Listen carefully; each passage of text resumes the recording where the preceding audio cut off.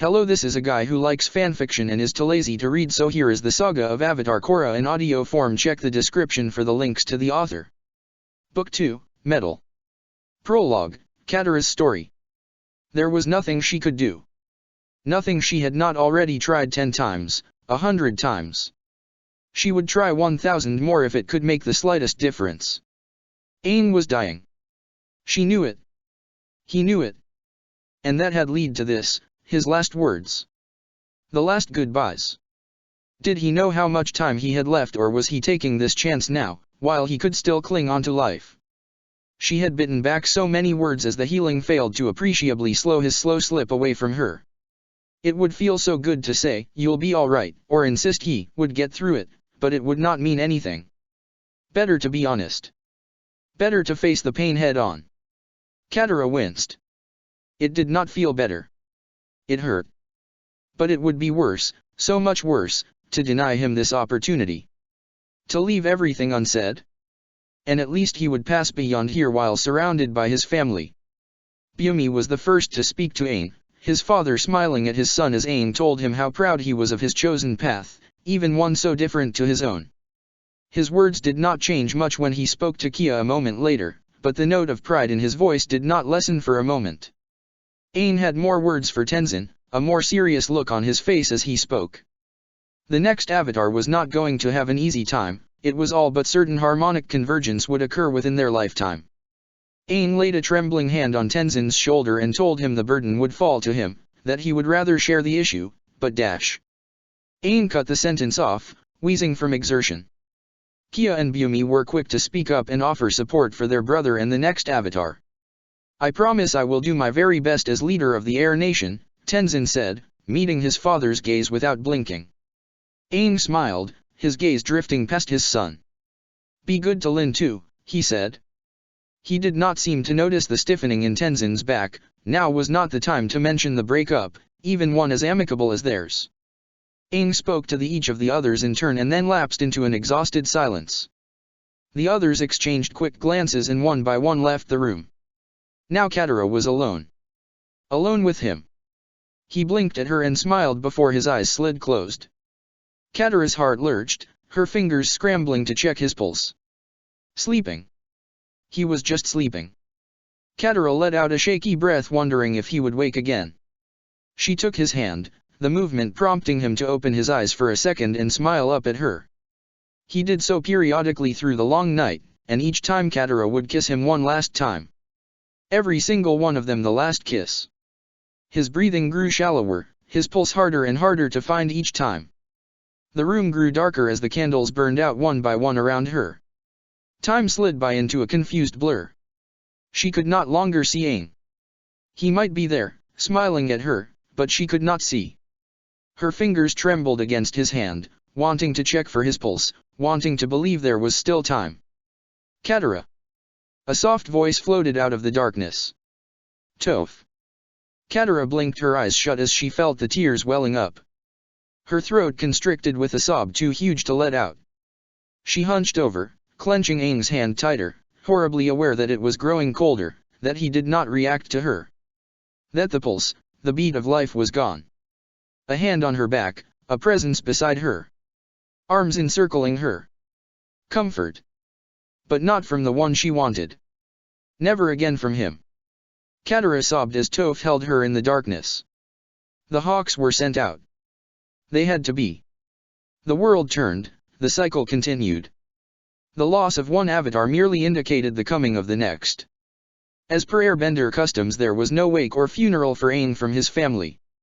Time was against them, even now. The avatar was somewhere out there, Aang was out there, existing as a new life waiting to be born. No. No. She could not think about that yet. Not while she could still see him. Not while her husband was still here in body if not spirit. Tenzin and his acolytes followed the ancient Air Nation ceremonies to the letter. Chanting mixed with the incense in the air. And when it was done, one last task. One final journey.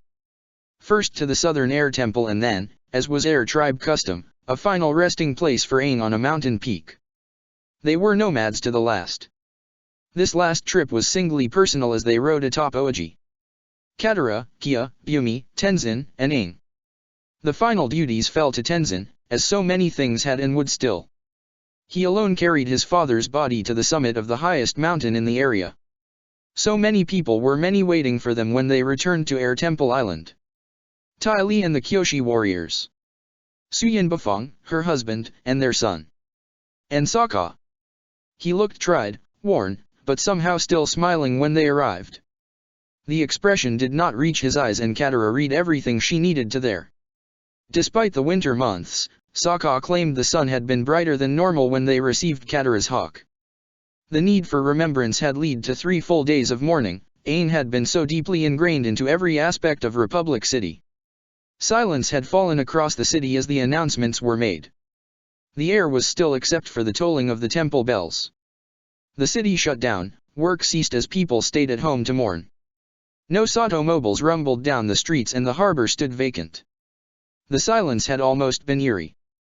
A settlement of Republic City's size reduced to whispers. It was much later when Sokka admitted it had not been quite as respectful as he had initially made out. While the majority stayed at home and listened to the radio and mourned, there were still some incidents of violence in the slums. A shame, but not unexpected. For the most part, the outpouring of respect and mourning was almost nothing short of incredible. Fishermen lay flowers at the feet of Aang's statue. Any ship entering the harbor flew their flags at half-mast. The world mourned the passing of Aang from life to death, no one ignorant of what he had done for them all. On the 4th day after Aang's passing, Katara's attention was directed to the horizon by Sokka. A dragon raced through the sky, Zuko. This was unexpected. Dignitaries never arrived without a horde of escorts and hangers-on. Especially rare was the presence of both Mai and Iroh. He was barely dismounted from Druk when he rushed towards her and embraced her tightly. Katara glanced at him, anguish written into the frown that twisted his face. Mai touched her arm a moment later, a calmer presence. "I'm sorry we were delayed," Zuko said. "The spirit world. Do they know?" Katara asked. "Yes." Zuko's body tensed. He hesitated a moment before continuing. "My uncle told me when he passed. He said the cycle was begun again." How could she not know that would be the case? But to hear it from Zuko just caused a new wave of sadness to roll over her and her eyes filled with fresh tears. She clutched at him as she tried to ride out her emotions. She apologized after a moment and stepped back, swiping at her eyes with her sleeves and directing all her attention to the boy nearby. Iroh had grown, taller even than her now. How long had it been since she had last seen him? Zuko fished a letter from within his robes. While she could not attend herself, Izumi at least sent her condolences. The man's chest swelled with pride. His daughter had taken it upon herself to watch over the Fire Nation while he attended the funeral. She planned to lead the whole nation in another ceremony to honor the departed Avatar. On the day of the funeral, Kyoshi warriors kept careful watch around City Hall later that day, the group led by Tai Li. Suki took her place in their ranks once again, slipping back into her old role without a hitch. There was a momentary wail when Suki and Sokka's granddaughter Yu complained she could not stand with her grandmother in the ceremonies. Katara smiled at her niece and along with Sokka and his daughter, Hikari, coaxed her away, offering to stay with her. Yu grudgingly accepted. More people to meet. Prince Unalaq of the Water Tribe, and currently the Water Tribe Councilman. More commiserations from those unable to attend, this time from Chief Amaruk and Princess Nova. Even through grief, Katara's mind dredged up half-remembered moments. Unalaq's brother, Tonrik had rescinded his own claim to the throne and was now living in the south. Living where she had once. She could not blame him for wanting to stay there. There was a peace in the south, unlike the north and unlike Republic City. She could go back there. Spend some time away from this place, this memory of all Aang had done and accomplished. Let go of him. Later. Much later. Noticeably missing amongst the commiserations was anything from the Earth Queen. The snub stung, but it was not unexpected. Things had remained awkward even as Aang's health declined. Thousands of people gathered in the plaza in front of the city council building. More people than Katara had ever seen in her life. It felt as if the whole population of Republic City was here. And yet, despite the vast number, boats still moved out in the harbor. Traffic rumbled in the distant streets. Life had to go on. As much as Aang's passing affected her, as much as it had implications for the world, people had to keep going.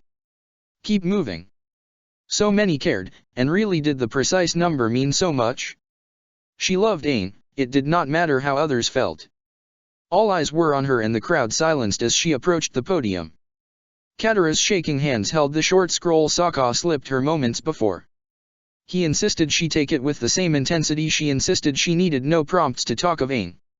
Now under the gaze of so many, she could not even find a place to begin. A silent thank you to Sokka and Katara unfurled the scroll.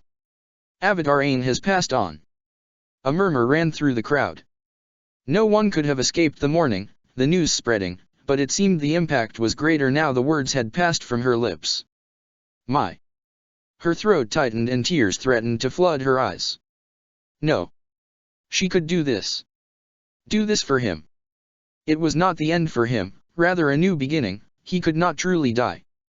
My husband, she began again, gratified to feel a touch on her arm, Sokka. A tug on her robes, you. She could do this.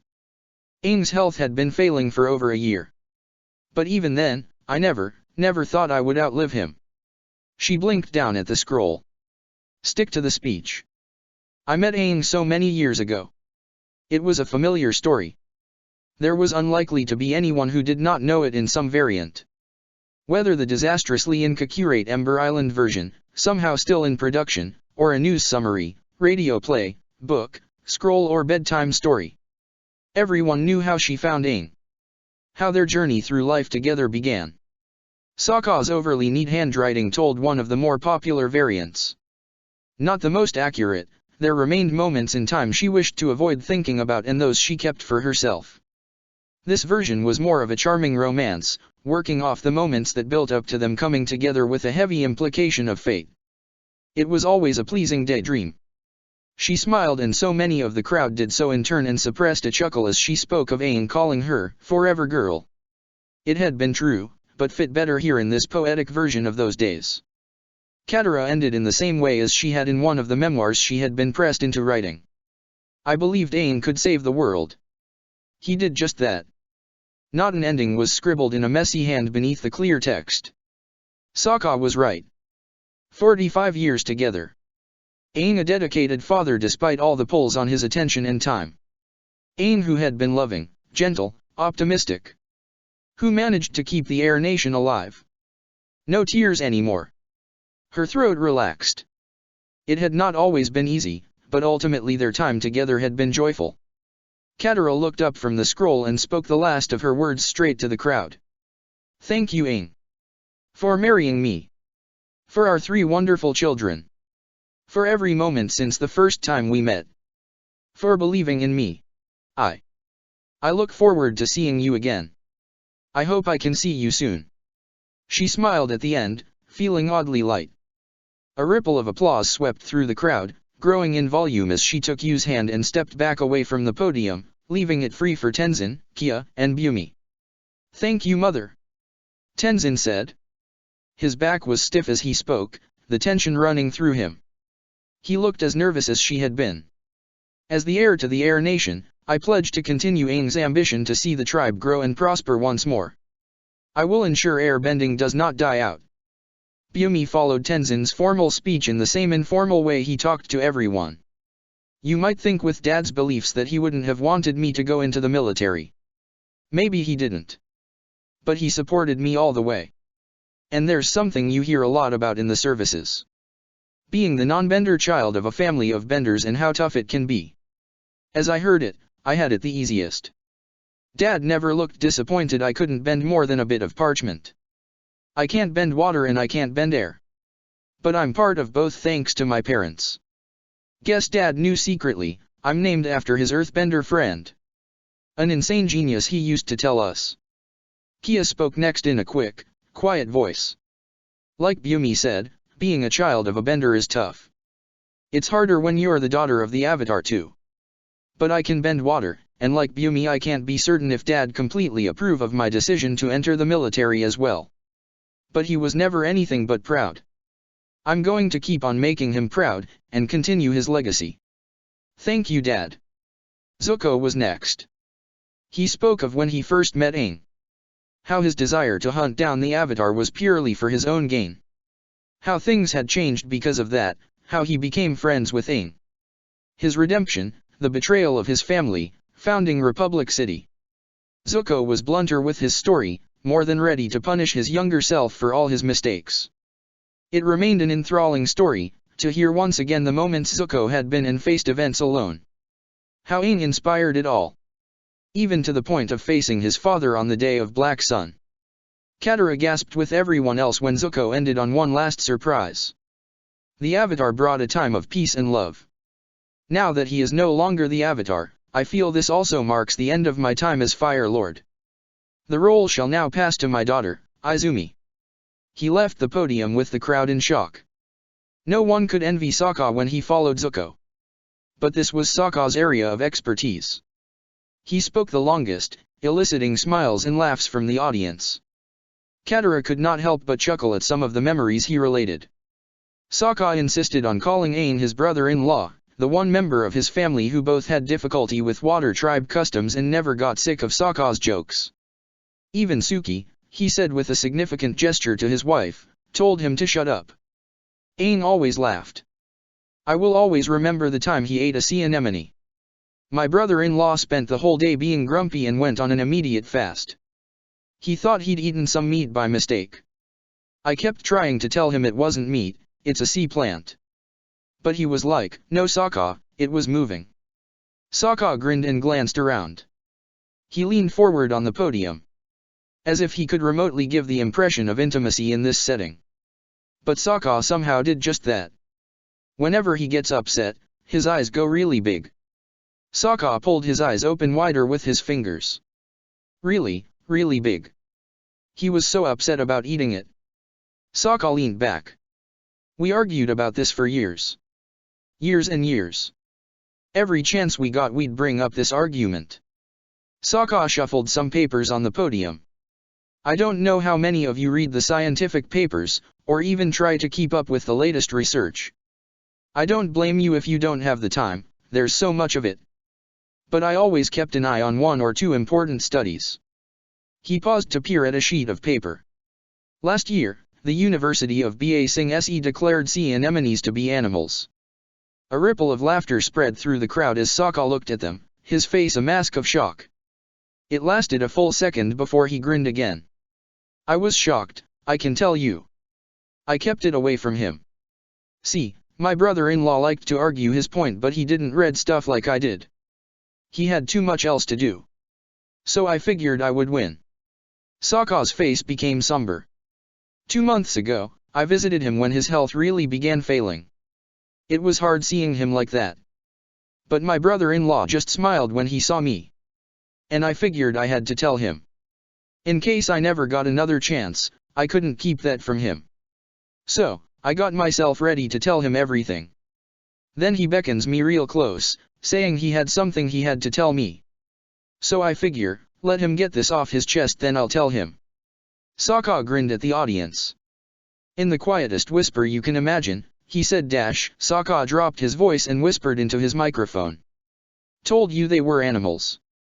The crowd roared with laughter and Sokka leaned back smiling. My brother-in-law, the Avatar. Toph was supposed to go next, but she did not move as Sokka nodded to her. Katara blinked. Toph's eyes were watering and her lips were quivering. Katara touched her arm and Toph shook her head in short sharp movements. Katara caught Tenzin's eye and he walked to the podium instead as Katara grasped Toph's hand. They ended with a ritual. As the sun began setting, the lights around the square were dimmed and Zuko lit an expanse of candles and incense. In the flickering light Tenzin began an ancient air nomad chant as he bent the wind to ring a series of bells. In the silence that followed, Katara stepped forward to the podium one final time and thanked everyone for attending. Toph was sobbing by the time they entered City Hall. Katara pulled her into a hug. All these years. Toph murmured into her shoulder. I felt his heart beat. I could feel him breathing. I could feel him walking. But not anymore. He's just gone. Toph. Katara said softly as she hugged her tighter. All these people. I can feel them. Their hearts. They're all slow and sad. No one's moving fast. They're all so sad. They all loved him. Katara kept her arms around Toph as people from all walks of life lay flowers at Aang's memorial. Prominent families like the Tans, the Lims and the Onodas were amongst the mourners. Representatives and some of the heads of industry were here: Mao Yun, Jun Chang, Kyoya Oatori, Yuzuru Suo, Gendo Akari, Keel Lawrence, and Hiroshi Sato. Hiroshi alone had brought his family with him, his wife and 2-month-old daughter. Katara bit her lip as she rubbed Toph's back. She knew less than half those here. Sokka had dealings with all of them, but Katara could not shake the notion that their presence was more about publicity than mourning the loss of the Avatar. Returning to Air Temple Island was sorely tempting. But she could not go back. Not yet. So many people wanted to talk to her, to pass on condolences. Aang's influence extended to untold distances. He inspired people even now, to donate to the Air Acolytes, to join the United Forces or the White Lotus. To continue what he began, what his family had vowed to continue. An endless procession of those who missed Aang waiting to leave tributes. A movement attracted her attention. A very pregnant woman and her husband were waiting with a bouquet of flowers. Without another thought she darted forward to them. "Master Katara," the man said as she approached. He bowed as the woman held out the bouquet. "We offer our sincerest condolences." "Thank you." Katara bowed back and took the flowers, her gaze drifting to the woman's belly. "It's about 7 months, I think." The woman followed her gaze and nodded. "May I?" The woman smiled. A flush of heat as she made contact. She smiled. "Do you wish to know?" "Oh, yes." "Please," the woman said, her eyes wide. "A boy. And a firebender." The couple both smiled, the man resting his own hand on the spot Katara's vacated. "Congratulations." They left, still smiling as Katara murmured to the guards to let those pregnant or with young children, the elderly and those with disabilities in as a priority. The number of mourners still felt overwhelming as they passed by her. As night fell and her family at last returned to Air Temple Island, thousands of candles drifted along the river and into Yu Bay. Whether by a fluke of the current or some design of the spirits, perhaps even a talented waterbender, all the candles clustered on the shore of Aang's Memorial Island. Life went on. The world changed. Each new day brought happiness and pain. The ache at the loss of Aang slowly dulled into the distance, never quite sated, but he no longer weighed on her thoughts as he had at first. Disquieting moments in the world.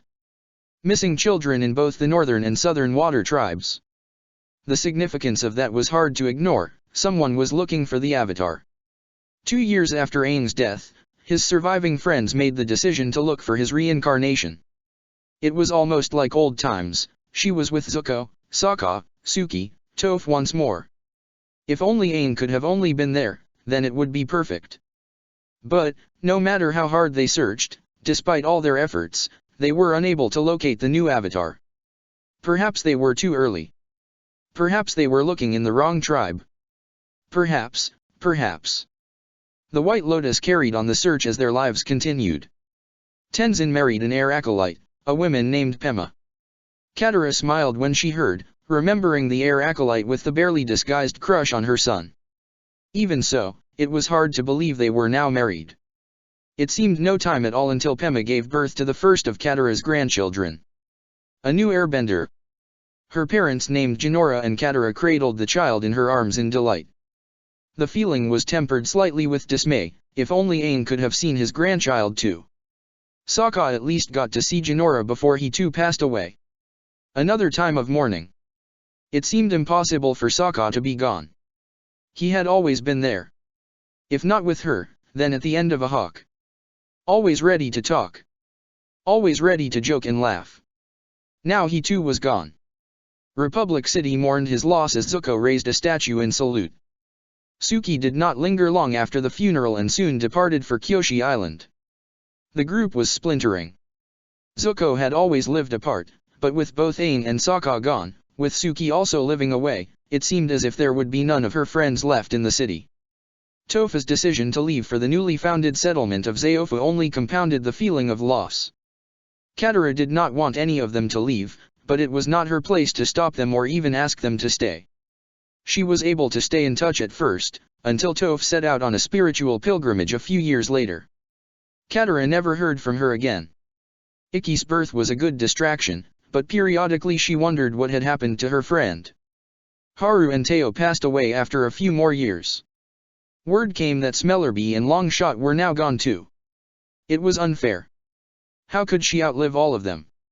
She could heal so well, but not enough to stop the inevitable cycle of years. Life ended and life began. Milo would meet only a fraction of those who so anticipated the new airbenders. For Tenzin and Pema to produce 3 new members of the Air Nation was better than Aang would have dared hope for. But with each of her grandchildren's birth, one memory kept coming back to her as the years passed. A prophecy. How true had it been? Aunt Wu, a fortune-teller who told her so long ago that she would not die until she saw her 4th great-grandchild. 4. And Jinora not yet even close to having children. Could it be true? Was she really destined for such a long life? Once she might have considered it a blessing, but now? Would it be worth it if everyone she loved fell along the way? And would it be enough to see the next avatar? The hawk was news. Katara smiled as she unclipped the message tube. It seemed a little early for the birth, more than likely Tenzin was nervous and ensuring she arrived in plenty of time. Another grandchild would always be welcome in her family. Another airbender too? Her smile faded and her heart skipped a beat as she read the note. Avatar Korra is found. The Red Lotus have her. We will get her back. Her fingers twisted into claws, the note crumpling in her trembling fists. The Red Lotus, alive? And what of the White? What of their efforts to find her first? They had failed Korra. Let her fall into the hands of murderers. It must be 2 nights since the message was sent. An update would be due in hours or possibly days. She needed to know, now. She packed with a frenzied pace, gratified when she heard the beating of wings outside. She enjoyed the momentary surprise on Zuko's face as she exited her house with her bag packed and ready. Zuko. I came to give you a ride to Republic City. Thank you. Do you have any news?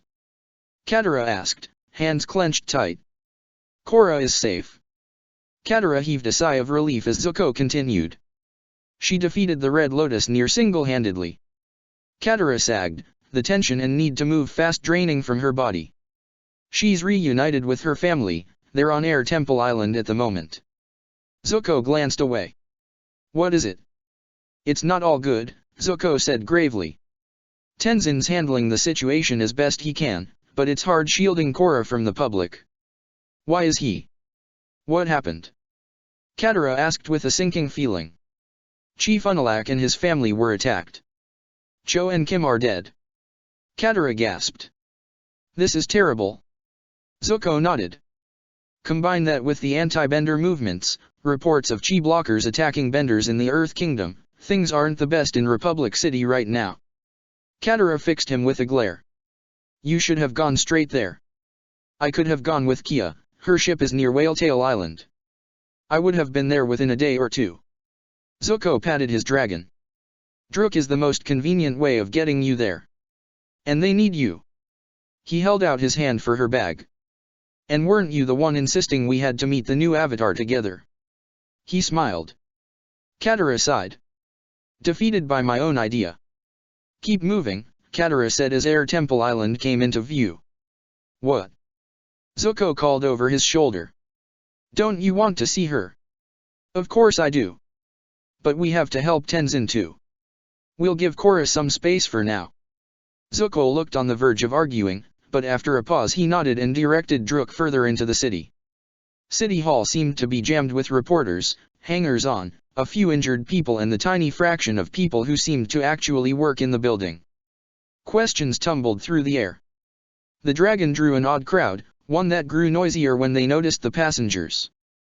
Katara and Zuko were recognizable and their presence seemed to ignite 100 new rumors in an instant. The pair ignored every shouted question as they pushed through the throngs of people to reach the council chamber. Familiar faces looked up as they entered the room: Tenzin, Bumi, Kia, Tarlok, Lin, Tonrik, and Iroh. Mom, Byumi, Kia, and Tenzin said in near unison. Katara smiled, rushing to embrace her children. Okay, she said as she drew away from them to sit on the presider's chair. I would like to know what happened. Tenzin cleared his throat and related the events of the past few days since two benders, an heiress, and a polar bear dog came to Air Temple Island. The Red Lotus raised and trained Korra as a weapon. One intended to unseat all government or royal rule and plunge the world into anarchy.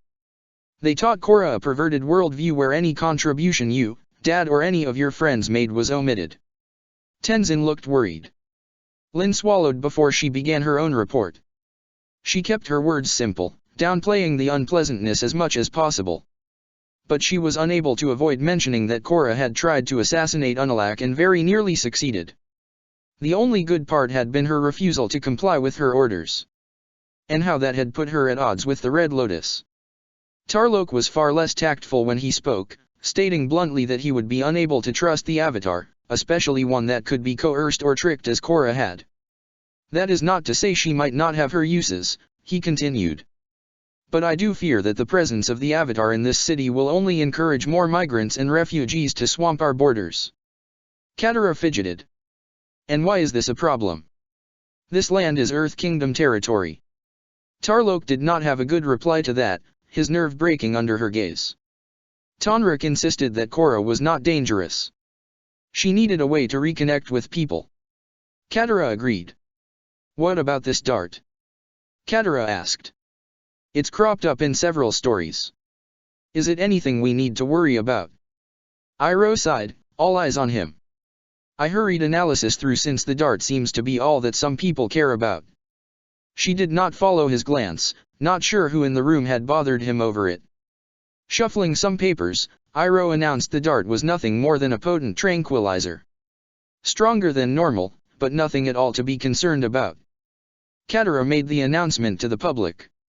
It felt fitting somehow. Not that she ever expected to be making such a statement. The Avatar was found. It stung to say the rest, to relate Korra's kidnapping and the role of the Red Lotus within it. There were protests from the assembled crowd naturally, people who demanded to know why the Avatar was not there in person. Should all this not come from them? The Avatar needed time, Katara replied.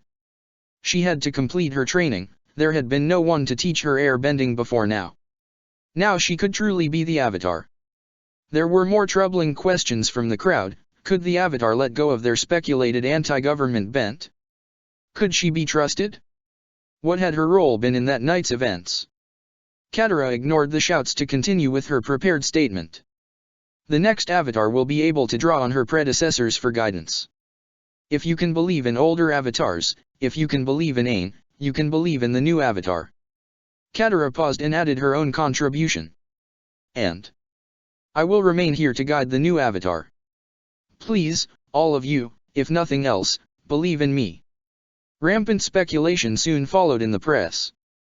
There were possibilities based on the chaos of the night the Red Lotus died. Tonrik had yet to make public the rescue of his daughter, but the idea that he was the Avatar's father had gained a number of believers. Others were convinced it was a complete unknown, one of the many missing Water Tribe children, the most popular candidates Umi, Koko, Mutya, and Haka. Tonrik declined all questions and instead begged for privacy as the press waited for him to leave City Hall. It did little to diminish those who suspected Korra, but their without confirmation rumors remained rumors. How was Korra? Katara asked Tenzin the next day. Tenzin sighed. She keeps to her room mostly. She's still weakened. I'm afraid she's a bit reluctant to talk to anyone but her parents. And Ikki, Jinora and Milo. Senna said she barely has an appetite at the moment. It's been going on since the night she arrived. Katara nodded slowly. Maybe you could. Katara shook her head. Let her be for now. I will talk when she's ready. It will be difficult. As much as she seems to have accepted Tonrik and Senna, she won't be able to easily escape the fact that the Red Lotus were effectively her parents. Terrible, awful, manipulative parents, but they were still the ones who raised her despite that, Tenzin said. It's not easy to give that up. Zuko added with a grimace. It's still difficult. Even 70 years on. I'm the lucky one though. Is Angela? She's better. What took me years is taking her decades. She's not about to let go of her grudge though, Zuko said, looking significantly at Katara. Time heals everything, Zuko, she replied. Now. While I want to give Korra some time, I would like to meet her companions. Hello, Miss Sato, Katara said as she was let into her room. Asami, please, Asami said, smiling. Asami then. Katara paused. I understand you are one of Korra's friends. Yes. She smiled and her gaze drifted to a box on her nightstand and a folded note on top of it. I'm so glad to have met her. Katara blinked in surprise. I was more thinking she was lucky to find you, someone who was able to give her somewhere to stay, look after her. You're very generous, Asami. Asami flushed. I was just trying to help her, she said. Have you seen her? Not yet. I will do. Soon. Do. Asami's fingers twirled a strand of hair as she spoke. Do you know if she's allowed visitors? How is she? A nervous smile spread across the girl's lips. She's not in prison, Katara said. Admittedly she's not at her best, but she just needs some time. She'll be fine. Of course, Asami replied, nodding with a little too much vigor. However, I don't doubt she would be pleased to see you. You're welcome anytime. You're a good friend. Like I said, I just wanted to help her, Asami replied, smiling again. Just wanting to help doesn't cover it. You got to Tenzin. You went after Korra. You fought the Red Lotus. Katara shook her head. Incredible. Just incredible. Just like I was. Asami squeaked at her words, but shook her head when Katara looked at her quizzically. I'm glad Korra has a friend like you. You helped her so much. Right from the first. Asami's smile faltered. Not quite. The color faded from her cheeks. I'm not that good. Katara frowned at the sudden change. In a lot of ways. No. She shook her head. It's all my fault, Asami murmured. Katara blinked. I'm sorry. All this, Asami said waving her hand towards the window. Everything that happened, the deaths, Korra being lost, Korra being hurt, not being with her parents. She glanced at Katara. They told you, didn't they? That you met as children? Yes, Tenzin has spoken about that to me. So you know. Asami's fist clenched on her knees. Asami, I cannot blame you for your actions. You were a child. And what's more, the past is over. Neither of you are responsible for what happened. The Red Lotus went to great lengths to hide. And as ashamed as I am to say this, I am not certain how much effort the White Lotus would have made to seek out an unidentified girl in the icy wilderness purely on your say-so. Asami sniffed. But I could have still done more. If I could have convinced them, she would have had a better life. She would have had parents. Things would be better. But they are better, Katara said. Korra is with her family. She freed herself from the Red Lotus. She looked at what they wanted from her and said no. And you helped her. You risked your life for her. It is neither your fault nor your responsibility that she was kidnapped. It is, however, thanks to you and your friends, to all of Korra's friends, she's been found. Asami said nothing. You succeeded where we didn't, Katara pressed. Friends, huh? Katara frowned. They're not your friends. Asami licked her lips. One isn't. Not anymore. The older brother. Asami stayed silent. I heard about everything, Asami. Do you want to talk about it? I don't know. Asami grimaced. It's just. What he did was so cruel. I kept defending him to my father. I thought he was a good person, but he tortured a man right in front of me. But if he hadn't, we might not have learned about Korra's parents. I hate how he did it, but the result was something good. Should I be thankful? Should I forgive him? Bolin wanted me to help if Mako got in trouble with the law. I told him I would help as much as I could. But it's not like I forgave him, it's, well, Bolin needs him. Asami fell silent. My dad told me not to trust people easily. I wanted to prove him wrong. Mako proved him right. I just feel like I'm naive.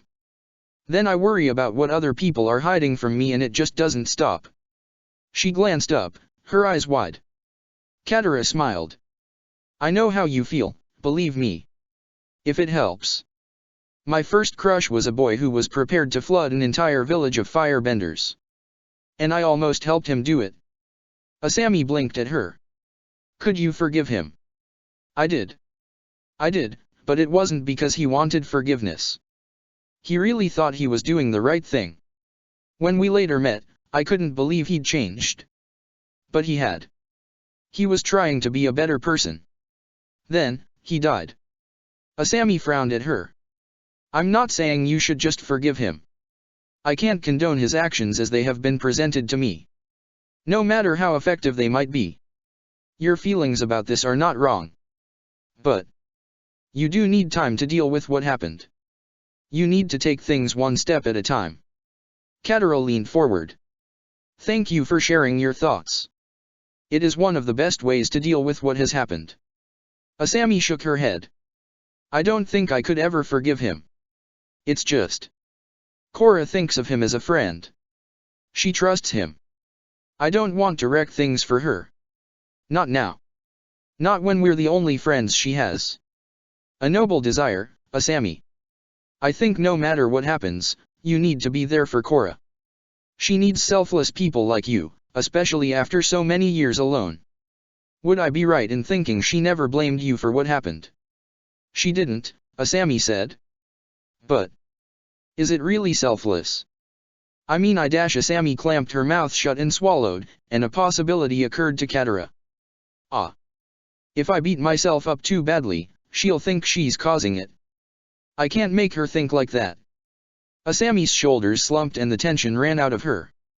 Thank you, Katara. Asami smiled, happier now. Katara smiled back and hoped to see her again soon. Katara glanced at the wide-eyed boy beside her. Lunch in the park was supposed to make this less formal, more relaxed. What she had not counted on was that she might have a fan. An utterly starstruck fan. She sighed. Bolin. I still can't believe I finally got to meet you, Master Katara.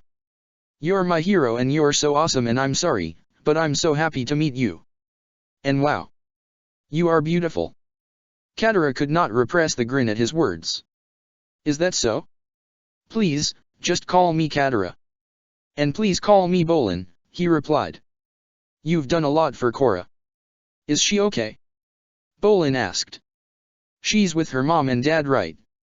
She is. And physically she's fine at the moment. The rest is going to take some time. I have to be honest, it will take a while for her heart to heal. We are doing all we can for her and we can't do it alone. Bolin, you are one of the tiny number of friends she has. She needs people like you. She needs a team, Bolin exclaimed. Just like Aang and you. Called us Team Avatar. Katara chuckled. Team Avatar, huh? I'm not sure we even had a name for our little group. But that's part of why I want to talk to you, about you. About me. Yes. Katara sat up straighter.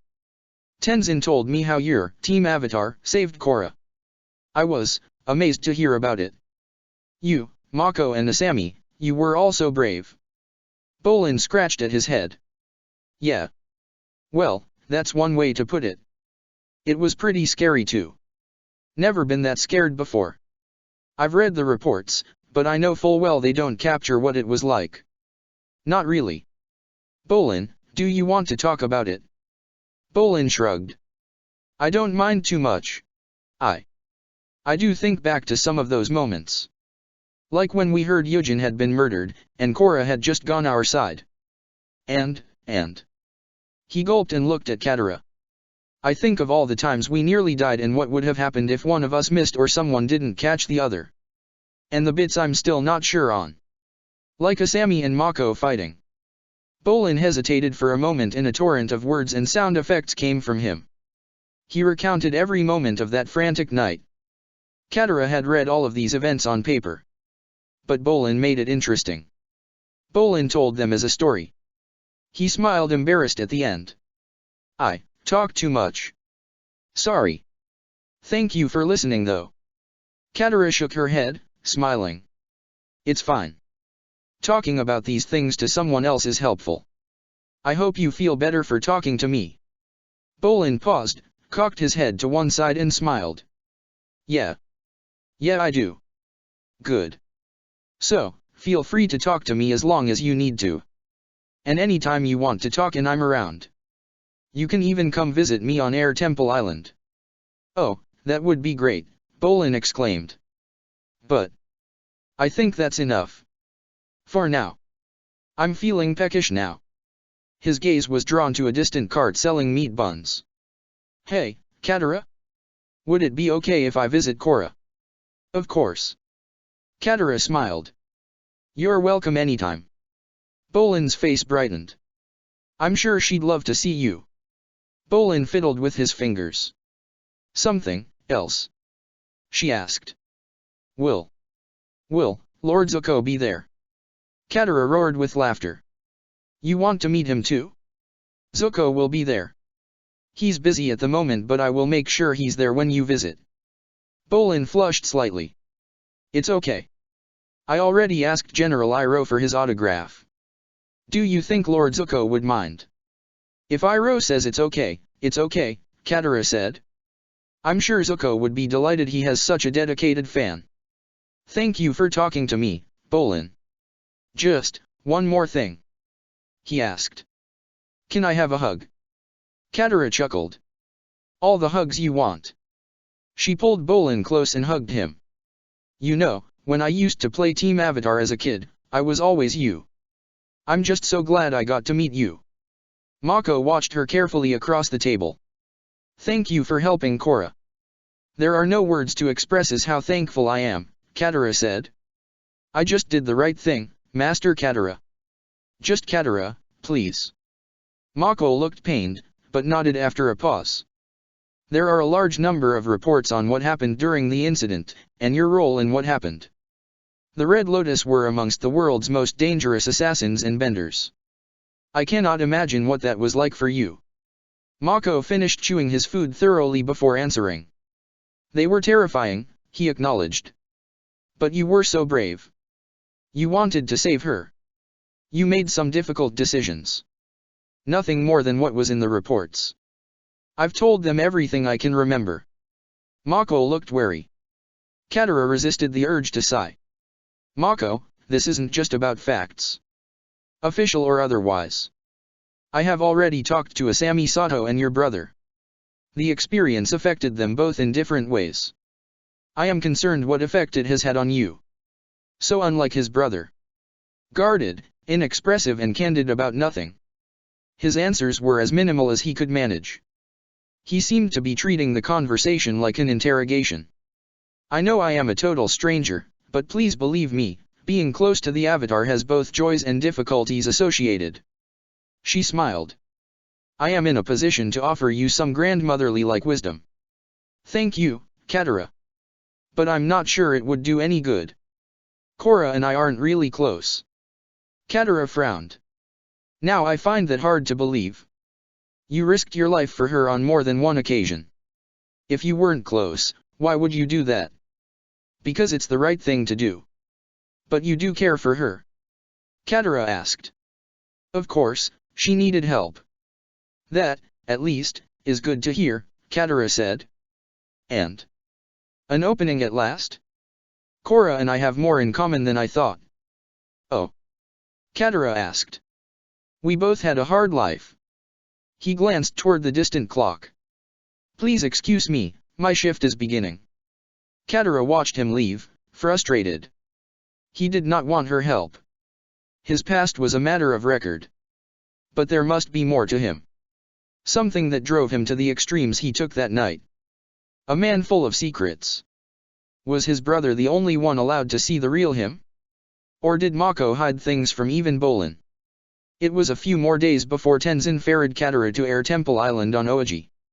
Zuko was held up, but promised to get there as quickly as he could.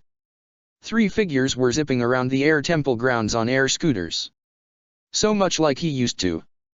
They were not yet as good as he had been, none able to hold the sphere of air as long as Aang. Early days for the airbenders. Early days for the Avatar. Ikki and Jinora had grown again since she had last visited. But all of Katara's interest was held by the Water Tribe girl. I win again. The girl shouted. Ikki frowned as she scrambled to her feet. How come you're so good already? You only learned it yesterday. I guess it helps to have invented it in her past life, Jinora said, already perched on her scooter again. Nah, the Water Tribe girl said with a smirk. I'm just really good at it. Ikki caught sight of them. Oh hey, Dad. And Gran. Ikki shouted. She and Jinora tore over to hug Katara. Katara returned the embrace, and when she looked up, the Water Tribe girl, Korra, was staring at her. Katara studied her. She was beautiful, strong, familiar. Aang's new incarnation, the new Avatar. And suddenly something snapped into focus. Aang had managed to meet his grandchildren after all. Katara smiled and Korra grinned. Avatar Korra, Katara said as she walked towards her. You're Katara, Korra replied. I'm so glad to finally meet you. Book 2, Metal. Chapter 1, Winds of Spring. Korra. The voice was muffled, the word recognizable, but it seemed irrelevant in the comfortable darkness. Korra. The voice came again. There was something important, something she should be doing. But she was comfortable. Mostly comfortable. Actually, her neck felt stiff and her head was leaning against something hard. A chill breeze drifted across her and she shivered. Movement was still far too much effort. Sweetheart. The voice was accompanied by her body swaying. Something warm on her shoulder. Korra's eyes blinked open. It was still dark. Ahead, the pagoda on Air Temple Island was brightly lit against the black skies. Korra glanced around, trying to get her bearings. A man, no, her father, was smiling at her. We're here, he said, his smile warm. Korra smiled back. Her body ached as she dragged herself to her feet. How much longer until she could sleep? Beyond the temple an airship hovered close to the ground, and several white-robed figures milled around the grounds in addition to the various acolytes. Someone familiar walking out of the pagoda, Pema. And off to her right, something white shot towards Korra. Naga bowled her over and Korra burst out laughing as the polar bear dog started licking her face and neck. Hey girl, she murmured, her voice croaky. It's good to see you again. We have some rooms ready for you. If you would like to rest, Pema said with a bow. Please, Senna said. It's been. She smiled. Pema smiled back. I know. Korra. Korra rolled out from under Naga and struggled back to her feet. Kin Naga.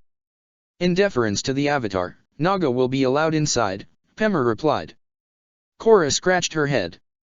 Well, I don't want to cause any trouble dash. No trouble. Please.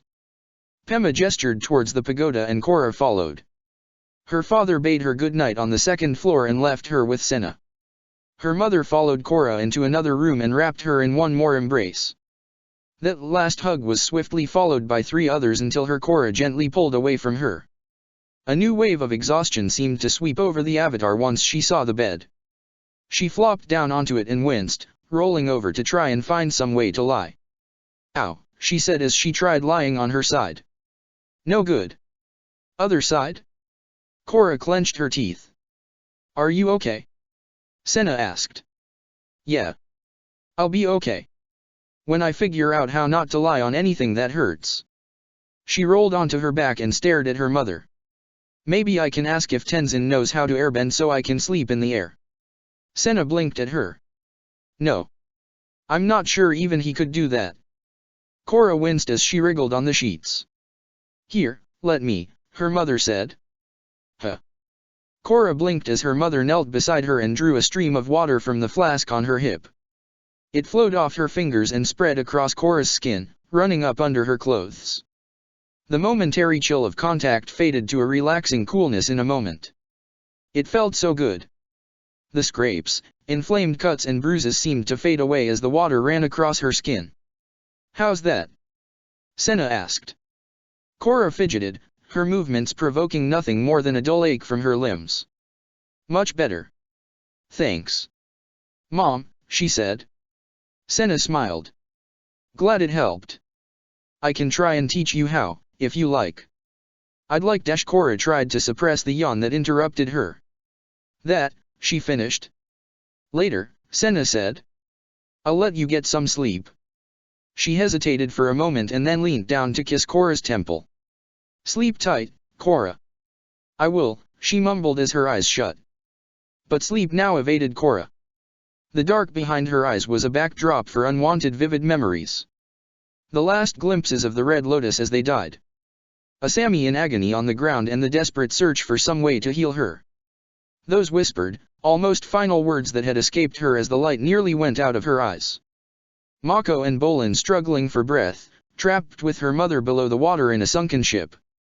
With a shudder, Korra flicked her eyes open. The room was dark, now lit only by a narrow band of light beneath the door. She breathed slowly for a moment, trying to not remember or imagine. Those memories would not help her sleep. She had to try and ignore them. Her friends, her family, they had survived. Her father was in the next room. Asami was safe in hospital. Bolin and Mako too. "Korra." Her mother's voice came. "Are you okay?" "Yes," she murmured, tensing. A touch on her head. Her mother was stroking her hair, the movement comforting. Korra stifled another yawn. "It's okay," Senna murmured. Korra could not be sure when her eyes closed, or when the sensation of her mother's hand vanished. The moon filled her vision. It hung huge in the sky ahead of her, larger than she had ever seen it. The ocean was still, almost mirror-like as it reflected the moon's dazzling light. Her name was shouted from nearby and she looked away from the bright lights of the bending arena to her teammates. She was stood in the waterbender position and listened as the strategy was whispered between the participants. Wait. Who were they? She was falling. Korra hit the water with a splash, but somehow the impact did not register. Water was all around her. Not cold, not warm. It was becoming unclear where she ended and the water began. The moon was visible through the rippling water and she rose up, the moon becoming larger and larger. Floating shapes swirling around her. They looked almost like familiar glyphs, but each of them was wrong somehow. The moon's light became brighter still, the intensity almost too much. Darkness. A blink of light. No. A pulse of light as if in sync with a giant's heartbeat. The split-second sight of something, the image fading into darkness before she could register anything more than an impression. But a red glow, an eye-shaped object persisted in the darkness. Stars. A vast starfield stretched as far as she could see. Darkness again. The view from her window in the Red Lotus's hideout. The forest around Republic City. The sky at sunset as she sat on the dock at the Aang Memorial Island. Downtown Republic City. The view from the top of the Cabbage Corporation building. A Sato mobile engine. The top of the mountain, lava visible between the trees. Republic City at sunset. The fireworks bursting in the air after the first pro-bending match she had ever seen. A lightning strike. Storm clouds. A billow of smoke. A vast circle of blue and swirling white. More stars. A curious structure of white and red. Darkness. A bright light flared turning the blackness to gray. Her vision filled with blobs of red. That creature again, that same glimpse of something massive and living. More stars. More than in any other moment. And in the center of her vision a bulging oval of intensity, the edges of the object almost ethereal. A black circle, a soft white glow emanating from around its edge. The glow faded to reveal a sphere. It was predominantly blue, green and white. It was beautiful, familiar, and yet unknown. It faded into darkness. An egg rested ahead of her. With a sharp crack, the shell broke open. Korra's eyes snapped open. She was panting, her pulse racing. Something had brushed against her side. She tensed and relaxed as she recognized Naga's breathing. Someone else was curled against her on her other side, her mother. Her breathing slowed and before she knew it her eyes had shut again. Korra blinked awake and tried to suppress a groan. Her limbs ached, patches of her skin felt itchy and uncomfortable against the sheets. Somehow the fabric was too rough against parts of her arms. Behind her, the room's shutters did little to blot out the bright light of day. From this angle she could see up through the slats and out to the clear, blue sky beyond. It looked like a perfect day. A few distant movements, tiny white shapes against the blue. Gulls probably. How late was it? How long had she slept? Not enough. Her eyelids still felt heavy, but the room was so bright. Korra pulled the blanket over her head. Huh. That had not been there last night. She shuffled her feet. Bare skin against the sheets. Someone had removed her shoes for her. She closed her eyes and waited for sleep to take over again. She had killed last night. Korra's eyes opened again and stared without seeing at the woven fabric over her head. They were gone and could not come back. Did they need to die? It had not all been at her hands, but ultimately it could not have occurred if not for her. The air around her became stale and hot. Korra threw off her blanket and stared up at the ceiling. Stared up at her mother. "Morning," Senna said, smiling. Mom," Korra stuttered, her voice croaky and dry. "Hi." Senna knelt beside the bed. "You're been asleep for 2 days. We made you something to eat, soup," she said as lifted a bowl of soup to where Korra could see it. "Oh. Thanks," Korra said and frowned. Naga looked up as she pushed herself up into a sitting position. Can I just have some water? I'm still just tired," she said. Senna looked at her thoughtfully for a second. "Okay. But could you please try a little?" Korra wanted to protest, but her mother looked strangely eager for her to eat. "Sure," she said. Senna smiled and hurried out. "Hey, girl," Korra said as Naga padded over to her and began licking her face. "Always glad to see you in the mornings." Reaching out to take the spoon her mother provided was almost too much. How was she this tired? Wincing a little as she lifted the spoon, Korra sipped at the soup. "Yuck," she muttered. "What is this? It doesn't taste of anything." "You want any of this, Naga?" The polar bear dog bent her head away from the bowl. "Don't blame you," Korra murmured. "Here you go," Senna said, reappearing at the door with a cup. Korra gulped the water down, thankful that it had at least something approaching a taste, unlike the soup. Her mother's eyes flicked to the bowl with the spoon submerged in its depths. "Did you not like it?" "Oh, no. It was fine. I'm just not hungry right now," Korra said, not wanting to insult her mother's cooking. "I'm just tired," she said. Senna stared at her for a long moment before nodding. "Okay, you rest up. If you need me, I'll be just downstairs." "Okay." Korra nodded. "Okay. Thanks. Mom." Senna smiled. Korra slumped back down and pulled the covers over her head. She sighed as she heard the door close. This still felt so strange. To have a mother and father again. For them to have always wanted to find her while she had thought them dead. The thought bled into another before she could stop it. Those panicked moments on the mountain's peak again. No. No, she could not dwell on it. Happier times. She was happy before, right? Her friends. Pro-bending. Her days out with Asami. Mom and Dad. Mom who had slept beside her in the night. Her father who had let her lean against him on the way here. He had said something, had he not? Something about Tenzin hiding everything. Hiding her. Keeping the world away from her for now. It was unnervingly familiar. But then, they were not lying to her this time. At least, she could not believe they would, not now, and not after everything else. Her friends. Focus on her friends. They had no implicit connection back to. How were they? She should have asked. Was Asami better now? Were Mako and Bolin doing okay? They were in better shape than Asami, but still had not escaped completely unscathed. The brothers had nearly drowned. Could she go to them? Or could they come to her? Or failing that, could she just tell them she was okay? Time to ask. Korra threw back her blanket and stopped. Would she be allowed to let them know?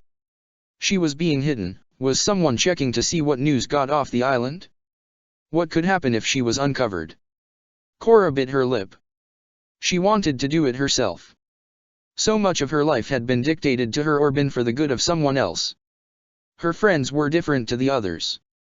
They had not thought of her as a lost daughter, a reincarnation of a father or grandfather. She was just Korra to them. And so they deserved to hear from her personally. She should tell them herself. And directly.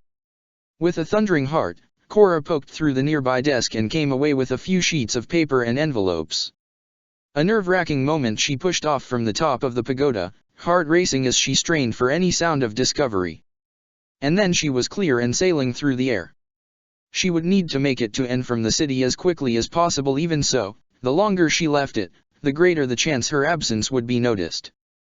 Tenzin's glider was easier to control in her calm moments, but she could not resist letting go with one hand to pat her top and check the precious cargo. The 3 sealed envelopes were still there. Korra wanted to laugh despite the tension, despite the constant worry while she was away from the pagoda. She was like a thief in one of those radio plays, or at least an overly romantic suitor delivering romantic missives by moonlight. Well, that might have been true if the moon was visible. It helped her at least that the sky remained overcast. 2 letters under the door of an apartment block that belonged to Future Industries. One pushed into the frame of a bedroom on the first floor of the Sato family home. Korra felt anxious leaving the note there, wary of rain, or it being overlooked. But getting inside at this hour would be difficult, if not impossible. Hiroshi seemed to have been spooked by the Red Lotus. There were guards awake in the grounds even during the nighttime hours now. She would have to trust Asami would find the note. A knock on her door. Korra opened bleary eyes and mumbled, "Come in." Her mother pushed the door open, followed by her father. They were both smiling. "Mom." "Dad," she greeted them. Now what? Something about having both her parents smiling at her was making her uncomfortable.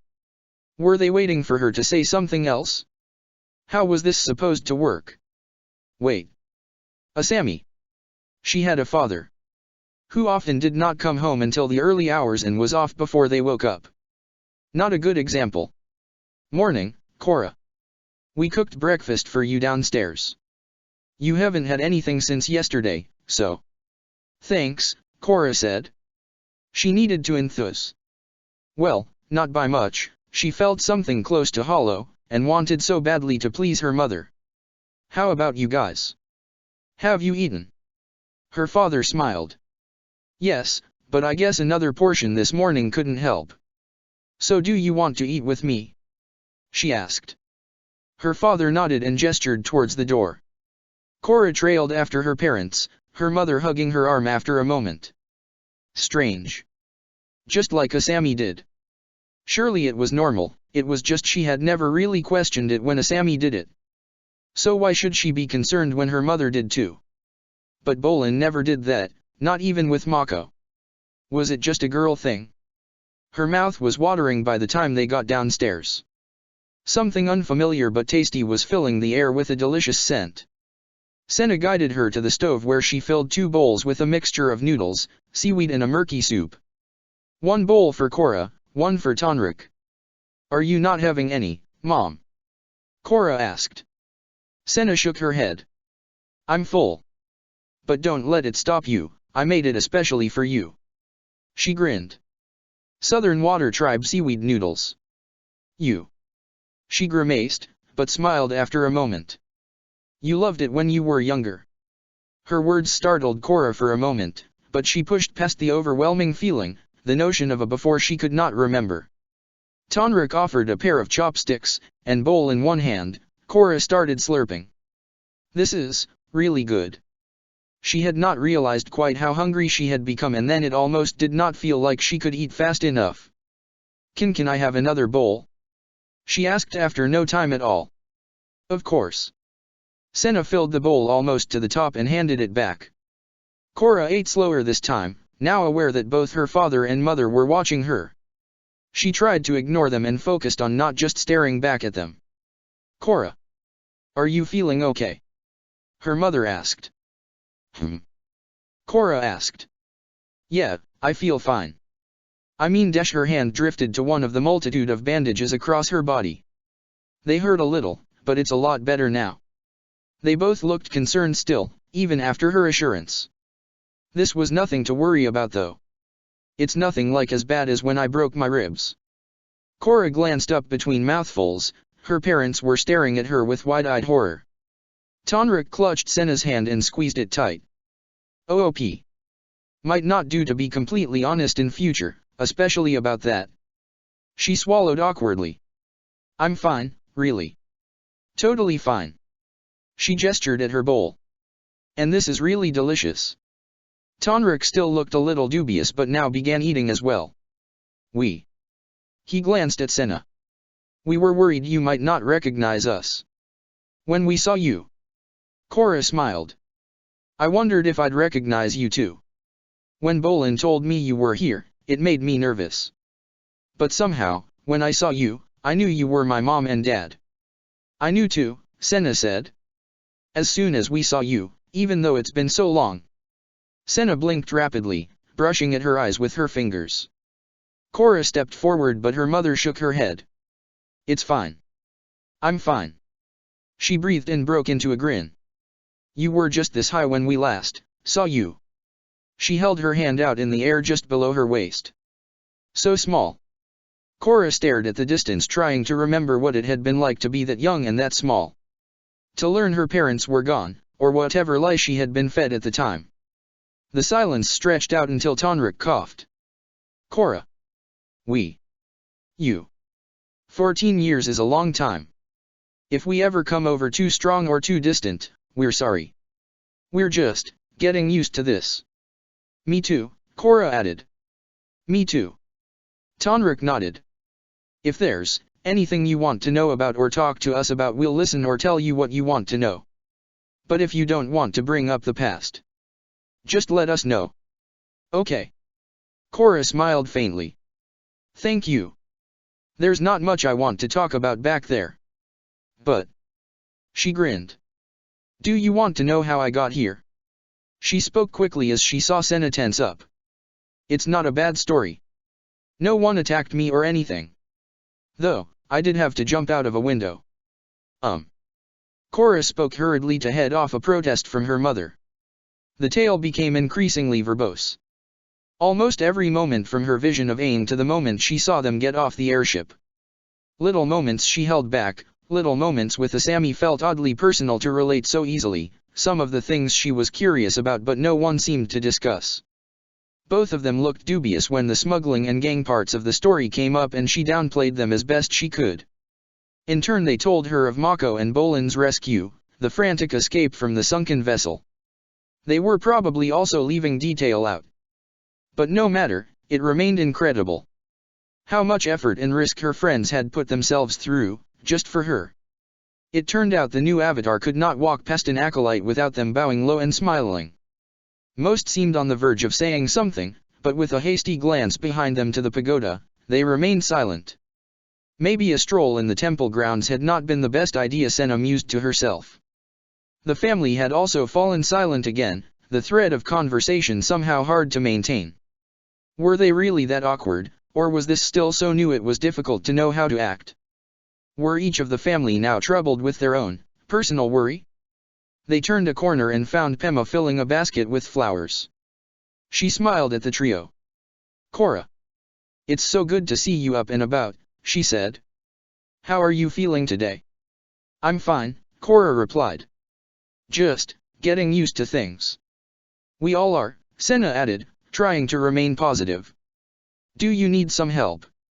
Tonrik asked as Pema squatted to grab the basket's handle. Pema shook her head. It's just some flowers. Nothing too heavy, she said with a touch of effort as she straightened. These are. She blinked and stared at Korra for a moment, before lowering her gaze. For the police and the United Forces. For those injured. Senna felt rather than saw Korra flinch, and Pema must have realized she had hit a potential sore spot. She blurted out an apology and rushed away. No. Do not dwell on that. If anything, focus on the oddity. How surreal it felt to have a daughter again. One that she had not raised, not cared for all her life. She remembered giving birth, the first few years of joy, the horror, and its slow fade to a dull ache of losing her. Now she was here, having skipped over the intervening years to be presented to them again as an adult. Korra at least initiated a new conversation and asked about her parents. Why they lived in the south, her heritage. Tiny, almost insignificant questions that could only be of interest because she had never known the answers to them. They relaxed as they wandered, conversations branching and carrying on more naturally. Her father's role as a fisherman led them to discuss Naga, and Korra's friendship with her. Senna bit her lip several times as Korra described life with the polar bear dog. How much of her time revolved around her pet, and how little with the Red Lotus. At least, that was her inference. Silly. Why would she want Korra to have spent more time with those people? But it was hard to match Korra's remembered delight of diving with Naga, exploring with Naga, seeing other animals and moments with Naga. So little interaction with people. They truly had thought of her as nothing more than a thing to be used. Had Korra even slept alone as a child? No one to tell her stories, to care for her when nightmares haunted her? She looked well, but had her diet been a good one, or had it been designed to assist with her strength? How much of her physique was due to her intended role? What had it been like when Korra lost her baby teeth? Had it been explained to her or had she been comforted or? So many questions. And almost none she really wanted the answers for. Questions on top of questions. How much of her childish stubbornness maintained through the passing years? Actually, that was easy, she could not have been less than stubborn to rebel as she had. To flee her captors. But, did they hurt her? Yell at her? The Red Lotus were little known these days, but Senna could well remember reports of their brutality when they made their move all those years ago. Senna shook her head. She had tuned out. Korra was enthusing about Republic City, how it contrasted to the frozen base she had fled. Her friends came up again, those same three names. The Red Lotus were only ever them. Senna took it as a good sign. And still more names, more people who had been important to her daughter after her arrival, Toza, Heisuk, Hiroshi, Yujin, and a whole horde of other names Senna eventually realized were the Sato family's staff. How about birthdays? Did Korra know when hers was? She would be 17 now, with her 18th birthday due in just a few weeks. Where had her clothes come from? Who had had that embarrassing talk, the one she and Tonrik should have had? When Korra's body began to be affected by puberty, who explained why she was changing, periods, sex, pregnancy? Her mind was running on and she was getting more and more angry. No. She could not keep worrying about this. But had she loved her captors? Thought of them like her parents? Had their deaths affected Korra more than she had been letting on? No. Korra was back with them. Things were awkward, but Korra seemed unwilling to expend any thought on her abductors. She needed to take things slow. What they could do for Korra in the present was more important than all the things she had missed out on. Ahead of her Korra smiled and Senna's worries evaporated. Even if it was just for a moment, it was worth it. But how long could they have? Eventually, Korra's destiny would take her elsewhere. Her role as the Avatar was inescapable. Tenzin gave Korra and her family a good long while before disrupting their meal. Ordinarily he would have insisted that the visiting family share dinner with his, but this was far from an ordinary situation. Korra and her parents ate by themselves as they learned about each other. And, it could not be avoided, but there were some subjects he wished to avoid Jinora, Ikki, and Milo from overhearing. My mother, Zuko, and my sister will be arriving to visit soon, Tenzin said as a preamble. Korra stared at him. Katara is coming here? Tenzin smiled. Yes, she is. She has some matters to deal with in the city currently, but she will come to the island soon. And I don't doubt she is looking forward to seeing you too. I imagine she will be happy to discuss anything you wish. About that. Tenzin? How does this Avatar thing work? Korra asked. I know I need more practice at airbending, and later metal and lightning bending. But, I was lost for so long and people were wondering, but now I'm found so. Tenzin sighed. I would have preferred to leave some aspects of your nature for later discussion, but since you asked. Well. This is an unusual time for you. But I do not think there is a need to rush into your role immediately. Other avatars. They weren't told about their identity until they were 16, Senna added. That's the idea at least. My father was something of an exception there, Tenzin murmured. But it is only meant to be after they've begun their training. You weren't even given a chance to live normally before that. They took it. Senna cut herself off. Mom. It's okay, Korra said. We're planning to help you with water bending naturally. Tenzin was always going to teach you airbending. We can still keep with that. But when you're ready. When you decide you are. And if you need us. She smiled. I would like to see what you can do on your own. Korra frowned and ducked her head. Will I ever really be? She swallowed. I attacked the chief of the water tribe. I need to take responsibility for that and anything that happened because of it. Tonrik took her hand. Unalak is in stable condition, but sadly not yet conscious. His family, he said with difficulty. They're recovering too. He glanced at Senna who nodded. There's more Korra. Unalak, he's my brother. Korra stared at him in alarm. He was my. She said. Your uncle, yes, Tonrik said with a nod. He was there with your aunt and cousins. The color drained from Korra's face. Don't worry, Tonrik added hastily. The water tribe is still fine. Your aunt, Malina, has spoken to them. They are sympathetic to your situation. They know about the mitigating factors. He smiled. They are also glad you returned. I need to apologize, Korra said, her brow furrowing. We can visit the hospital, Senna quickly added. That attack was not your fault. Tenzin is trying to ensure no one holds you responsible for what those people tried to make you do. Korra nodded slowly. But after that, I do want to be ready. I kind of have been trained since I was 3. Her smile felt a little hollow, but she carried on. I always loved being the Avatar. I accepted it as my duty and my destiny. Just know that you're not alone, Tonrik said. I know. Korra smiled, this one more genuine. If I was to learn airbending, I would have to stay here, wouldn't I? Tenzin nodded. Yes. It is however up to you. This was once your home. My father created this island. You have as much right to be here as I or any of my family. I'm not about to steal your home, Tenzin, Korra said quickly. And it's so easy to forget I kind of did these things before, especially since I can't remember them at all. She was silent for a moment. Are there any rules? Tenzin smiled. Rules? As Avatar, as the reincarnation of Avatar Aang, I think you could write them yourself. You know what I mean. Somehow I suspect you'll treat me as any other acolyte in training. So what are the restrictions? How intense will the training be? Do I get time off? Can I? She glanced out the window and back towards the city. Can I visit my friends? Tenzin mulled over his answer for a moment. There is no basis for a training schedule at present. We are still figuring out how best to train air acolytes regardless and the tiny number of airbenders in the world. There is no need to rush. Had you come to me at a different stage of your development, I might have considered making you an acolyte. Not now though. Not after everything you have done and suffered. He fidgeted. We have other issues to discuss. He glanced nervously at Tonrik and Senna.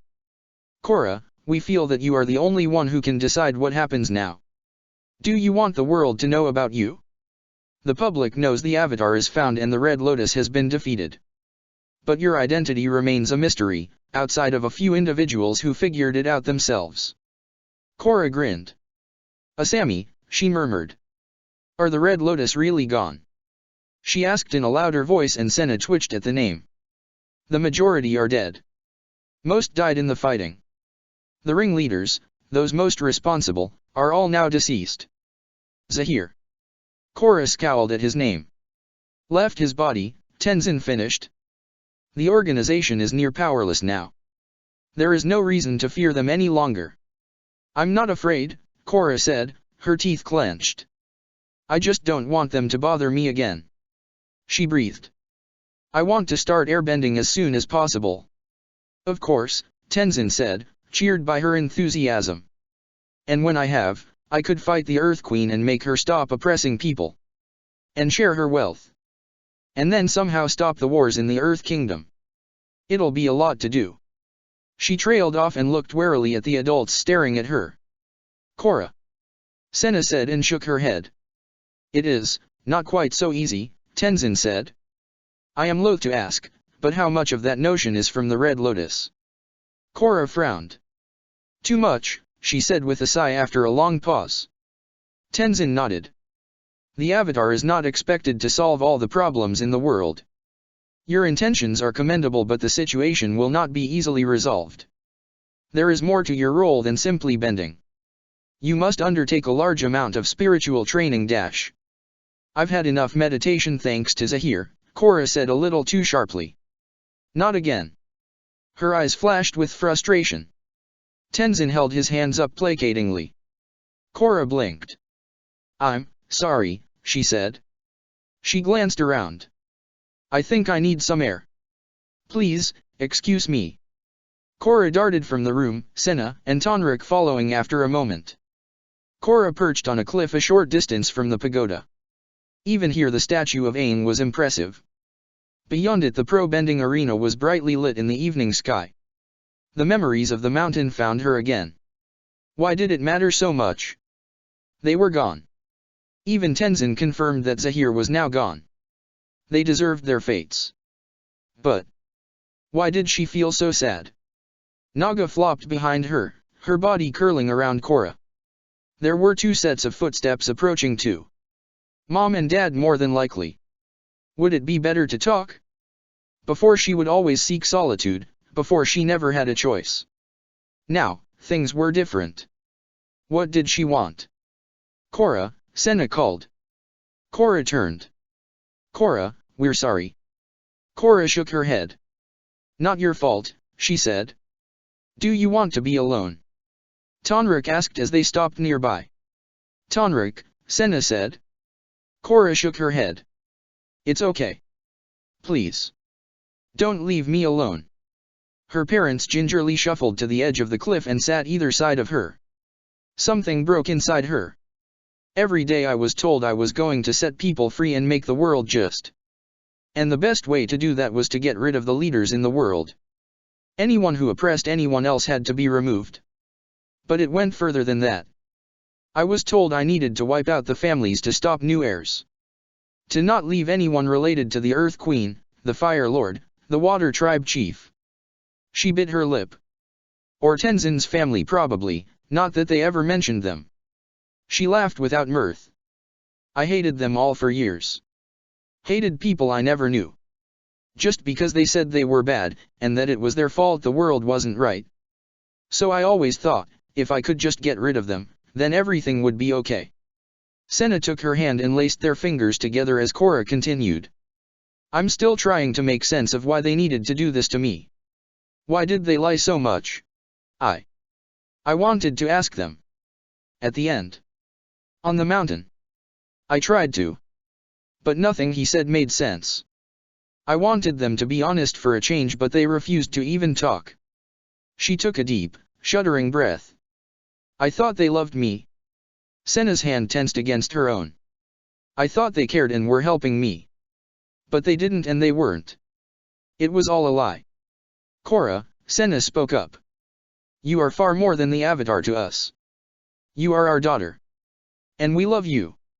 I know. I know that might sound similar to what they said, but we intend to prove how we feel to you over time.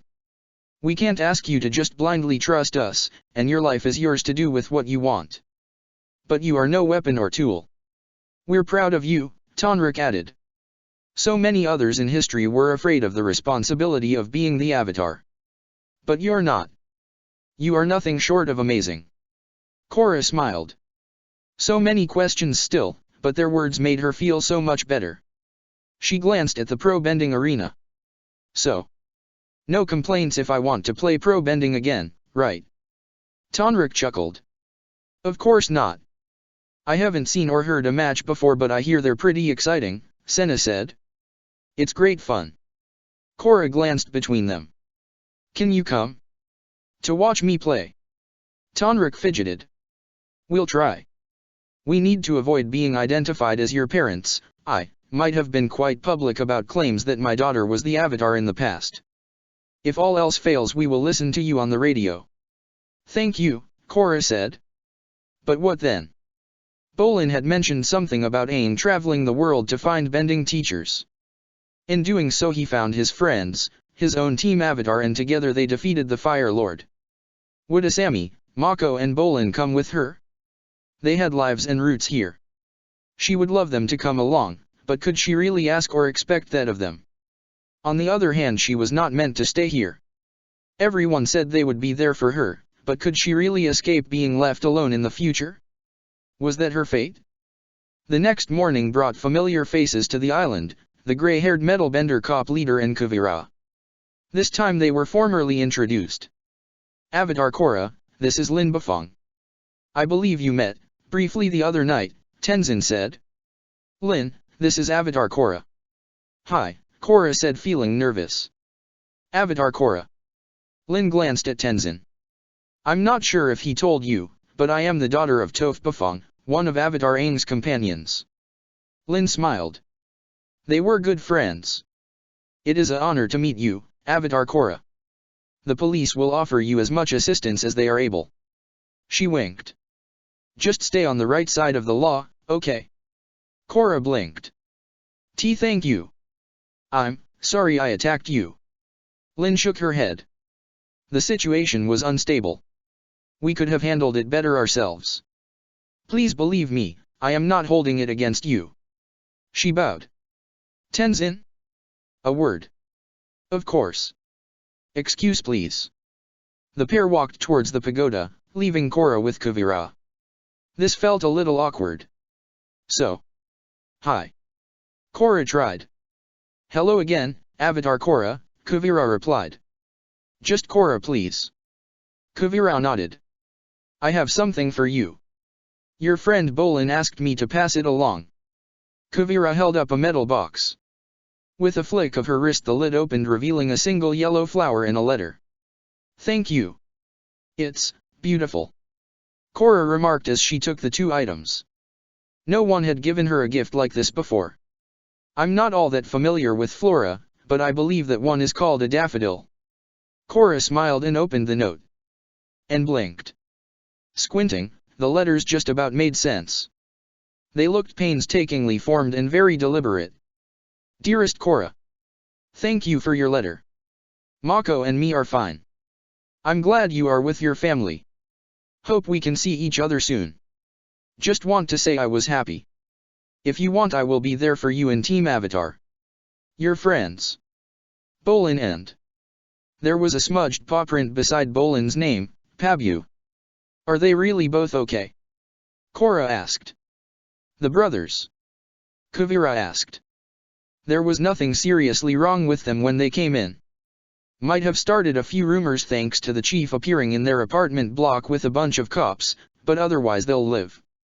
Though we have provided the two of them and Asami Sato with some psychological therapy. And they're not in trouble, right? Korra asked, worried. Should they be? Kuvira asked, raising an eyebrow. No. No, Korra said quickly. Wait, when you say therapy, what do you mean? Kuvira frowned.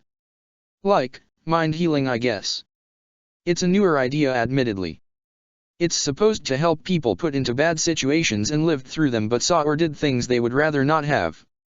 Much like your friends, just because they lived doesn't mean they're anything like okay with what happened. That said, it's new, and from what I've heard it didn't go that well for them. Hopefully a more experienced healer will do a better job. Thank you, Korra said and noticed the bandages on Kuvira's arm. Sorry I hurt you back then too. Kuvira shook her head. All part of the job. Plus how many other people get to say they've gone one-on-one with the Avatar. And almost had the upper hand. Kuvira was grinning. This is a badge of honor. You were good, Korra smiled. Using metal like that. Would you object if I asked you to maybe teach me how to do that at some point? I would be honored, Kuvira said with a bow. From what I have heard, the choice of teachers is solely at the discretion of the Avatar, so if you wish, I will do so.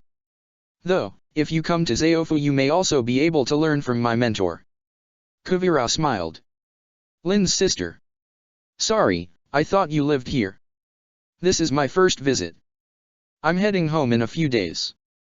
But here, she plucked a metal sheet from her belt and before Korra could blink it had warped into a flower. I don't know when we will meet again, so I'll give you this for now. Thank you. 2 flowers now. That's an amazing skill. Korra smiled at Kuvira who grinned back. Kuvira. I'm going to head back now if you're coming, Lin called from the beach. Sorry Korra, I'll catch up with you another time. Guess this is goodbye for now, Korra said. Yeah. But we'll meet again. Kuvira paused. You know, I'd love a rematch. Someday. Korra grinned. I think I could arrange that. And to make it fair I'll stick to one element. Don't underestimate me, I coped with 2 before. Korra laughed. Well, okay. Deal. Until next time. Children were still somewhat new. In an abstract sense she knew what they were. Thanks to her time with Asami she was used to their presence around the city. But interacting with them? That was something unfamiliar. To her surprise the time she spent with them became fun fast. Part of her training or just playing with airbending.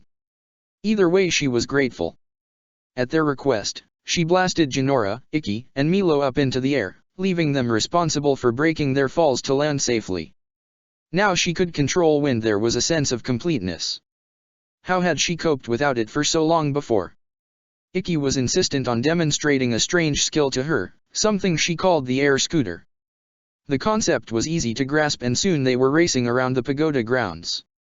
Korra had just surged to her inevitable victory once again when Ikki and Jinora ran to meet an elderly stranger whom they called Gran Gran. Korra stared at her for a few moments and something clicked. Avatar Korra, the woman said as she walked towards her. You're Katara, Korra replied. I'm so glad to finally meet you. Aang's wife, the person who knew him better than anyone else in the world. Talking to Katara was surprisingly easy. So natural. She just felt familiar. Katara knew so much about Korra, Korra in turn had such a vast number of questions to ask Katara. How she met Aang, how she trained him to waterbend, how she faced Azula. So many strange parallels between Aang's life and her own. If only Katara had been her waterbending teacher instead of Ming. And Katara was even willing to teach healing. What was Aang like? Korra asked. Katara looked confused. I mean, as an avatar. Ah, Katara smiled. He was very gentle. Very peaceful. She related a variant on the story Korra had heard from Bolin, seemingly Katara's own personal version of meeting Aang. By the time she finished, Korra was frowning. Something wrong? No. Korra said. He just sounds so different, to me. And why does that concern you? Because I'm him, in some sense, right? And I'm nothing like him. I just wish I could be half as good. I mean, by the time he was 12 he had already saved the world. I've not even come close. Katara sighed. Just because you are the reincarnation of the Avatar does not mean you will be anything like Aang. Each Avatar is distinct from their predecessors. You may be a reincarnation but you will also always be you. Each Avatar is unique. Katara stared at her for a moment. Would it surprise you to learn that Aang was dissimilar to Roku? Or that a former Avatar was left no choice but to kill? Korra blinked. It would. I thought that all Avatars were pacifists? Hardly. Aang was raised by the air nomads. Their philosophy shaped much of Aang's own. He never wished to dishonor his ancestors, and to that end he found a way to defeat the Fire Lord without taking his life.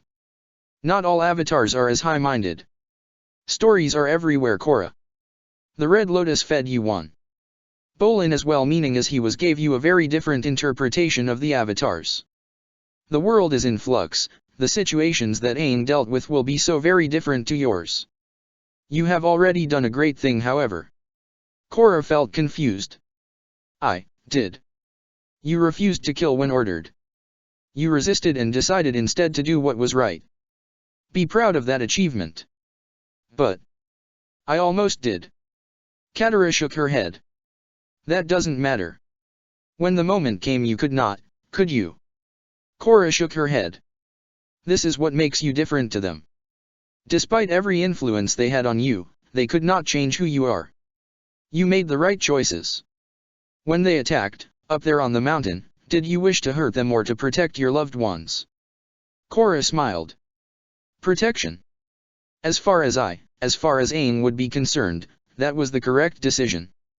And you did protect your friends. You succeeded. That the Red Lotus died because of that protection will weigh on you. It is troubling to plan to take a life. Something you must bear. But your actions when the moment comes speaks volumes. You did not set out to kill those four. Their deaths were their own doing. Katara. Korra frowned. Katara smiled. I know what the desire for vengeance feels like, Korra. I have been there too. Korra changed the subject. Katara? When the metal benders were trying to restrain me, and then later when Bolin was falling and when Asami was dying. She licked her lips, choosing her words. I felt this rush inside me. I was stronger. Just for those little moments. Katara nodded. The Avatar state. It is part of your nature, the combined power of all your past lives. Every Avatar since the beginning, all mustered to assist with what you needed, wanted in that moment. With proper spiritual training you will be able to master and even control it. In doing so you will be a fully realized Avatar, stronger even than you are now. And Katara smiled again. You will be able to speak at will to your past selves. Korra ducked her head. I'd like that. It's just spiritual training. I had a lot of that before. I've tried, but it just makes me think of him. But I don't want to think of him. I want to do the training. I thought if I just let him go, and stop thinking about them I could be free, but they haunt you. Yes, would that I was not also familiar with that too. You need time, Korra. There is no rush, however. Trust yourself as the Avatar. I believed in Aang and now I believe in you. You are not alone, spiritually or physically. She glanced towards the pagoda. Korra followed her gaze. Her mother and father were strolling arm in arm. How does it feel? She asked. Being back with your family. Korra thought the question over for a moment. Happy, of course. It's been so long. And it's so different. I thought I belonged before, but it's different here. Different being with my friends, my parents, Tenzin, you. Katara smiled. In a sense we are your family. We might not have something like blood to link us, but I would say what we do share is stronger than that. Something so strong it transcends a lifetime. No matter what happens you will always have us. We were there for Aang. Those that remain and your new friends will be there for you. You will always have a home. Thank you, Korra said. Asami must be rubbing off on her. She hugged Katara, pleased when the older woman hugged her back. Everyone wanted to help her and be there for her. Things would be okay. The benders trembled, their hands bound behind their backs, thick sacks over their heads. Let me see them. His subordinates revealed the men's heads, leaving them trembling in the harsh light of the warehouse. What do you want? One of them snarled, his face contorted with rage. When I get loose, you'll dash. You will do nothing, he said. Stepping closer. The man looked wary, but soon returned to anger. Coward, another said. Hiding behind a mask. A thin smile, not that they could see. Not hiding. Someone very much like you scarred me in the past. Just like you did to that family. Tell me, how old was that girl? The first man barely twitched. What's it to you? You ain't with the cops. No. No, I am not. I will, however, pass judgment in their stead. Kill us, and our boss will raise this place to the ground, the second man growled. Kill you. He laughed. Why would I want to do that? Far better to strive for equality, don't you think? What are you talking about? You one of those equalists. In a manner of speaking, he replied. Yeah, well, nice idea, but too bad, you ain't ever going to stop me bending. Oh, I wouldn't be too sure, he said, stepping closer. Get off me, the first man snarled as fingers pressed against the man's skull, moving to compensate for the frantic movements to shake him off. It only took a moment. Just a twitch deep inside him and it was done. The man jerked his head back. What was that? A show of power. The man smirked. I ain't impressed. I think you might be. Now. I believe you wished some revenge. His lieutenant stepped behind the man and cut the rope binding his hands. By all means, attack. The man blinked, looking wary. Well, if you insist. He flung his hands out in front of him. Nothing happened. The man looked confused, his expression rapidly shifting to worry. He thrust his hands out again. Chi blocking, huh? Oh, no. Nothing as simple as that, he said. Chi blocking is temporary. I have caused a more permanent effect. The man laughed. Like that's even possible? Time will prove that. Now, I believe I need to see to your friends. Another 2 presses against the other men's skulls. You are of course free to go. And free to come back if you do wish to challenge me. I suspect you might have other concerns when the time comes. The 3 men were unsteady on their feet, each looked pale, each moving their hands in very simple fire-bending techniques that failed to produce even a tiny flame. We'll be back, their leader said. We'll be back and we'll burn this place to the ground. You are welcome to try. The men turned and fled. Amon, the lieutenant called. He jerked his head back. The distant sound of a automobile grew louder. A recent model. Expensive. A single passenger in the driver's seat, face hidden beneath a mask. Amon. The man asked. And you are? He replied. One sympathetic to your cause. Amon did not respond. Listen, I want to rid the world of bending as much as you. I believe in your message. Things are becoming desperate. It is time for drastic measures. He struggled with a bag beside him on the seat. Here. 10 million yuan. Consider it a gift. Amon blinked furiously. Such a donation. So much it could be used for. There were so many donating to his cause, both large and small. This dwarfed the others combined. More money than they saw in a year. At the precise point they could use it to push the tipping point. The avatar found but hidden, not yet any kind of threat. Use it well, the man said. If I am pleased with your results then you can expect an amount tenfold in the coming months. We can provide more, weapons the like of which the United Forces and the Earth Kingdom have never seen. Interesting, Amon said at last. I am curious as to who you could be. Or who you might represent. Later, the man said. Later. For now. This is what we can offer. He pulled another bag open and slipped a thick leather glove onto his hand. With a blaze of light and a sharp crack a bolt of lightning leapt from his palm to the metal wall of the warehouse. Most impressive, Amon said staring at the blackened damage on the far wall. I have more. An information, the avatar is a 17-year-old girl named Korra. She is the daughter of Chief Tonrik. Currently she is living on Air Temple Island. And this, he said, holding a photo out, is what she looks like.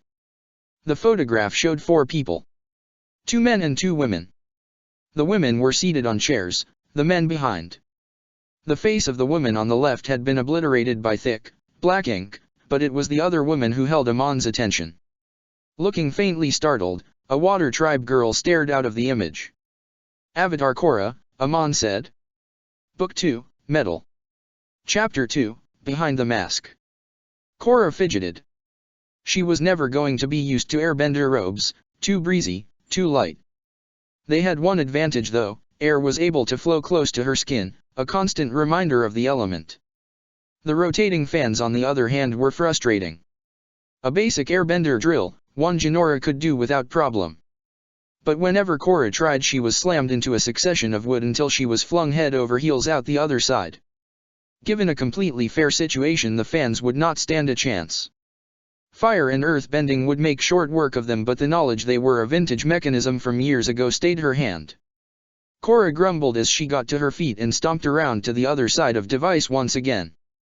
Tenzin looked worried. I think that's enough for the day. One more shot, Kman. Korra replied. Tenzin shook his head. No. You're on edge, Korra. You need to be calmer. You're just going to frustrate yourself further. There is no hurry, try again tomorrow. But I wanted to get further now. Korra scowled, stiffened, and sighed. I must sound so petulant. Tenzin shook his head. I can understand your frustrations, but there is more to consider. Look. He nodded behind her. A red dragon was swooping through the air, heading right for the island. I thought they were all gone. Korra murmured as the creature drew closer. Wait. Bolin said. Is that Zuko? Yes, Tenzin replied. He stepped around her as the dragon slowed. It settled onto the ground, the blast of air whipping around both of them. An old man with white hair slid from the back of the dragon. Behind him a younger man in a military uniform took his time getting down. Good to see you again, Tenzin, the old man said. Tenzin bowed. And you, Zuko? He smiled and gestured to Korra. And this is Avatar Korra. Avatar Korra, Zuko bowed low. It is an honor to finally meet you. Korra stared at him for a moment before politeness kicked in and she bowed back. This was the man the Red Lotus claimed ruled the Fire Nation with an iron fist.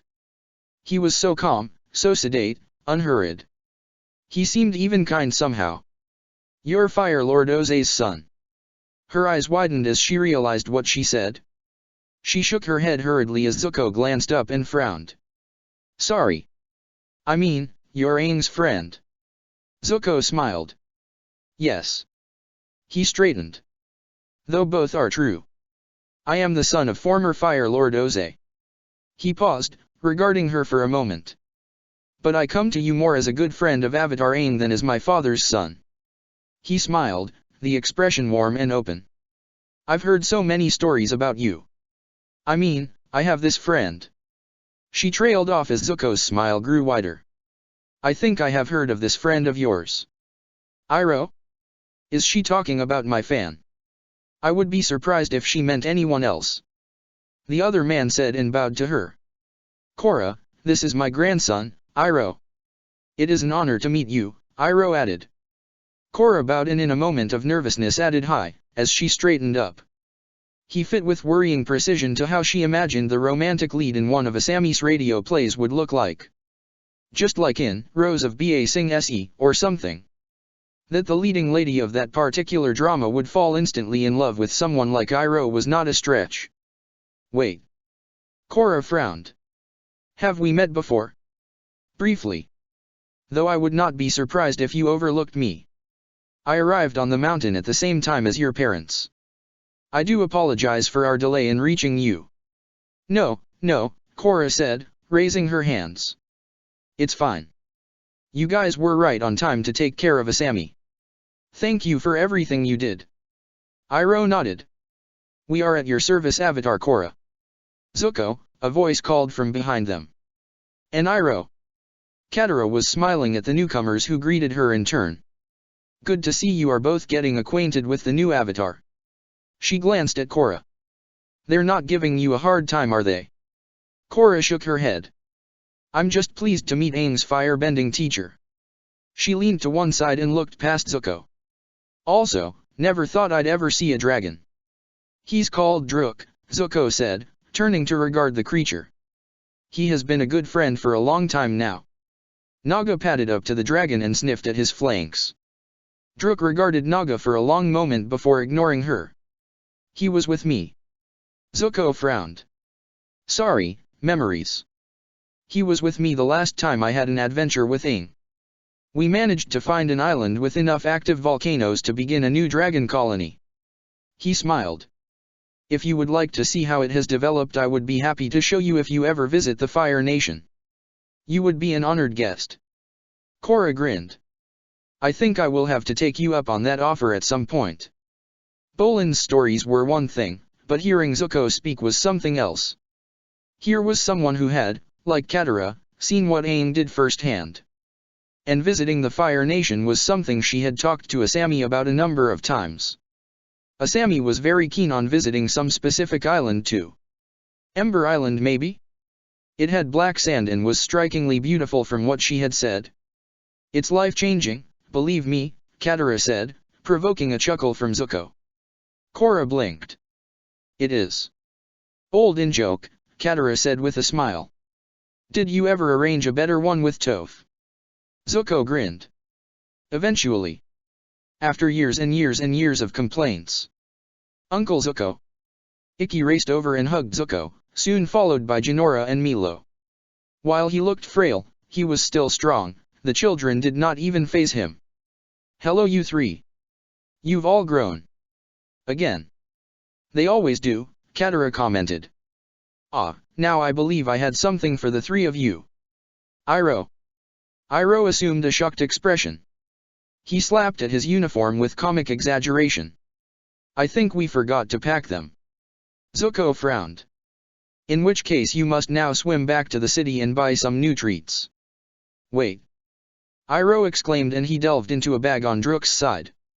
Iroh heaved an overly dramatic sigh of relief. Here they are. The children jumped up and down as Iroh distributed packets of sweets to the trio. Flamios. Milo yelled as he began chomping. It was oddly reminiscent of feeding goldfish at the aquarium. Thanks Uncle Zuko, the children chorused. Korra, Korra, Korra, Ikki while chewing on a flamio.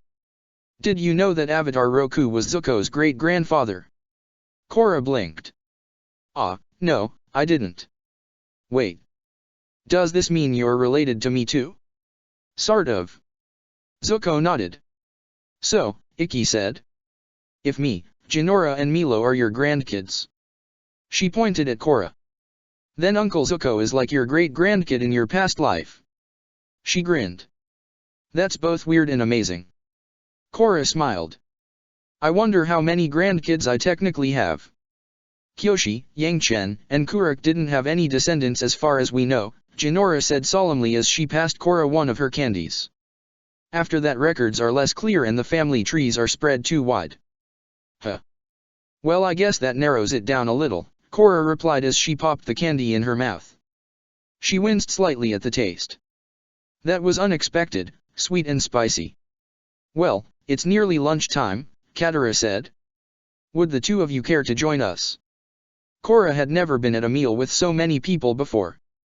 Or one so loud, with so many disparate conversations all overlapping around the table. So different to the Red Lotus. So different to Asami's home where it would often be the two of them with the occasional silent servant waiting nearby. She had almost forgotten the dart when her parents asked Iroh about it. In a curiously exasperated tone he assured them it was nothing to be concerned about. Zuko and Iroh left not long after lunch, promising the assistance of the White Lotus if she needed it. Korra bit back the desire to ask about lightning bending. Later perhaps. When they knew each other a little better. Grandfather? The scroll. Iroh said when they were sat on Drook's back. Ah. Zuko smiled and patted his robes. I almost forgot. He passed a narrow scroll down to Korra. For Bolin. Please let him know I am honored to have him as an admirer. Korra stared at it for a moment. She could ask Bolin when she saw him. I'll make sure he knows. Until next time Korra, I am so pleased to finally meet you. Some meetings were happy occasions. It was fun to meet Tenzin's siblings, General Kia and Commander Bumi, the two of them so different to their brother. Their paths seemed to have much more flexibility and freedom than Tenzin's own. The pair talked about their organization with pride, relating how Sokka and Zuko started it shortly after the founding of Republic City. If given the chance, Korra would have replayed that meeting 1,000 times. A million if it meant avoiding the next meeting. Sweetie? It'll be fine, Tonrik said, resting his hand on her shoulder. He studied her face. You don't have to do this. I can talk to him, or do you want me to come in? Korra shook her head. No. It's fine. I can do this. She took a deep breath and knocked on the door. Her aunt opened the door. A lump formed in Korra's throat and she struggled to speak. Korra, Malina said, her voice almost emotionless. Thank you for visiting us. Please, come in. Aunt. Malina, Korra blurted after too long a pause. She smiled weakly at the other woman. Is Una uncle okay? Her heart thundered in her chest. He's fine. He's been waiting to talk to you. And he's been looking forward to your visit. Malina at least put her at ease quickly. The older woman had greeted her openly, with no hint of spite or anger in her eyes or any of her actions. Korra wished she was not trying to be certain that there was no hidden agenda or Malina was truly as friendly as she appeared. There was a certain emotionless air to her. Korra glanced at her father once more before following Malina inside. She tried not to tense up as the door banged shut behind her. The still bedridden Unalak was all too familiar to her, and it was impossible to repress the shiver as she met his gaze. Last time he had been broken and pleading, desperate in the wreckage of the mansion. Her hands had been hot with fire. Now they clenched nervously at her sides, her palms slick with sweat. He scrutinized her, his expression serious. Korra, he said after too long a pause. How are you? Much like his wife, his tone was not especially expressive. I'm okay, she said. I'm so sorry. She blinked, her eyes filling with tears at the sight of her handiwork, the end result of her unprovoked attack. Please forgive me. She was not sure what she said after that, the apology pouring out of her, her voice growing quieter and quieter. Her parents would have stopped her by now, assured her it was not her fault. Not these two, they listened silently as she poured her heart out. She jumped at the touch on her shoulder when she finally ran out of words. Korra, we forgive you, Malina said. We are grateful for your actions. Unalak was nodding behind her. You saved me from the Red Lotus. I owe you my life. He shook his head. And I should be the one to apologize. Even though I ruled the North, I failed to notice you hidden there. I was not able to rescue from those people despite all my power. I failed as an uncle. At least our family is whole again. As much as he claimed to be pleased about it, the emotion did not seem to have reached his eyes. He was oddly cagey about the spirit world even after he brought it up in conversation a little later. There was a curious wariness about the subject when he mentioned it, and ultimately did not say much in regards to it. He offered Korra a longer discussion once he was out of hospital, and about harmonic convergence and how it related to her role as the Avatar. She had to be ready. Therefore mastering airbending was a must. At least Unalak and Malina tried to act pleased at meeting her. Somehow, Korra knew that ever since she learned the two nuisance water tribe intruders in the fire ferret's dressing room were her cousins, that this was going to be tense. Greetings cousin, Eska said in a flat tone, her emotionless eyes staring at her. Somehow the words were inflected with ice and scorn, and if not hate, at least a less than stellar opinion of Korra. Greetings, Desna added. He seemed more direct, no hidden meaning in his speech, but Korra could not shake her wariness of him. Hi, Eska. Desna, Korra said, smiling, and keeping her tone as jovial as possible. I'm sorry about before. If I had known. Your apology is unnecessary cousin. You did not move to strike at us because of a personal grievance with us. If you had, we would have had a legitimate grievance. You were unaware, no? Eska asked pointedly. No, Korra said hastily. I really did not know. Then please do not feel obligated to beg our forgiveness. Agreed, Desna added.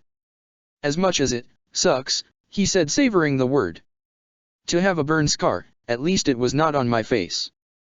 Nothing personal. I'm just glad the two of you are okay. As are we, Eska said. Still alive, Desna added with a nod. At least the pointed, near-aggressive tone seemed to leave Eska's voice as they talked. They seemed near emotionless, much like their parents. Unless she missed her guess, they were close to her age too. How odd it would have been to spend time in their company. Still, even if she had to apologize for the attack, they still owed Bolin an apology for their behavior after the pro-bending match. Korra was almost glad the twins seemed to rapidly lose interest in her. Of all the people she talked to in Republic City, these two were the ones she had the least idea of how to even begin communicating with. Korra sighed as she left their hospital room, jumping as Tenzin and her parents hurried her along the corridor. The media were close by, Tenzin said as they moved faster. Through another set of doors and into a quieter corridor where Korra came perilously close to knocking over a man on crutches. "Ah, Avatar Korra," the man said. Korra stopped dead and stared at him. He looked familiar, but she could not place him. And how did he know her name? "Tarlok," Tenzin greeted the man, his voice tight. He did not seem best pleased. "Korra, this is Councilman Tarlok." Tarlok bowed and then offered Korra his hand. She shook it, still trying to place him. Ah. He had been at the manor, though she had not attacked him, unless her memory was faulty. There was something off about how he looked at her, his gaze unsettling. "Tarlok is the representative of the water tribe within Republic City," Tenzin added. "I am so glad you are back with us, Avatar," Tarlok said, putting his other hand on top of hers. "You are exactly what the city needs right now," he said, his smile unnerving. She jerked her hand back. Tenzin was frowning and her father looked like he was getting angry. "I hope I can be of service," Korra said, trying to sound polite. Her father stepped close to her. "And that will only be once she has finished her training. Right now, she needs to be left in peace." Tarlok's smile did not falter. "I fully understand. Until next time, Avatar Korra." Someone was waving as Oaji swooped in to land on Air Temple Island. A very familiar earthbender. "Bolin!" Korra yelled as she waved back. She scrambled off the air bison's back and hugged Bolin. "What brings you over here? Do I need a reason?" "Just visiting my favorite avatar," Bolin said, grinning. "Favorite?" Korra tried to suppress her grin as she pulled away, folded her arms and pouted. "You've been seeing other avatars behind my back." Bolin's laugh was more nervous than she would have expected. "No. I just reckon, hope that you'll be the only one I meet in my lifetime. And you wind up being the best one ever." Korra laughed. "Ah, Bolin. I missed you." "We missed you too, right Pabu?" The fire ferret jumped from his shoulder and scrambled up onto Korra's. She scratched at his back as he chirped happily. "Good to see you too, Pabu. Thank you for your note." She turned back to Bolin. "And thank you for the flower." My pleasure," Bolin said. "How's Mako doing?" "He's fine. But super busy at work. He works all day, comes home, and just sleeps." "Huh," Korra scratched Naga's head. "He really got into a work ethic, didn't he?" "Yeah. But never mind that, how are you?" Korra grinned. "I'm good. Getting used to having parents still." "Oh, and I met Katara, she was awesome dash." "Me too," Bolin said, his grin growing wider. "And I met O. I have a surprise for you." Bolin frowned. "A surprise?" "Yep, come on. I left it upstairs." Korra grabbed Bolin's hand and tugged him along behind her as she worked through the pagoda to her room. People seemed oddly curious about Bolin. Had none of these acolytes seen him last time? Bolin seemed to be getting nervous too. Her room had some strange effect on him as well, he seemed anxious just standing there. He was also rather pointedly not looking at her bed. Was there something wrong with it? Korra glanced at the bed. It looked just as it always did. Huh. Her night clothes. She had forgotten to put them away again. No matter. Rummaging in her desk, she extracted the thin scroll. "Here you go. A gift from a legend, I think it is fair to say." Bolin pulled open the scroll and gasped. "You got this from Zuko. This is Zuko's autograph. This is amazing. This is the best thing that has ever happened to me ever." Mako has to see this when he gets home. I know he secretly likes Zuko too, he just refuses to admit it. Korra peered over Bolin's shoulder. Zuko had not gifted Bolin with just an autograph. A flowing hand had rendered a whole message in calligraphy. To Bolin, it is with great honor that I write this message for you. To be so appreciated from those who came after our time and who still remember us so well is humbling. I hope that you, like us, can build a brighter future on the present with the help of all those around you. Please, continue to help the Avatar if she asks you. Zuko. Bolin was still grinning at the scroll as Korra sat on her bed and cradled Pabu in her arm. Hey, Korra? Can I ask you something? He asked after probably his 12th thread of the note. Sure. I was talking to Asami on the phone yesterday. Is she okay? Korra interrupted. Oh, she's fine. She's trying to juggle some stuff. She wanted to come here today but things got in the way at home. Anyway, she said as long as everyone on the team still wants to, the Fire Ferrets will still compete in pro bending. So I was wondering if you wanted or could keep going. I'm still going to play. Korra grinned. But I will have to cut back on training due to Avatar stuff. Hopefully I'll still be good enough to play. I'm sure that's fine. I mean, Asami knows you have family stuff to worry about now. And being the Avatar. And I can tell Toza and Heisuk and. Yeah, so if you want to skip training, that'll be fine. I'm not stopping altogether, Korra assured him. Plus I have to put on a good show, my mom and dad are going to try and watch.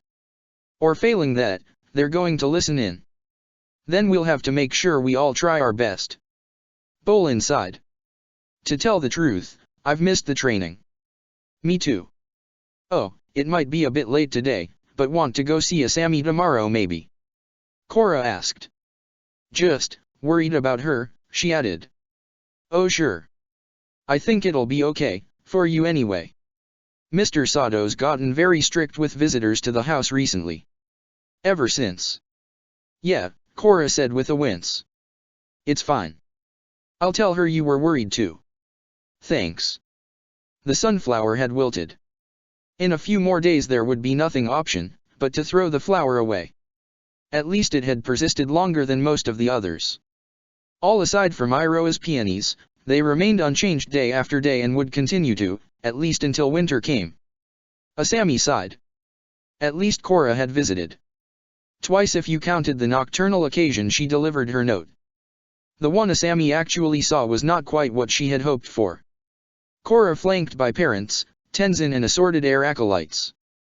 They had presented her as the Avatar, not simply Korra. Not Korra who used to sleep here every night. Again Asami debated phoning Air Temple Island. They had a phone line and she could use that reasonably sure no one was listening in. At least it had allowed her to talk to Bolin. How was Korra today? Was she still wanting to play pro bending? It had been 2 long weeks since their first victory, the next was scheduled for the following week. Despite the chaos of the Red Lotus, the match fixtures had not shifted that much, suffering only a brief hiatus. And she should at least be glad that her own health had improved. She had a lot more freedom of movement now, and at last an okay to actually get out of the house, though strenuous activities were still be avoided. Asami flushed crimson at the thought, her reddened face worrying the doctor. Why, oh why had she immediately thought of that? She shook her head. Okay. So time to get downstairs. Asami stretched, tensing for a moment but relieved when the movement provoked no pain. Much better. Her father was just outside her door. Dad, Asami said blinking. I didn't realize you were home today. I took a day off. It's good to see you up and about. Asami resisted the urge to glare. I'm fine. I am tougher than I look, she said as she brushed past him, heading for the kitchen. Hiroshi trailed after her. I know, sweetie, he said. I'm looking forward to telling everyone you're fine. Everyone's worried about you and asking after you at work. Asami smiled. Well, I'm looking forward to getting back there. It is certainly not fun being cooped up here. There's no hurry though, Hiroshi said quickly. You should take as long as you need. But I want to. And I want to thank the people who sent me flowers. And I need to sort out invitations for my birthday. She paused. And I'm going to visit Korra. I thought you sent her a letter last week. Asami whirled around. Not that same. How can you think that's the same? Writing to someone is not the same as seeing them and spending time with them. I know, Hiroshi said quickly with a sigh. Who would have thought you really did meet her all those years ago? And the avatar on top of that. Asami blinked, surprised at his lack of hostility. Ever since the Red Lotus's attack, her father had been distinctly down on benders in general. But now he was talking about the avatar with none of his ever-present hostility. I thought it was just wishful thinking. Hiroshi looked at her oddly. Is she still on that island with the airbenders? There was a strange forced nonchalance to the question. Yes. She's being taught how to airbend. She paused and smiled. You know what? I'll visit her today. Do you want to come along? No, Hiroshi said, ducking his head. Please say thank you though, for saving your life in particular. It is something of an honor to have assisted with Avatar. If I could I would, but work being as it is. I thought you had the day off. Asami said, confused. I do, yes. But sweetie, given you are up and about and well, and off to visit your friend, well. I have things I can do at the office I have been putting off. He smiled. I don't want to intrude on your time with your friend. Have fun and please let her know she is welcome here any time. The nervousness was close to painful now as the boat neared Air Temple Island. She could have called ahead. Should have called ahead. What if Korra was out at some function or a visit? Function? Asami, what are you thinking about? She sighed. And now she was thinking in third person. This was not going to be a bad meeting. There was no way that Korra would have gone to the extremes of delivering that note under cover of darkness if she had no interest in meeting her. If she did not care for her. And yet, that last visit at the mansion had been so perfunctory, so official, so distant. Then again, it would be difficult to greet Korra properly with a whole audience watching. Someone would figure her out if she did. Her stomach lurched. An audience. What was she thinking? If Korra was here then in all probability so were her father and mother. And Tenzin and Pema. And Jinora, Ikki, and Milo. Not to mention several members of the White Lotus and some air acolytes. Oh. Wonderful. So far from being able to see Korra on her terms, she had just piloted a boat across the channel to have a run-through of the same situation once again, just in a different place. Okay. No. She could not do this right now. Turn the boat around, hope no one noticed she had even been here and rethink how to do this another time. A quiet, personal time. Asami was looking around the boat for a blanket or a shawl or anything she could put on her head when the voice called out. Asami. Her heart skipped a beat, her stomach twisted still further. Her knees felt weak and her head felt light. Too late. She glanced up. Korra was stood on the docks, alone and waving. And she was smiling. Go, go, go. Asami guided the boat over as fast as she dared, wary that at any moment an unwanted third party would appear on the path leading off to the pagoda. No one yet. The dock nearly in reach. Oh, but she had to tie the boat up first and that was taking too long. Still no one. Boat secured. Step onto the dock. Korra holding her arms out. Korra holding her arms out for her. Asami reminded herself that kissing might be a little too forward as she stepped into the embrace. She tried to hide the lurch as she ducked her head, aiming for Korra's shoulder as her friend's arms encircled her. It was both a relief and something of a disappointment when she felt Korra's head on her shoulder.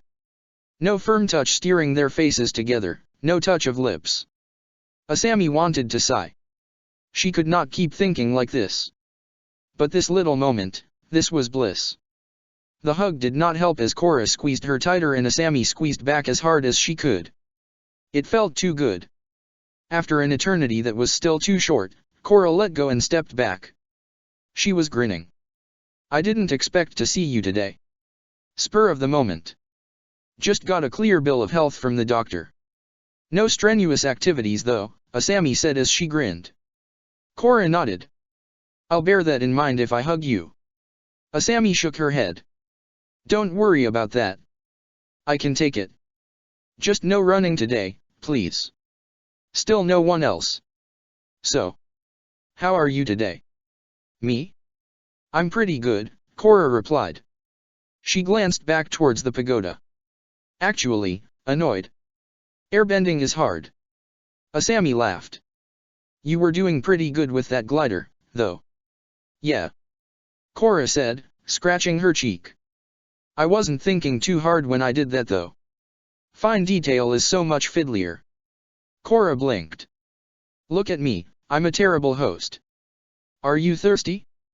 Hungry? We had lunch a little while ago, but I can make something for you if you like. Just a bit of water. Please. Asami replied. Sure. Come on.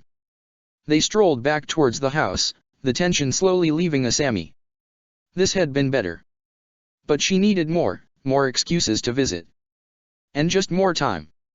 The pagoda would have other people, probably Korra's parents at a minimum. She could face them easier now. 3 more hours before she should head home. 4 if she really pushed it. Next time she would bring a gift, but Korra did not seem to mind in the slightest.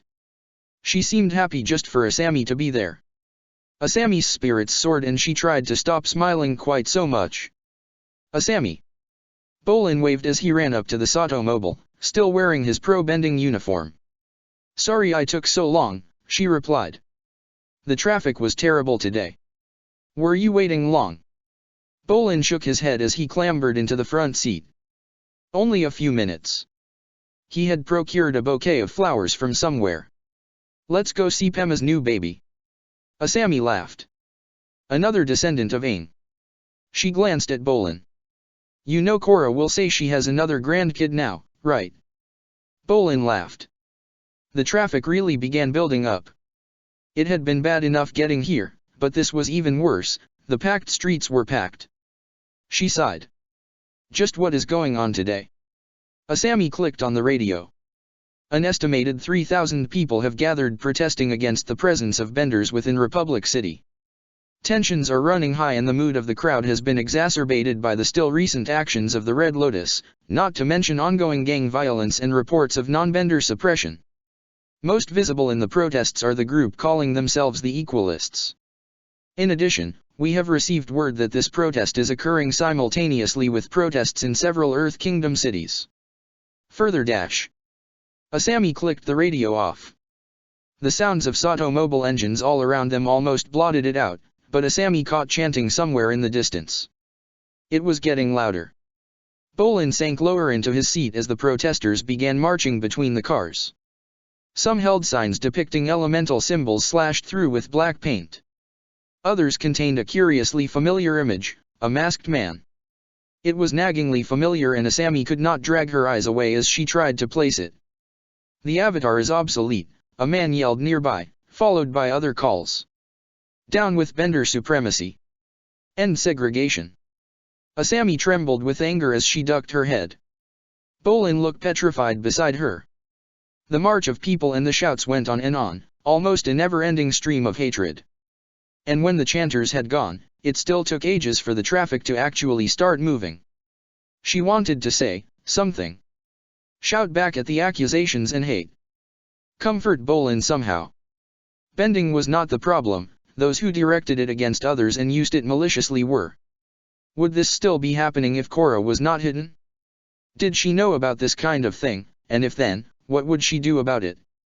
Asami tried to put her worries out of her mind as she crept along the streets in the Sato mobile, trying to recapture the expectation and excitement of seeing Pema and Tenzin's baby. He was late. Mako cursed as he skidded around the corner and hurried up another flight of stairs. Why did these matches have to start so close to the end of his shift? That would have been okay if not for the train leaving the station a full 2 minutes early. Still, he was at least here. Ready to watch the Fire Ferret's second match. Maybe he could have asked to go with Asami? No. Something had changed between them since that night. And it was not hard to figure out what. Still, thanks to that he was now sat in the general public seating and not in the private box. The one he could just about see from here. Was she looking at him? Mako ducked in his seat a little, focusing all his attention on the as yet unoccupied playing area. He was late and they had not even started yet. How typical. Mako cheered with the crowd some time later as Bolin scored another point for his team. He would have to talk to Bolin though. So many inefficient movements and a fundamental lack of teamwork was hampering the fire ferrets. Still, Korra's fire bending was no less brutally effective. If she was always like this, it was a good thing they left the slums behind. The place would be burnt out inside of a week. Bolin at least was showing marked improvement, now less obviously amateurish contrasted with their opponents. Mako wondered idly if Korra was giving him some pointers. Shame about Haesuk, he was now clearly the weakest player on the team. And from what Bolin insisted on telling him while he tried to sleep, not best suited to the game. The man had so many obligations outside of pro bending, the others were likely to leave him behind in skill terms in the near future. The stray seductive thought, even though he said no before. If Haesuk quit, could he join in his place? Play pro bending with the others? No. No. Of course not. For him to join, he would need to take the firebender position. For Korra to stay too, she would have to take the waterbender position. And then she would be outed to the world. Exactly what she did not want right now. What was it like though? To be down there in the arena, so many people around you, watching you, doing as he did and scrutinizing every move you made? Korra and Bolin certainly seemed to enjoy it. It had to be fun, right? To be victorious and hug so intensely like that. Should he have rejected Asami's offer before? Still unclear. There was a tinge of regret, but how would it have impacted his other job? And how might it have affected things now after she had seen what he was capable of? Assuming that his hypothetical time wound up anything like his present, of course. He put the thought out of his head as he hooped and applauded with the crowd. The fire ferrets secured their second victory in a new blaze of glory. But unlike the first time, he left with the crowd, surrounded by strangers as they filed away from the stadium. No doubt the team would be celebrating in their dressing room again. It would have been nice to be there with them, toast a new success. Mako shook his head and headed for home. His place was not with them, not anymore. Mako scowled as he scrubbed the black paw print on the carpet. It had been there weeks now, and Bolin routinely failed to ever try and clean it up. He looked up as the door clicked open. Hey. Hey, Bolin replied. Congrats on winning, Mako said as he scrubbed. That was an awesome match. Yeah. Mako blinked and looked up at his brother. He looked distracted. Have you eaten dinner? Mako, can we talk? Bolin interrupted. Sure, Mako said, sitting back on his haunches. This was not going to be good. Bolin opened and closed his mouth a few times. Ever since that night.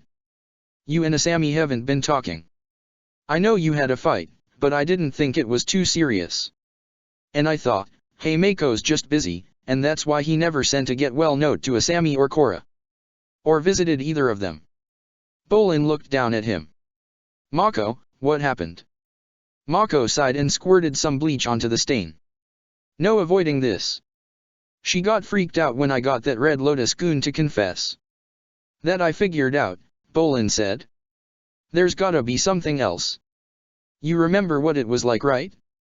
With Zalt and Shady Shin? How they do business. They got us to threaten people. They got us to hurt people. And sometimes we do that and then threaten a step further. He sighed. Asami figured I wasn't that kind of person. Guess I proved her wrong. What about me though? Don't I deserve to know the truth?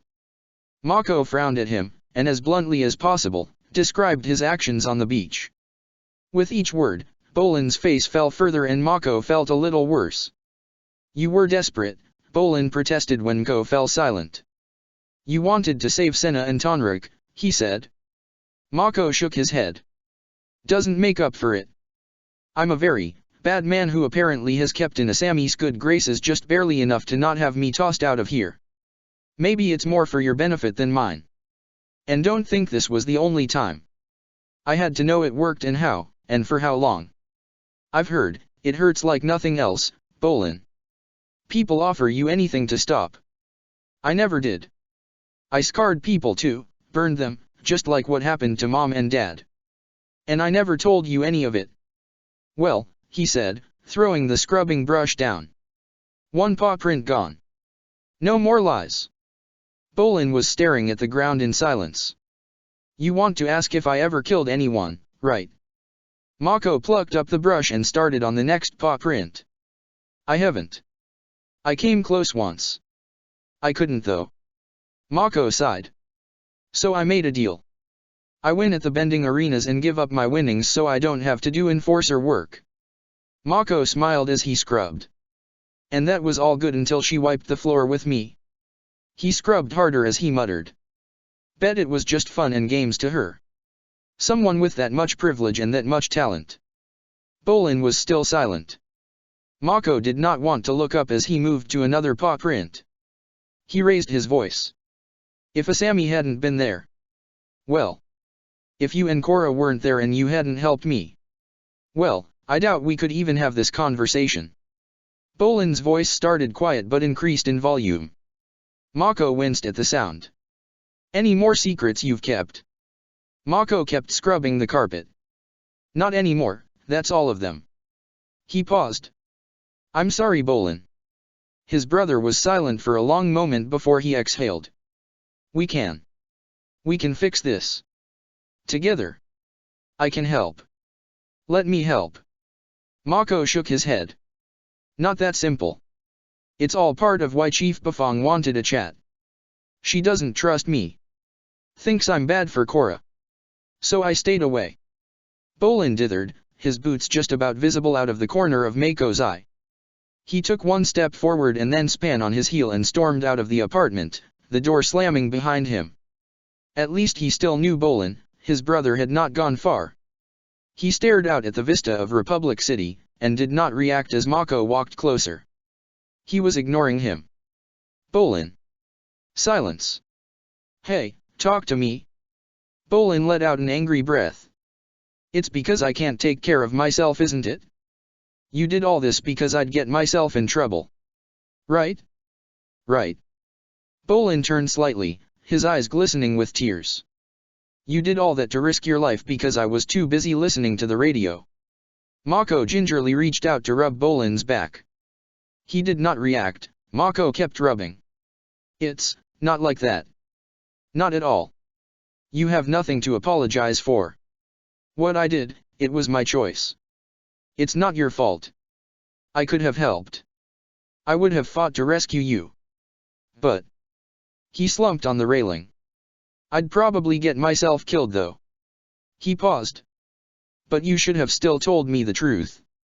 I know you just want to protect me, but we're supposed to be a family. Mako winced. Yeah. You're right. I'm sorry. I should have been more honest. I promise I won't keep anything like that from you. Ever again. Okay. Bolin smiled as he wiped at his eyes. Make sure you keep that promise. I won't be as forgiving next time. Mako smiled. I'll keep that in mind. And I'll talk to Asami, explain your side of the story. Mako shook his head. Don't worry about that. Asami isn't about to take it out on me. She's still my boss. She doesn't need to understand. She'd forgive you though. Even if she did, things won't be the same. They can't be. I've done too many terrible things. Can't take them back. Bolin looked exasperated. But we have a new life now. We're not criminals. And, you're a good person, Mako. Asami needs to realize that too. Come on, Bolin. I was never close to Asami. She did what she did that time for her own motives. And this is not a dig at you, but don't go thinking she's some kind of unrequited love of my life. We are never going to be close, we're too different socially. She's the heiress, I'm the sort of lucky slum dweller. Best I can hope for is to serve her. That's what I'm doing. But I can't be her friend. She doesn't need me. Neither does Korra. Mako. Don't put yourself down so much. Korra does need us. You're one of her only friends, she needs you too. Just, give yourself a chance. Mako sighed. I don't know. But I'll try. Bolin grabbed him and pulled him into a tight hug. We'll get through this together. You're never alone, okay? I'll be here for you. The team's third match. And this time there was no way Mako could make it before it ended. No choice then. He tuned the radio in and began cooking as the match unfurled in his mind's eye. Korra scored a point right after evading an attack from the other team's waterbender. This was going to be a close match.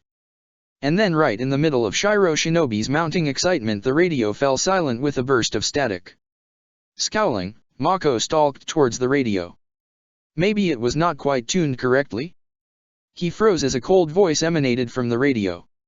Good evening, citizens of Republic City and the Earth Kingdom. I do apologize for interrupting your spot's coverage, but I feel my message is of far greater importance. I am Amon, leader of the Equalists. As you are no doubt aware, a group of benders known as the Red Lotus attacked and killed during a meeting of the City Council. Amongst their victims were council members Kim and Cho. Non-benders who posed no threat to individuals of their skills. And yet the Red Lotus murdered them in cold blood.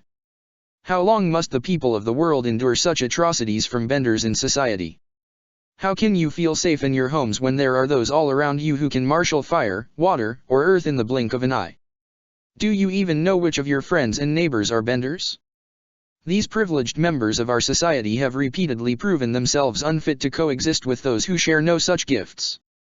Remember, it was not long ago when the Fire Lord attempted to scour the world. We refuse to allow a situation like that to occur ever again. We wish equality across all the tribes. We will make all equal. The voice paused. Heed our words, Avatar, you will not be able to stop our revolution. You will not be able to remain hidden for long. You will come crashing down with the rest of the benders. We will end the era of benders, forever. Amon fell silent and with a howl of static Shiro was speaking again. And Korra has scored the winning point. A neat victory. This girl will surely be the next pro-bending superstar. She came out of nowhere and is completely unfazed by the professional players. Please, ladies and gentlemen, keep your eyes on this rising young talent. Mako flicked the radio off.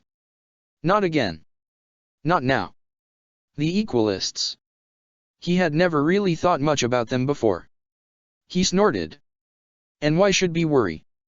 How could they possibly deal with the Avatar? Mako took a deep breath.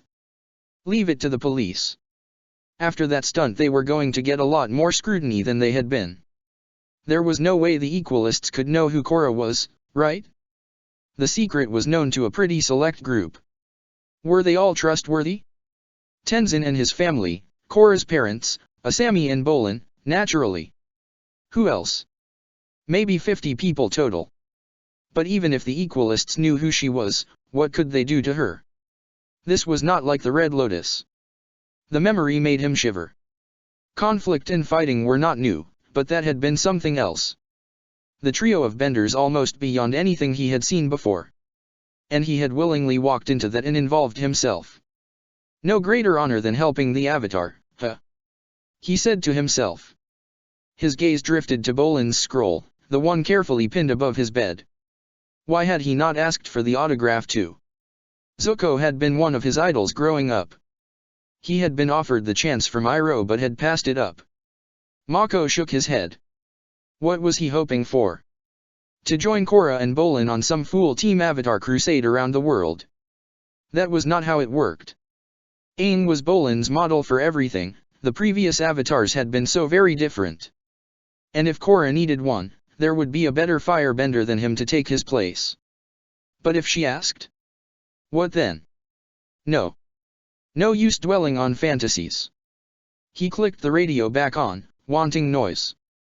Just something to distract. Sounded like the news. My firebender boyfriend kept threatening to burn me if I tried to break up with him. Waterbender fishermen routinely take all the fish, leaving next to nothing for the non-bender workers.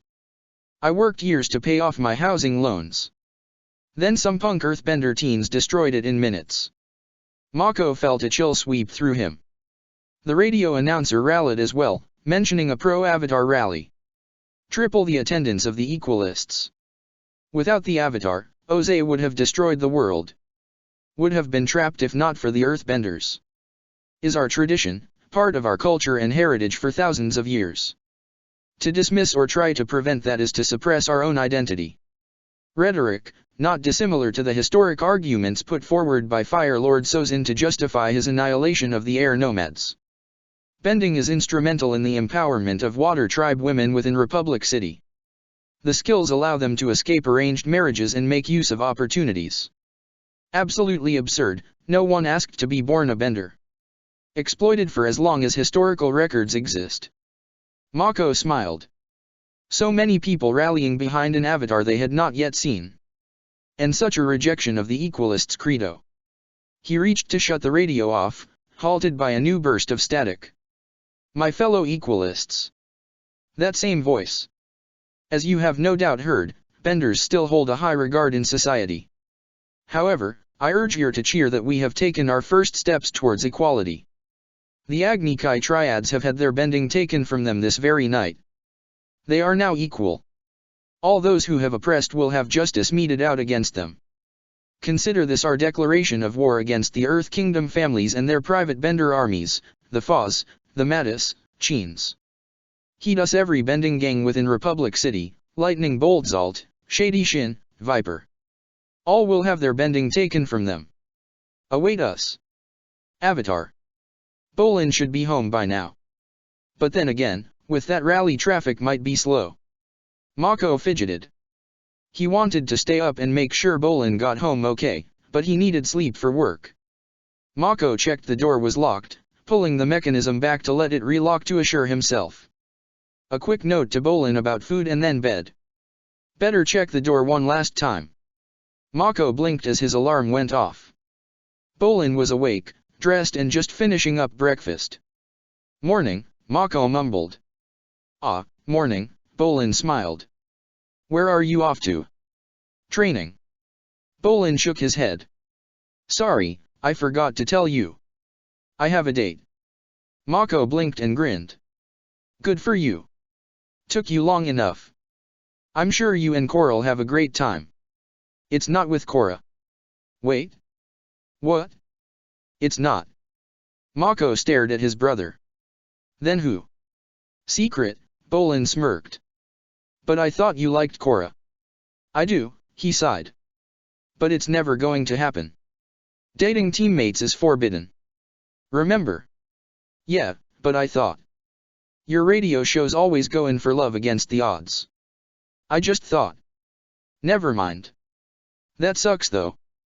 Though hang on, surely the Avatar could, you know, bend the rules for you. He grinned. Bolin's expression remained serious. Okay. He tried to gather his thoughts. I doubt Asami would object though. A curious thought struck Mako and he frowned. Where had that come from? Korra's too busy. She's got Avatar training on top of bending training. I can't distract from that or time with her family. I mean, maybe if I was her earthbending trainer. Mako smiled. Well, yes, Aang did marry his waterbending teacher. Yeah, but it's not going to happen with us. She already knows earthbending. I gotta live with how things are. At least I can still be her friend. So. I met someone else and I'm going to see how things go. Mako appraised him for a second. You've really grown up, bro. Now get out there and knock her. It is her right. Bolin nodded. Because I don't care if you want to date guys, okay? Bolin smiled. It's a girl, Mako. He glanced at the clock. Whoa.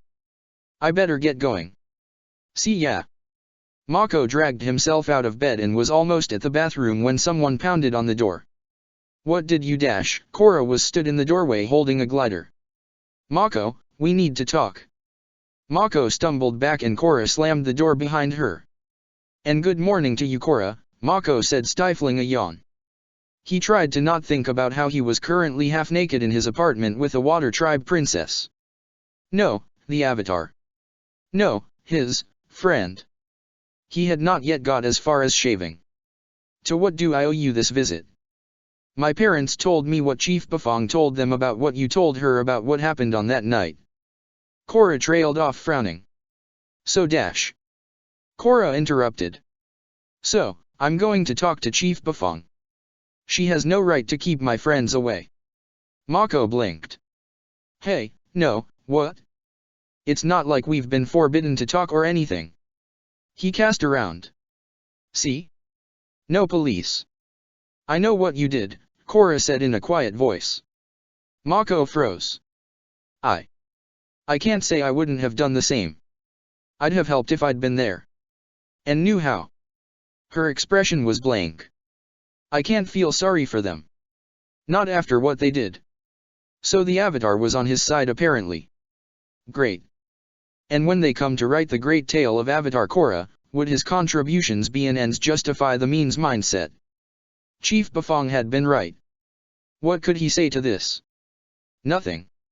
Same reason he turned down the dinner from her parents. Okay. Been thinking about this too long. Korra, what about your parents? Won't they be worried you left the island? Why? It's not like I ran away. She looked annoyed. Okay, yes, but do they know that? Where you went, that you're not there? Korra shifted her stance. I told them I was going to visit my friends. And I would be back soon. Korra's eyes flicked away as she spoke, and Mako focused on the glider. Some economical truth usage he suspected. You did fly here, right? Yeah, but no one saw me, Korra said. I would be going way too fast for them to identify me. No one knows I'm here. Mako held up a finger and opened the door. A motley crew of men from the apartment block jumped and hurried away from crouched positions near the door. No one, huh? You know your identity is a secret, right? Korra scowled. So? There are 130 Korras in the city. Asami helped me check that out.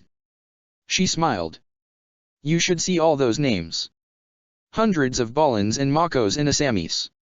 Besides, no one is going to hunt me down like, they kept telling me. Aang was so loved by everyone. I've got Tenzin on my side. And Kia and Bumi from the United Forces. I'm related to the chief of the Water Tribe, and I've talked to Zuko. The only enemy I have is the Earth Queen. Mako stared at her. Do radios not work on Air Temple Island? Signal's a bit glitchy, but, what are you talking about? You don't even want to know, Mako murmured. What? Korra asked. Nothing. Look, how are you planning on getting back? Mako asked. Korra tapped the glider against the floor. Mako sighed. And look how that turned out for stealth. All those guys saw you. And I'm going to get in trouble for having a woman in here. Fine. You don't want me to be here, I'll go. Korra headed for the door. Wait. Mako called. I'll help you get back. Just give me a minute, he said, trying to find a clean shirt and some socks. I don't need your help. Quick. Think fast.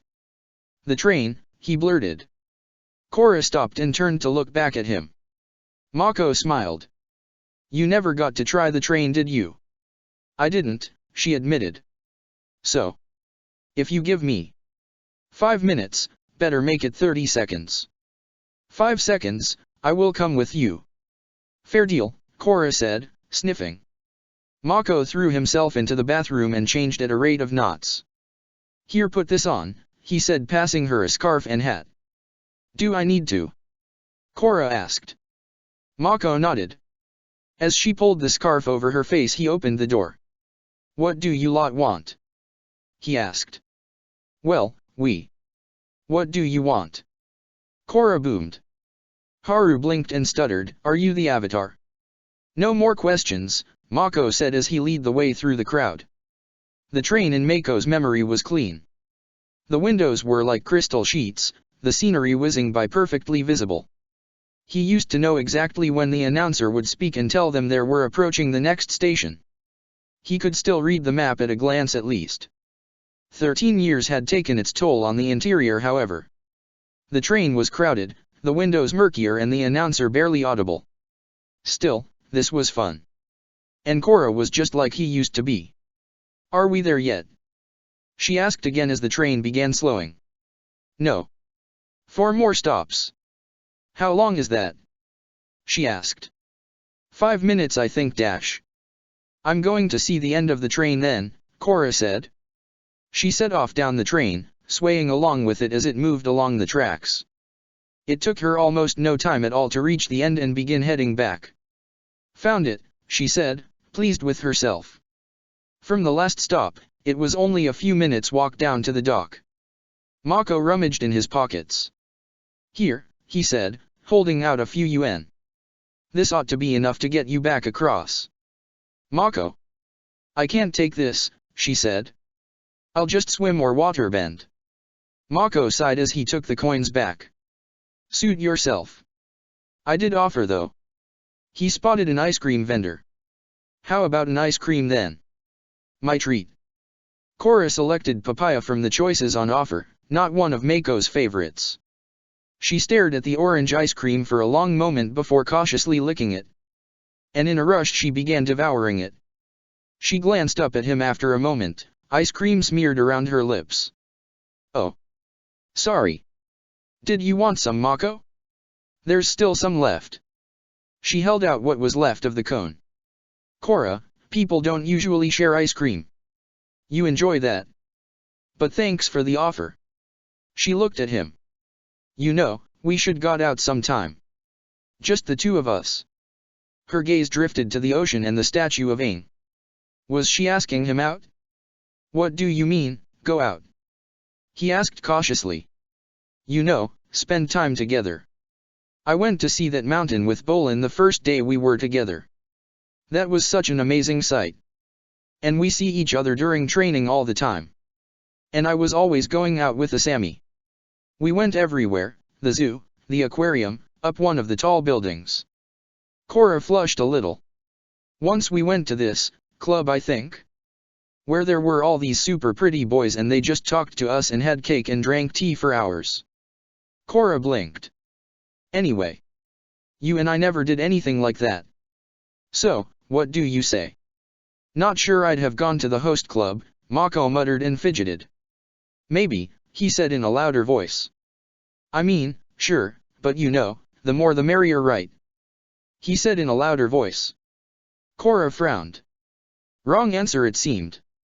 "Fine. Whatever. Thanks for this, cold papaya stuff." She stuffed the remains of the cone into her mouth and chomped it. "See you sometime, Mako," she said over her shoulder as she headed for the water. Mako sighed. "Korra." She looked back. "Next time. Next time you want to talk, just send me a letter, okay? Then we can arrange to meet somewhere, anywhere you like. Just the two of us, just like you asked. I'm sorry I haven't talked to you since that night. It's just with work and stuff, and I just didn't want to get in the way." Some of the tension evaporated from Korra. "It's okay. I'm sorry too. I just reacted badly I guess." She unwound the scarf and removed his hat. Mako tried to ignore the splodge of ice cream on the scarf as she handed them back. "Don't worry too much. Those guys back at my place? They're good people. I know them. Though just what he was going to tell them would be difficult. I'll make sure I get to your next game." "Thanks. And you know, you're allowed over to the island too. If you want to visit. I mean, I don't like enforcing it as a rule, but it kind of is my island. So no one can stop you going." She smiled and hopped off the dock, vanishing beneath the water. Mako stared down at the ripples Korra left in her wake. He was late for work, but that was beside the point right now. Maybe he should finally reply to Tonrik and Senna, and say thank you. Book 2, Metal. Chapter 3, Winter Festival. Asami pushed back with her feet, the swing shifting a little in the still warm afternoon sun. At least the heat of the day was past and evening was coming. Far better than being out in the blazing heat of midday. How did people cope? Or even like being that hot? Ahead a group of children clambered across a metal climbing frame while others ran in circles around it. There were races, some kind of war, two kids with sticks which she suspected should be swords, one long and thin, the other chunky. Something like that might have tempted her to run around in the midday sun in the past, when all she could do was look enviously from a car window as her father drove her into the city, never once allowing her to mingle as these children were able to. Her hands tightened on the chains. She would have done anything to join in those glimpsed moments. Even something like just sitting on this swing was new to her, another part of a childhood she never had. Did none of her friends, her real friends and not just the children of her father's array of business connections, have anything approaching a happy childhood? Hers had not been terrible by any stretch. Lonely, yes, but comfortable. Nothing like the horrors that loomed large in Korra's, Bolin's, Asami. She glanced up. Impeccable timing it seemed. "Hello, Mako," she said. He was still wearing his Future Industries uniform and ducked his head away from her gaze. They had not spoken in weeks, and yet despite the distance but the horror of that night still felt alarmingly fresh. This was going to be as bad as she expected. No. She pushed the feeling away, she had agreed to this meeting. "How are you?" "Fine," he said. A pause. "And you?" "I'm also fine," she said with a nod and ran out of things to say. Mako also made no move to prolong something approaching a conversation. So this was going well. No. They could not just be silent. They had to maintain at least politeness. Mako, as much as he was reprehensible, remained one of the only friends Korra had. He was also one of the only people around Asami's age she was halfway comfortable talking to. Had been comfortable talking to. If only he had not. It was impossible to deny there were certain extenuating circumstances for his actions. Bolin had pleaded Mako's case across a bowl of noodles at Naruk's in a hushed voice. He begged for her understanding, inadvertently reminding her of her promise of assistance. Nevertheless the situation remained troubling. A spur-of-the-moment impulse to bail Mako from jail. One it was not hard to feel a little regret for. It made her feel naive now. She had not seen him for who he was, instead he had been a youth who was little more than a victim of poverty. One she decided to gift with a fresh start, give him a way to pull himself and his brother up to something better. But then, he was more than that. Or perhaps less. His past was more than just trivial illegal activities to make ends meet. Her own fault for assuming it went little further than their first encounter, mugging, pickpocketing and theft. But it was so much worse. Dark secrets on top of dark secrets. And her father correct in his spot assessment of the person she had trusted. Him with all his biases and prejudices proved correct and her with her belief proven wrong.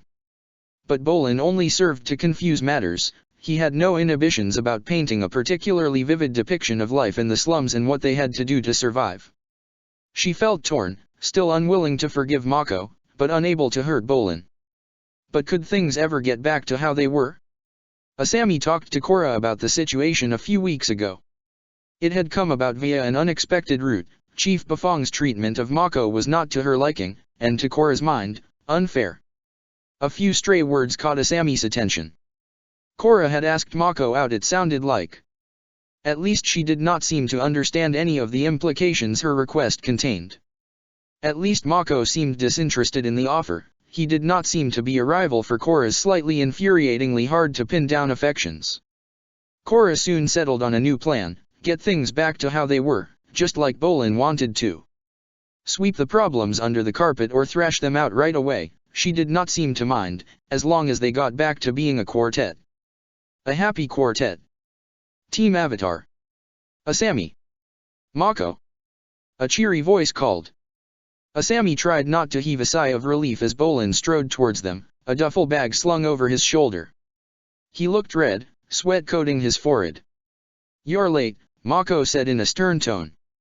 "I had to meet Harui quickly and then we went for a drink, and we were getting on really well, and I lost track of time, and she's just so easy to talk to and..." Bolin trailed off, smiling awkwardly. Mako sighed. "This was your idea." "Asami's busy, I'm busy, we don't need to hear about your girlfriend." Asami almost said something, but wound up glaring at Mako. She caught Bolin looking a little hurt out of the corner of her eye. Sorry. I won't take up any more of your time than I need to, he said. Okay, so, next month, the Southern Water Tribe celebrates the end of winter. This will be the 18th one since Korra was born, and her birthday falls during it. So she's going to be heading back home with her family. He glanced between them. I hope I'm not mistaken, and she invited both of you to go to the South Pole too. She did, Asami said with a slight sinking feeling. Of course Bolin and Mako were invited too. She had been too distracted by the invitation to think critically. Too taken with the idea of an exotic holiday with Korra. Too distracted by what a situation might allow for. Mako nodded. Okay, I know things aren't the same anymore. We all know what the problems are, but right now that doesn't matter. This is for Korra and it's super important too. It's her first birthday, like, ever. It might be the only one she gets before she really has to start with Avatar stuff. So we need to be with her. Even if it's just this once. She invited us and she's not going to want us around or have much fun if we're refusing to talk to each other. Or can't even look at each other. But we can't just pretend either, we won't be able to keep it up the whole time. Asami sighed. Okay. Bolin? Give me and Mako a minute? Please. Sure, Bolin said, restraining a grin. Take as long as you need. Bolin dropped his bag and raced across the grass.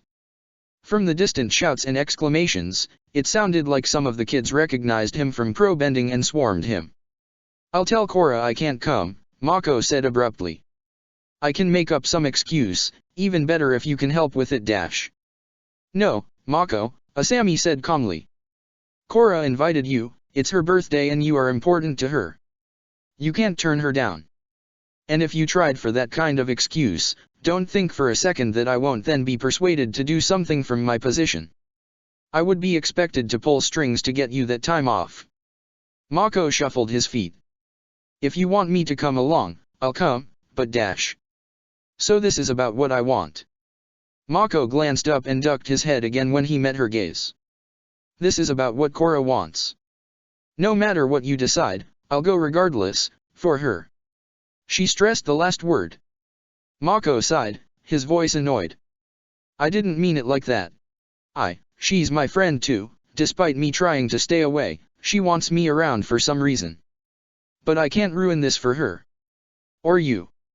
You've done so much for me and Bolin, and I. Yeah. He swallowed. Bolin's still on his Team Avatar thing. Korra seems to want it too. I don't think I'm the kind of person for that, but I think Korra needs you at least. For whatever might be coming. Asami stared at him for a long moment. You never made it to some of the games, did you? Mako shook his head. Listened on the radio. Mako nodded. So you heard him, then? Mako nodded again. Well, I would be surprised if you managed to miss any of his announcements. I don't know how much Bolin told you, but things are getting worse for Korra. She's still mending after the Red Lotus. Now this is happening. I couldn't. I didn't tell. Mako shook his head again. Does she know? To an extent. Radio broadcasts are being filtered as per Tenzin's instructions. They've been downplaying the state of the protests as well. There's always some at the pro-bending arena, so she knows it's happening, but not the extent. Not how many people apparently hate her simply for what she is. Her parents are doing their best to stop her worrying about them. And I'm not sure that's the best plan, but at the same time, I don't want her to know. She told me after surviving the Red Lotus, she can take on anything. She's not afraid anymore, but that just makes me worried. It'll be too easy for her to make a mistake. Asami sighed again. Mako looked up and this time did not look away. I'm worried about her too. His eyes widened. This is why she's going south, isn't it? Asami nodded. A week there, for us. But then she bit her lip and kept talking quickly. Korra will be staying there until things calm down. Mako frowned. What about her training? Tenzin can get there without too much trouble on a regular basis, Asami shrugged. Mako fell silent for a moment. Okay. Yeah, Mako said. I'll do my best. But if she does notice, and I don't doubt she will, yeah. We can find ways, Asami said. Mako nodded. And, for what it's worth, I'm really sorry for everything. Korra. Bolin yelled, pointing down towards the water, Pabua clinging tight to his shirt as he leaned over the rail. Flying jellyfish. Korra put her hand on Naga's back, a gentle but firm warning against her pet flinging herself off the side of the boat. It felt different to encounter the ocean like this. It was nothing she had not seen before, but something about it changed when accompanied with family and friends. And not in a small bubble of air being propelled through inky blackness by unseen and unknown forces. A movement in the waves caught her attention. Hammerhead tuna there, she said. Bolin pointed further out. Humpback ray. Turtle shrimp. Whale snake. This was turning into a contest. Korra found herself outclassed. Bolin's knowledge was incredible. He claimed it all came from the Geographic Discovery channel on the radio, the one Asami always skipped over when seeing what else was on. Those must be vivid descriptions if you can get them all from just the radio, Korra said, impressed.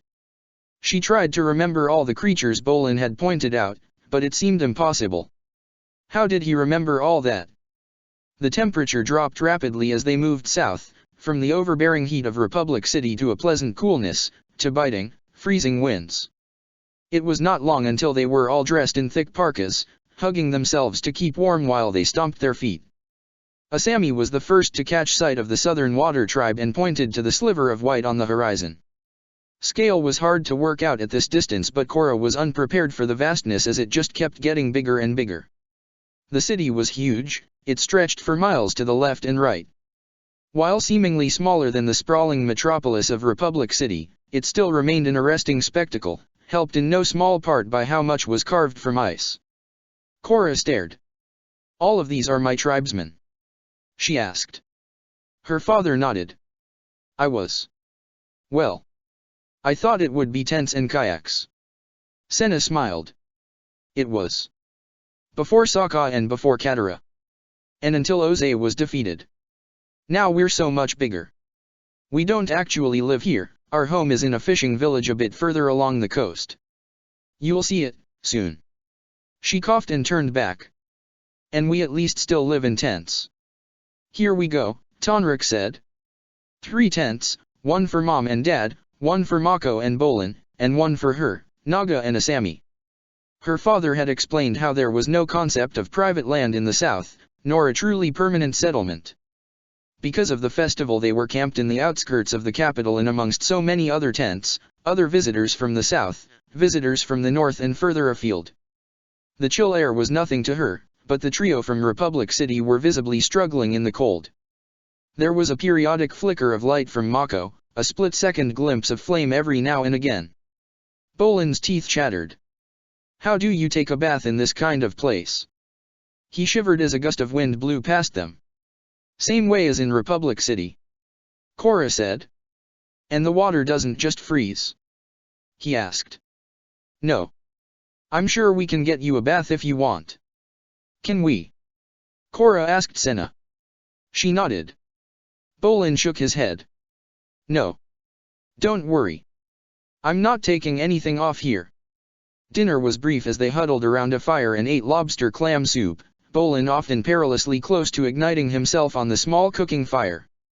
The trip had taken a lot out of all of them, so an early night and an early start was agreed on. Tonrik suggested fishing as their first activity. There was a moment when Korra wondered if Naga might be exiled outside the tent, but the polar bear dog had little trouble curling up inside at one end. Her flank made for an ideal, heated pillow. She had missed this. Missed having her sleep beside her. And she was sleeping with Asami again. The other girl squirmed a bit beside her, unused to the packed snow beneath them, but she soon settled and fell asleep. Korra was back in the mansion. Unalak pleaded for his life and she ignored him. With a rush, flames shot from her hands and engulfed him. Only it was not Unalak anymore. Now it was her father disappearing into the flames as a new face stared up from the lava forming in the rock floor. Gazan stared at her, his eyes unblinking as the lava engulfed him. Korra sat up with a gasp. The cold air felt wonderful for a moment, but the chill set in almost immediately and left her shivering. She was drenched with sweat. Korra. Asami stirred beside her. Hey, Korra? Are you okay? Nightmare, she replied after a pause. Want to talk about it? Korra considered the question for a moment. She sighed. It was them. Korra, Asami said in a soft tone. She sat up and shuffled closer, wrapping her arms around the avatar. They're gone, Korra. You're here, I'm here, and Naga's here. None of them are. I know, Korra breathed, her body still tense, despite the comforting presence of Asami. I just don't want to think about them anymore. I want to move on, but then in the night. She sighed. Can't I just forget everything before Republic City? Asami's forehead pressed against the side of her head, her voice low. We can't get rid of our painful memories. I know it's painful sometimes, but we need them. They're part of who we are, as terrible as they are. But, we can also make new memories. We can make happier ones. Korra nodded. Yeah, that sounds good. Let's do that. She twisted around a little and hugged Asami back. Thank you, she murmured. There were happier memories, her parents, her friends, new people, new places. But she still wanted more. A fishing trip turned out to be more fun than expected, after a slightly frustrating start. She and Asami shared a kayak with Tonrik. Thanks to his experience, the boat barely rolled at all. Of course, it might also be due to water bending, that at least would explain how Bolin and Mako stayed even close to upright. Their boat was forever tipping to the right or left and the pair were nowhere close to in sync. Bolin's panicked shouts would always draw her father's attention and after a moment they would be settled again. Maybe if they put the spears down while they paddled? Tonrik had given them each one and informed them that the water tribe insisted all men learn spear fishing. He added that traditionally no father would ever let a daughter marry a man without the skill. Asami seemed oddly fixated on that little speech. Of course, Tonrik said in a quieter voice to Asami and Korra, it's also vital for water tribe women to learn too. Men are so often unreliable, he said with a smile. Fishing was hard. Korra huffed and declared the task impossible after 7 attempts left her with a sodden sleeve and no fish. If Naga were here, this would be a breeze. Asami on the other hand, gave herself over to the task with an astonishing display of concentration and precision. Korra almost wanted to laugh as Asami tentatively prodded the water with gentle movements, moving nothing close to fast enough. It was not quite as funny on the third try when Asami brought up an impaled grouper. She looked smug as she turned back to Korra, showing off her catch. Maybe it was just as well she was the avatar, Korra doubted she would be cut out for fishing. Healing perhaps, but what would she have done if things had been different? She caught sight of Mako and forgot the speculation. Mako was oddly just as calm and patient as Asami. He looked incredibly serious, not even looking her way when she called out to him. With a sudden jab, Mako brought up a fat eel. Bolin and Asami applauded. Korra hefted her spear, she was not going to be outdone by the boys. Bolin at least looked confident, but soon started making excuses for his apparent lack of success and looked downright embarrassed after a while. While she was not the worst in the group, it did not feel right to look down on Bolin. Okay. He was not giving up, neither should she. Korra picked up her spear again and after several wild stabs at nothing eventually struck a fish. Yes. She shouted as she hauled the spear up. Bolin looked disappointed nearby. Practice, Bolin. Don't give up. Mako did not take his eyes from the water. Just think of it being like finding a girlfriend, he said as he thrust his spear forward again. You know, I'm not sure if that's positive reinforcement or criticism. Mako declined to answer. Tonrik smiled. Don't worry, Bolin, it takes years to master spear fishing. That these three have done so well in so little time is extraordinary. However, he tipped his basket so they could see the contents. Twice times the collected catch of the 4 friends combined. This is due to experience. I think we have more than enough for a meal. If there are no objections, shall we go back? Senna had already begun preparing a feast when they returned. Noodles and seaweed stood ready, all they needed was the fish. Under Tonrik's instruction and with a few specific pointers they prepared all the catches. This at least was familiar territory. Korra had prepared her own fish before. Bolin caught on quickly feeding little scraps to Pabu as he perched on his shoulder. That left Mako and Asami to struggle with their own fish. Neither seemed entirely enamored of the process, and Mako in particular was having trouble with the eel. Tonrik and Senna helped both, Senna showing Asami how to gut the fish cleanly, Tonrik instructing Mako on the finer points of doing anything with an eel. Cooking at least was easy with two firebenders in the group. Mako was exceptionally controlled with fire, it turned out, and seemed familiar with cooking it to perfection. Asami looked oddly wary as he did so. Strange. Korra resisted the urge to show off, knowing full well her flames were nowhere near as precise. Her focus had been on fire as a weapon more than a tool. The thought brought back a fragment of her nightmare. Korra pushed it away and concentrated on keeping the fire burning hot enough to boil the water. Food done, they moved to the table. Now, we have food. Happy 18th birthday, Korra, Senna said with a cheer. Her friends and family joined in. It's today? Korra asked, feeling a little embarrassed with them all staring at her. Her cheeks felt like they were burning. We wanted to surprise you, Tonrik said. The last time we did this. Senna shook her head and hugged her daughter. Happy birthday, sweetie. She kissed her cheek. So, this is a birthday party? Korra asked with a nervous laugh. So it's not just when you're born? Like Rohan? Asami asked. No, every year. Wow. Senna was wiping her eyes. Mom? You okay? She nodded. Yes, her voice was slightly strained. I'm just. We haven't done this properly since you were 3. Korra hugged her and rubbed her back. I'm fine, Senna sniffed as she pulled away. I'm fine. She reached under the table. Here, your present. She withdrew a large rectangular object covered with shiny paper. I get presents? Korra asked, incredulous. You do, Asami was smiling. And Bolin. Even Mako was grinning. Just so you know, you need to get Rohan something else next year too. Oh, so this means on your birthdays? Korra nodded. Got it. She looked down at the gift. So, I get to open this one. And some more, Asami added. Go on, Senna added.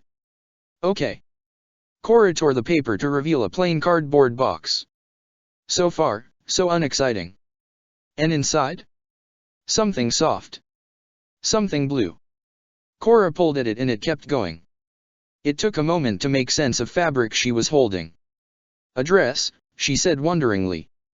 Traditional Water Tribe dress, Senna added. Your father and I made it. Tonrik coughed. I just got the materials. Your mother is the real talent. Mom, Dad, it's beautiful, Korra said, carefully refolding it into the box. Thank you. It was somewhat reminiscent of some dresses she had seen back in Republic City, but distinctly different. So much more personal. This one's from me, Asami said, holding a much smaller, shiny, red box. It glittered in the firelight. Korra slid the lid off and peered at the contents. It was. What was it? Oh, sorry, Korra, Asami said. It's a hairpin. I thought you would look good with it in your hair. She looked faintly nervous despite the wide smile. Now the object made sense and Korra smiled. Thank you, Asami. I'll make sure I wear it at your birthday. There was a moment of confusion on Asami's face, but then she was smiling again. You're coming to my birthday? Of course. She held her arms out and Asami hugged her. Thank you, Asami murmured. This is mine, Mako said, holding out a still smaller box. Inside, a sheet of paper. Mako, last of the big spenders. Wait. Gift certificate. 100 yuan. Redeemable at any Republic City bookstore. Mako looked strangely shy. You didn't have to read out the value. Oh. I'm sorry, Dash. Mako shook his head. It's okay. Just get whatever you want with it. Thanks, Mako. Korra leaned across the table to hug him. Bolin was almost bouncing up and down as he held out the largest box. "And this is mine," Bolin said. Korra slid the lid off. "Oh. Wow. Did you?" Bolin nodded. "All by myself. This must have taken." Korra trailed off. "What is it?" Senna asked, peering towards the box. Korra lifted the first doll out and faced it towards her mother. Senna grinned. "Ah. It looks just like you." She laughed. Korra turned the doll to face each the others in turn. "That's adorable," Asami said, staring at the miniature Korra. "And here's one of you," Korra said, lifting the next doll out. Asami blinked and grinned at Bolin. "And one of Bolin and Mako." The dolls had oversized heads and were knitted. The Bolin doll's smile was huge. Korra herself had something like a smirk and Asami's smile was red. The Mako doll just looked stern. Korra giggled. "It looks just like you, Mako," she said. "Oh, come on. I don't look that like," he said. To the group's further enjoyment, Mako assumed a stern expression perfectly mimicking the dolls. "Thank you for my Team Avatar dolls, Bolin," Korra said and hugged him. She stared at the dolls. Where to keep them? On her desk? Or maybe they could sleep in bed with her. Korra stared down at Mako. "You're not coming." She was not making this easy. He was supposed to just be here to not cause any fusses. Asami was going to relax a lot more if he was not around all the time. If he went and acted like nothing was wrong, Asami was going to tense up and Korra was going to pick up on that. Need to stick with the excuse and run out the time here as fast as possible. "Sorry, Korra. I'm just feeling lethargic. It must be the cold. You three can go, don't worry about me." Korra frowned. "I'm not sure it'll be as much fun without you." "Or me," Bolin sighed. "I think I need to keep Mako company if he is feeling ill." "No," Mako shook his head. "You go, Bolin." "We could all stay," Korra said. "Not fair if we're off having fun." "I mean, we don't have to go." "No," Bolin said and sat beside Mako. Korra's face fell. "It's okay, Korra. I promise I'll be there soon. I just want to make sure Mako's okay, then I'll be right there with you." "Okay," Korra said after a long pause.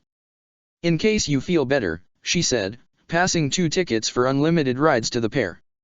"Don't take too long, see you soon, Bolin." Mako waited for Korra's footsteps to fade away. "You should have gone with them," he said. "When was the last time you got to go to a fair?" "It's fine," Bolin said, leaning back. "I didn't want to leave you looking miserable. And faking an illness." "Really, Mako?" "Clearly I'm not cut out to be an actor," Mako said darkly. "You seem fine if your life is on the line." "Every other time." Bolin shrugged. "Anyway. We can still go. We just need to stay out of sight. Then if it comes to it we can say we did go, we just never found them." "Bolin, Asami doesn't hate you. Or you. It's just different. Awkward maybe." Bolin tilted his head to one side. "And Korra wanted you to be there. You like spending time with her. Even if you claim to be dating this Harui dash." "Harui is very real, thank you." Bolin looked haughty. "I like her very much. And we are dating. And no, I'm not answering any personal questions. And if you're desperate to meet her, then just know she'll be coming to Asami's party." "Oh, like I can go to that one?" Mako asked. "I'm pretty sure Asami is inviting you regardless." Mako shook his head. "Anyway. Whatever this thing with Harui is, you're clearly not over Korra. You are, a little bit obvious. Then this is for the best. I should focus on Harui now. And if I have to choose between you and Korra, you know who I'd choose. The sooner I can get over my crush, the better. Seriously, Bolin, if you like her that much, all you really need to do is quit pro bending. Not that that isn't also a problem." He sighed. "Who thought that rule was a good idea? Mako? Bolin? Are you two okay?" A voice called from outside. "Yes, Senna, thank you," Bolin called. Senna peered into the tent. Korra mentioned you weren't feeling great, Mako. If you want to come to the kitchen, I made some seaweed soup. There should be enough for both of you. Mako did a lethargic impression of being under the weather until they got to the kitchen. So much work to keep up this pretense. Eat soup, get back, wait. Bolin finished his bowl in seconds. Thanks, Senna. Oh. Damn, I forgot something in my tent. I'll be back in a bit. Bye. He raced from the kitchen before Mako could say anything. A setup then. Just as well, he had given this scenario a little bit of forethought. How have you been finding the South? Senna asked casually. It's cold. Mako frowned. Oh, fantastic. And beautiful. What was wrong with him? Senna seemed completely at ease and ladled herself a bowl of soup. Tonrik and I have been talking. We'd like to celebrate Korra's birthday in the South every year. If she's okay with that. I can't imagine she'd object, Mako murmured. We'd love to have you come back again as well. Mako blinked. Thanks. Senna kept on talking. Chief Bafong has talked to us. And there it was. I can't say I'm shocked. We didn't think she was being especially fair. Was it really like this? We're the only two people in the world who understood what a horrible thing he had done, Asami and Chief Bafong. She treated me well. She didn't arrest me at least. Senna swallowed some more soup. I told Lin that if you were the Avatar instead of Korra, she wouldn't have reacted the same way. Or, say if Korra was not the Avatar. Just some other water tribe girl the Red Lotus raised to their own ends. Would anyone care so much about what you did? She put her spoon down and looked at him. I can't imagine the life of an 8-year-old raising his brother in the streets. To survive on your own, you were strong. At the cost of and kind of honor. I did a lot of shameful things. My parents wouldn't be proud of me. Neither am I, he added after a pause. Senna sighed. You can't take any of it back, that's true. You needed help and there was no one there to offer it. We could not have this conversation if you had not decided to help us. I might have gotten the information another way. Senna nodded. True. But we don't know that.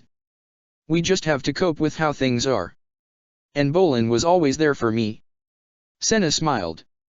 A family is wonderful. But it's not the only group of people who care for you. You are clearly not a child, Mako, but if you need a mother or father, we would volunteer for the position. Her hand stroked across his cheek. Unreal. What could he even say to that? Thank you. Thank you. I promise you, I'll never let Korra down. Are they in the tent? Bolin glanced at Tonrik. Yep. So he's cornered. Bolin nodded. No hope of escape, sir. Tonrik stared at the city lights for a long moment. You know, you can catch up with Korra and Asami if you like. Bolin shook his head. I'm fine here. Tonrik sighed. I understand. If Unalak and I were in the same situation, let's just say it would not be much different. I just can't leave Mako like that, Bolin grinned. You're all going to be alright.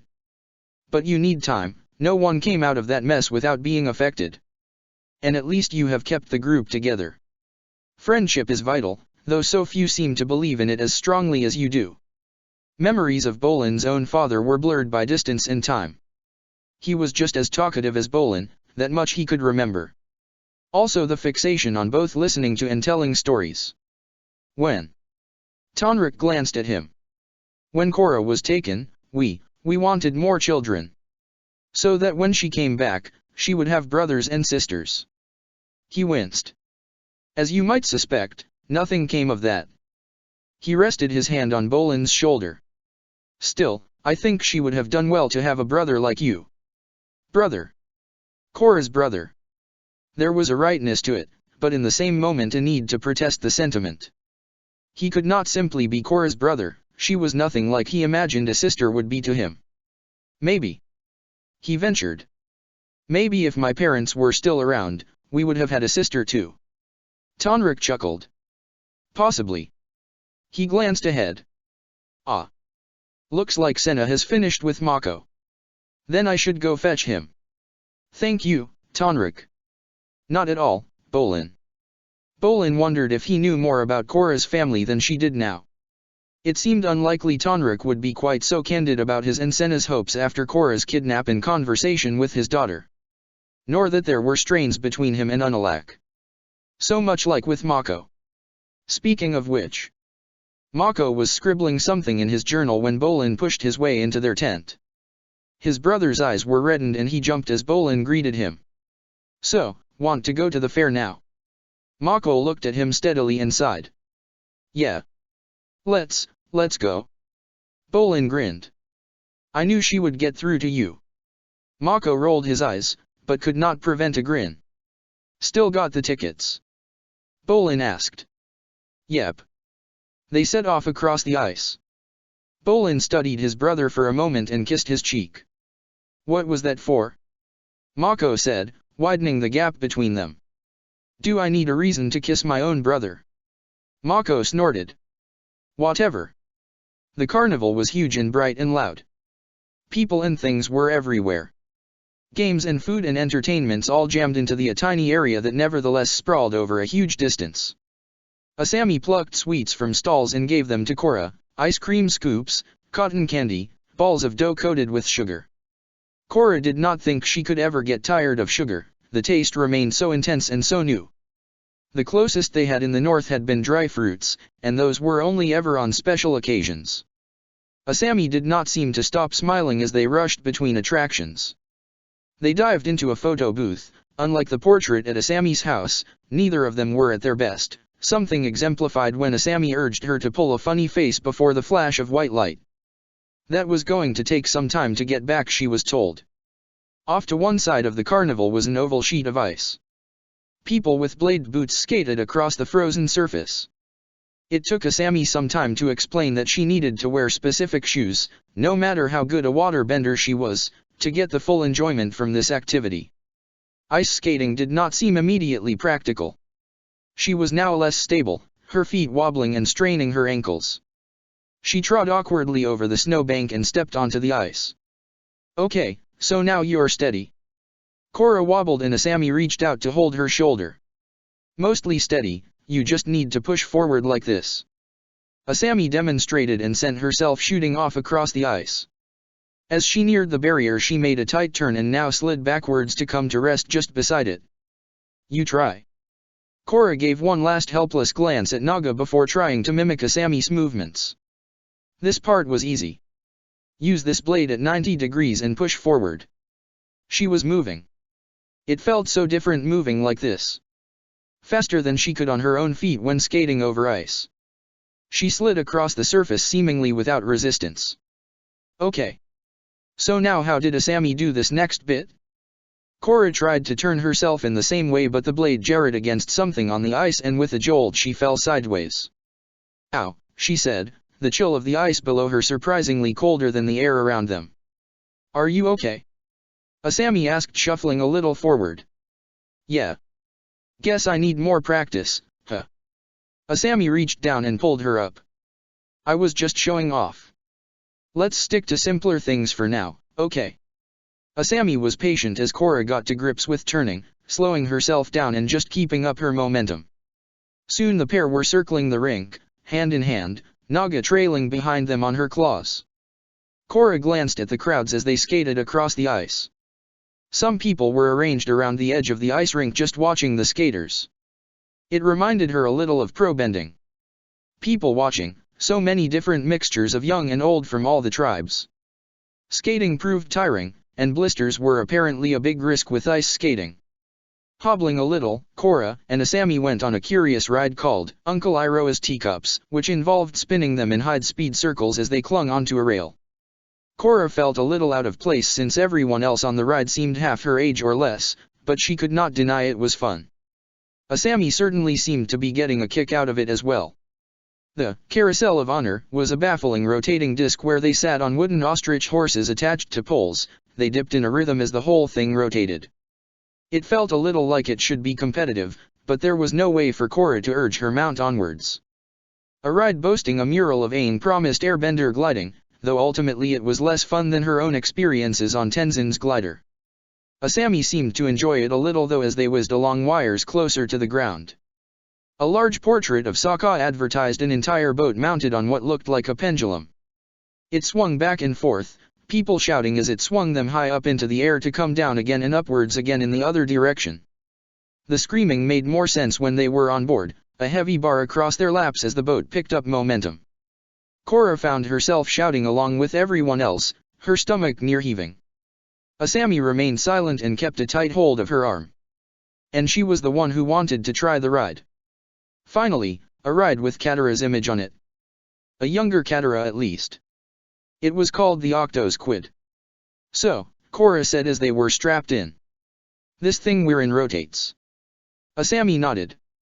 Then the Octo Kid's arms move up and down. Yep. Then the Octo Squid rotates as well. Asami smiled. Still want to try? And then some, Korra said as the car started to move. They were both giggling helplessly when they got off the ride, swaying a little from momentum. Her good mood was somewhat tempered by the family ahead of them. Bolin and Mako had missed out. Well, Bolin at least, if he made it here. Hopefully he would find them at some point. Horror caves, Korra read and frowned. There's no queue.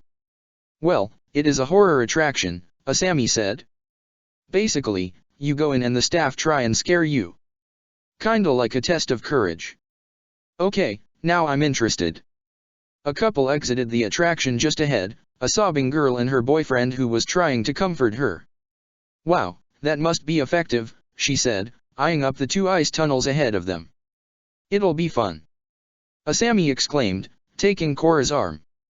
Two please, she said to the guy outside the entrance. Two coming right up. My name's Karade and I'm here to help you if you need it. The maze is not to be taken lightly. Best time for getting through it is 8 minutes 11 seconds. If you beat it, you'll become the record holder. Just so you know, if you haven't come out within 15 minutes we'll have to send someone in to find you. Is it really that dangerous? Korra asked. Karade shook his head. Nothing that can hurt you, but we try to reduce risk of exposure. There's no heat back there. He glanced between them. And if you are capable of it, no bending please. It takes weeks to produce this maze. We don't want it damaged. You ready? Good. Have fun. The snow crunched under their feet as they shuffled inside.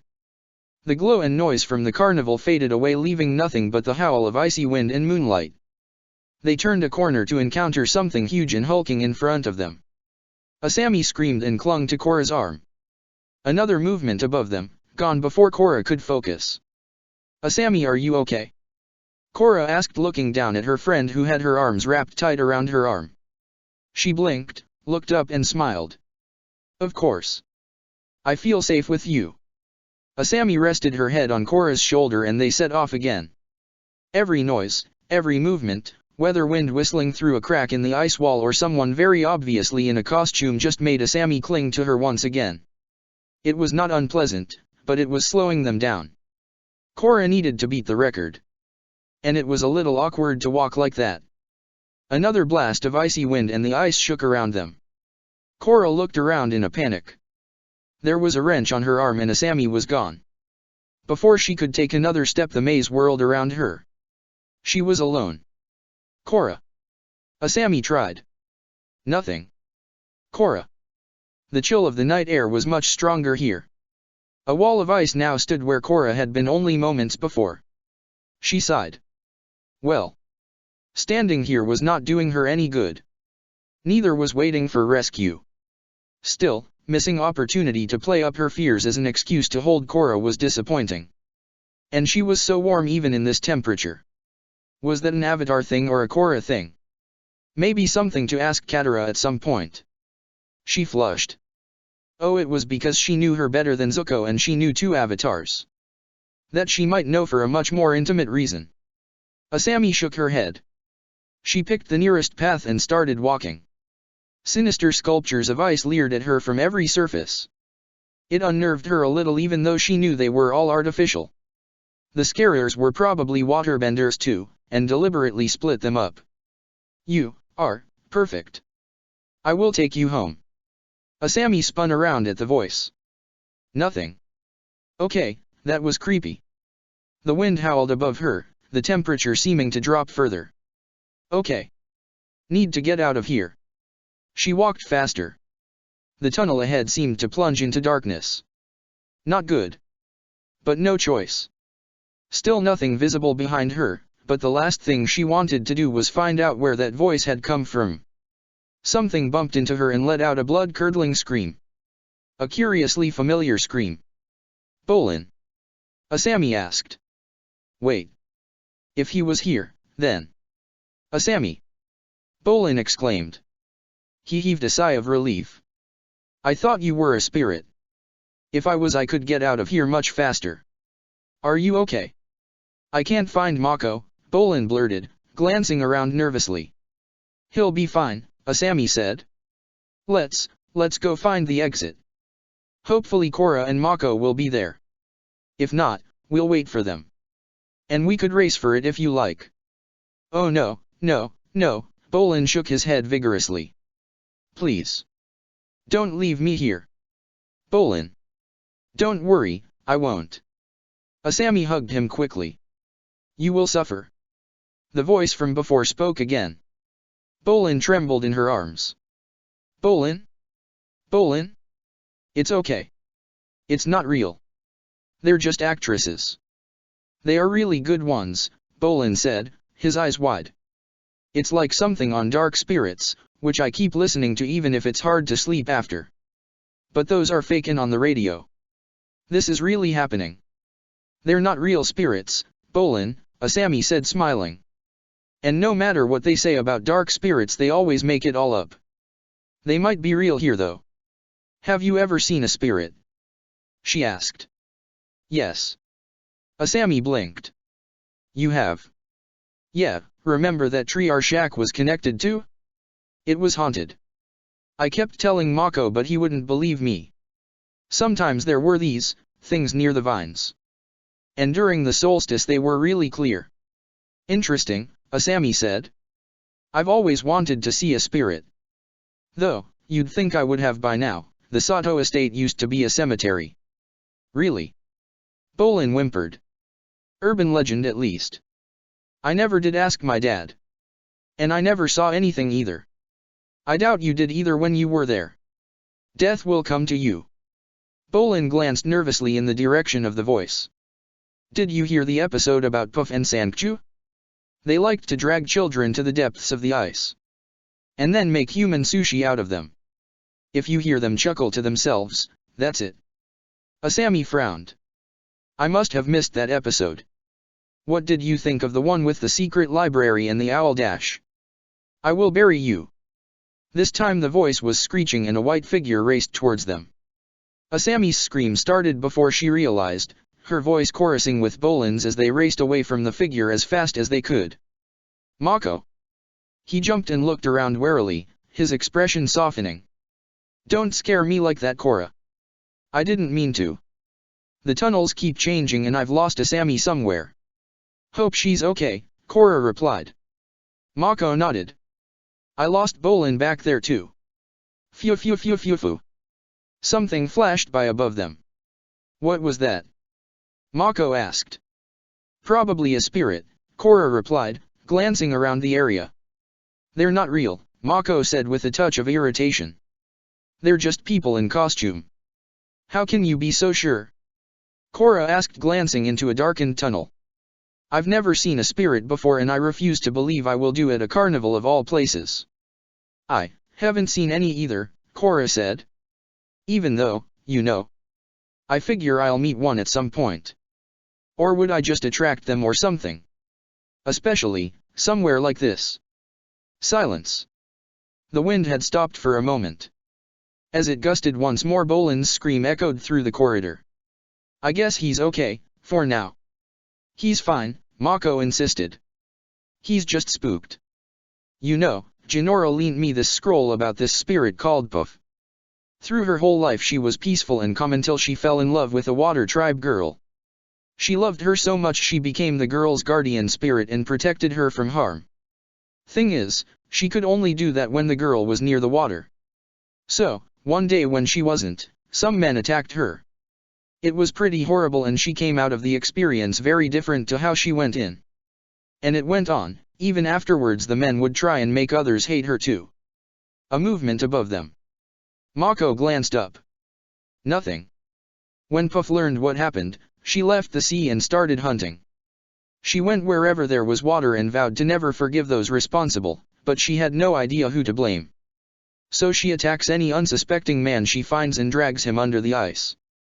Eventually she'll find the right ones, but even if she does or has, she still won't stop. No one ever sees it happen or what happens to them. The last thing people nearby hear is the tremendous scream that the victim makes. I will hate forever. Never forgive them.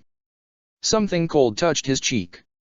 He jumped at the contact and whirled around to catch a glimpse of blue eyes staring at him from the darkness. Did you see that? He hissed. Korra seemed to be shaking. No. I didn't see anything. Was she laughing? It isn't funny. No. You're right. There is another part to that story too, Puff's friend, Sangchu. She lives in the dark, and when she saw Puff in despair, Sangchu went looking for the girl she loved. She wanted to bring her back to Puff. But Sangchu didn't know who she was looking for either, so she just grabs every water tribe woman she finds who's on their own. She was a different kind of spirit to Puff. Sangchu haunts the shadows, wherever it is darkest. Her victims just vanish in the deep shadows. But Sangchu never quite understood humans. She did the same as Puff and dragged them under the ice. And as time went on she amassed more and more of potential girls to show Puff if she ever came back. And she never has. So horrible.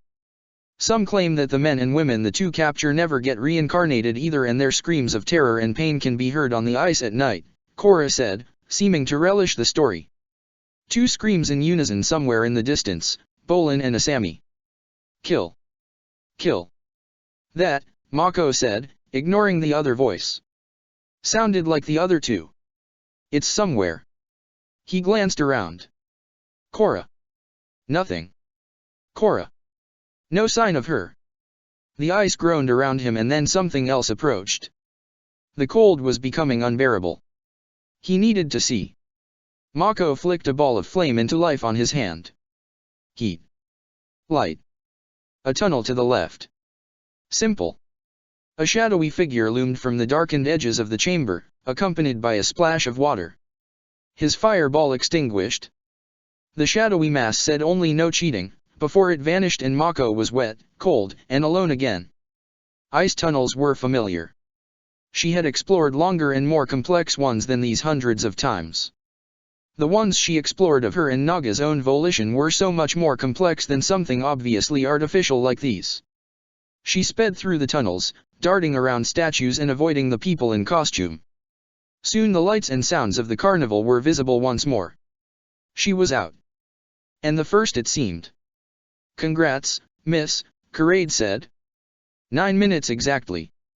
You did pretty well. Korra clicked her tongue. Shouldn't have spent so long spooking Mako. Might have beaten the record. You can try again, if you like, he offered. Korra shook her head. Asami. Bolin. Mako. She called down the exit passage. Nothing. Minutes passed and Korra was about to go back in just to hurry them up, when. We're almost there. You can open your eyes, Asami was saying. She smiled at Korra as Bolin held onto her arm and shuffled beside her. What took you guys so long? Korra asked. Korra. Bolin asked, his eyes snapping open. He looked very pale. As promised, I got you out. Asami glanced at Korra. Bolin does not cope well with this kind of thing. Are you okay? Korra asked. He nodded. How about you? She asked Asami. That was great, Asami grinned. Heh. Yeah, pretty creepy, Korra concurred. She startling chuckling. I ran into Mako and you should have seen how scared he was. He was denying it the whole time, but he jumped at every little noise. She trailed off. Are you really okay, Bolin? Yeah. I'm fine. I promise. Bolin did not look his best still. We all get scared, Bolin. Your friend has about a minute to go, Karade put in. Oh come on, Korra said. Can't you go a bit early? I want to see him escorted out by the staff. Karade shook his head. Can't for another minute. Mako almost got rescued. Almost. A few moments before the time limit, Mako panted as he stumbled out of the exit and flopped onto the snow. Finally! Korra exclaimed. 14 minutes 54 seconds. Pretty bad, guy. Mako waved a vague hand at him. We almost put in a missing person announcement, Bolin said, gaining confidence. Name, Mako. 6 heads tall firebender. Red scarf. Spiky hair. If anyone sees him please tell him his younger brother is looking for him. Bolin chuckled. Mako, did you cheat? Korra asked as she helped him to his feet. You tried to attack a spirit? Bolin asked. Mako shook his head. Too cold, too dark. Korra sighed. Well, let me just try. She bent the water out of his clothes, leaving him at least dry, if still cold. The carnival was beginning to wind down as they walked back towards the center. The children and family groups were all gone, leaving only the older attendees and a few couples. There were at least a few attractions still running even now. Something called the Varric Wheel towered over the carnival. The ride was only 2 to a section. Korra and Asami took one, Bolin and Mako took the other. From outside it looked sedate and gentle, but when in motion the wheel was surprisingly fast and it seemed to rise far higher than it looked from ground level. Fireworks lit up the sky to her left and Asami leaned her head against her shoulder. Whenever Korra glanced at her, Asami would just meet her gaze and smile. It was so warm sitting like this. So comfortable. She could keep on doing this forever. As the wheel peaked, Bolin and Mako became visible for a few moments before the wheel turned downward. Bolin looked ecstatic as he stared towards the fireworks. Mako was smiling too. And was he holding Bolin down? On the next time they reached the top, Bolin was looking back and waving. Hey, Korra. She waved and smiled back each time. And it was for want of a better measurement an indicator of the wheel's rotation, seeing Bolin. She looked forward to it each rotation. This was happiness. If only they could stay together. But it was complicated. Aang's story seemed so simple, or there seemed little problem with his friends leaving everything behind to join him on his journey. For Asami, Bolin and Mako there was an intricate spread of connections and responsibilities holding them to Republic City. She could not make them do anything. But at least they all came here. They had spent her first birthday with her. Asami seemed determined to keep touching her. As they walked back from the carnival she kept their arms linked together. Not that Korra would object, it was oddly comforting, intimate. They bade the brothers good night, thank yous, and hugs from Korra to both Mako and Bolin. They skipped Tonrik and Senna's tent. It was late and there was no light inside. They had to be asleep by now. Asami looked tired, but she seemed faintly restless. Her eyes were hooded and her fingers were forever finding an excuse to seek out Korra's skin. And each touch was so warm it was impossible to ignore. It felt good. Thank you, Korra said as she finished changing and struggled into her sleeping bag beside Asami. Her friend was watching her intently, her expression soft, head laid back against Naga. What for? She asked, her words and movements languid. There was a softness to her words Korra did not think she had heard before. Coming here with me. Going to the carnival. Going on those rides. Putting up with Mako. Being my friend. Telling me about Republic City. Korra trailed off. Okay, that came out slightly weird. Thank you for today. Asami smiled. You're very welcome. I wouldn't have missed it for the world. Korra settled back, leaning her head against Naga. And thank you for the cuddles, and the hugs, and looking out for me, my clothes, the food, explaining things. She smiled and glanced at her companion. Thank you for the hairpin. Sorry I was slow. Asami shook her head. It's quite all right. She looked a little flushed, a little breathless. Are you okay? Korra asked. Asami blinked, her smile not quite comfortable. Of course. I'm here. You're here. I missed this. Ever since. Me too. I mean, my mom slept beside me a few nights. And Naga, she said, patting the polar bear dog. But it wasn't the same as with you. Silence. Korra. Asami. Asami sat up a little, turning to face her. You are going to come back to Republic City eventually, right? Of course. I doubt you'll have your birthday down here. I meant, later. You know. When things are settled. Asami, I will be back. There's too much in Republic City that's important to me. I can't just leave it behind. And I need to carry on with Aang's legacy and dash. Asami was suddenly very close. Something incredibly soft was pressed against Korra's lips, a warm hand against her cheek. What was happening? She tried to make something of the sensory overload. Asami's perfume was all she could smell, the softness on her lips and warm hand on her cheeks all she could feel. No, there was more. Asami's weight pressing down on her. Asami's eye tight closed right in front of her, the rest of the tent just about visible past her head. Something clicked and it made sense. Asami was kissing her. Korra had tensed up at some point and now she relaxed slowly, sinking back against Naga a little more, Asami following her downwards without breaking her connection. So this was kissing. It felt. Asami lifted her head, her eyes opening a fraction. Sorry, she breathed. Korra felt frazzled and could only stare back. No. I wanted to. Just once in case you don't come back. Korra's reached up, trembling fingers touching her own lips, the sensation entirely different to Asami's lips. I will come back, Korra tried. I know. Asami smiled weakly. Are you okay? She asked. I think so. Korra replied. I've never done that before. I know, Asami said, watching her intently. Not your first time then. Asami shook her head. I did wonder. Do you mind? Asami asked. Korra shook her head. It did feel nice. Korra, Asami took a deep breath. I like you. I think I've liked you since we met. In the snow. Okay, maybe not quite that long. Doesn't matter. Ever since we found each other in Republic City, you're all I can think about. I know this is sudden, I know after this week there'll be a break, but I'd really like to be with you. Like this. And I want to keep doing what we were doing, but I want more too. I want to kiss you again. Korra smiled, her heart racing, and as she spoke there was a bursting sensation behind her ribs. I'd like to kiss you too.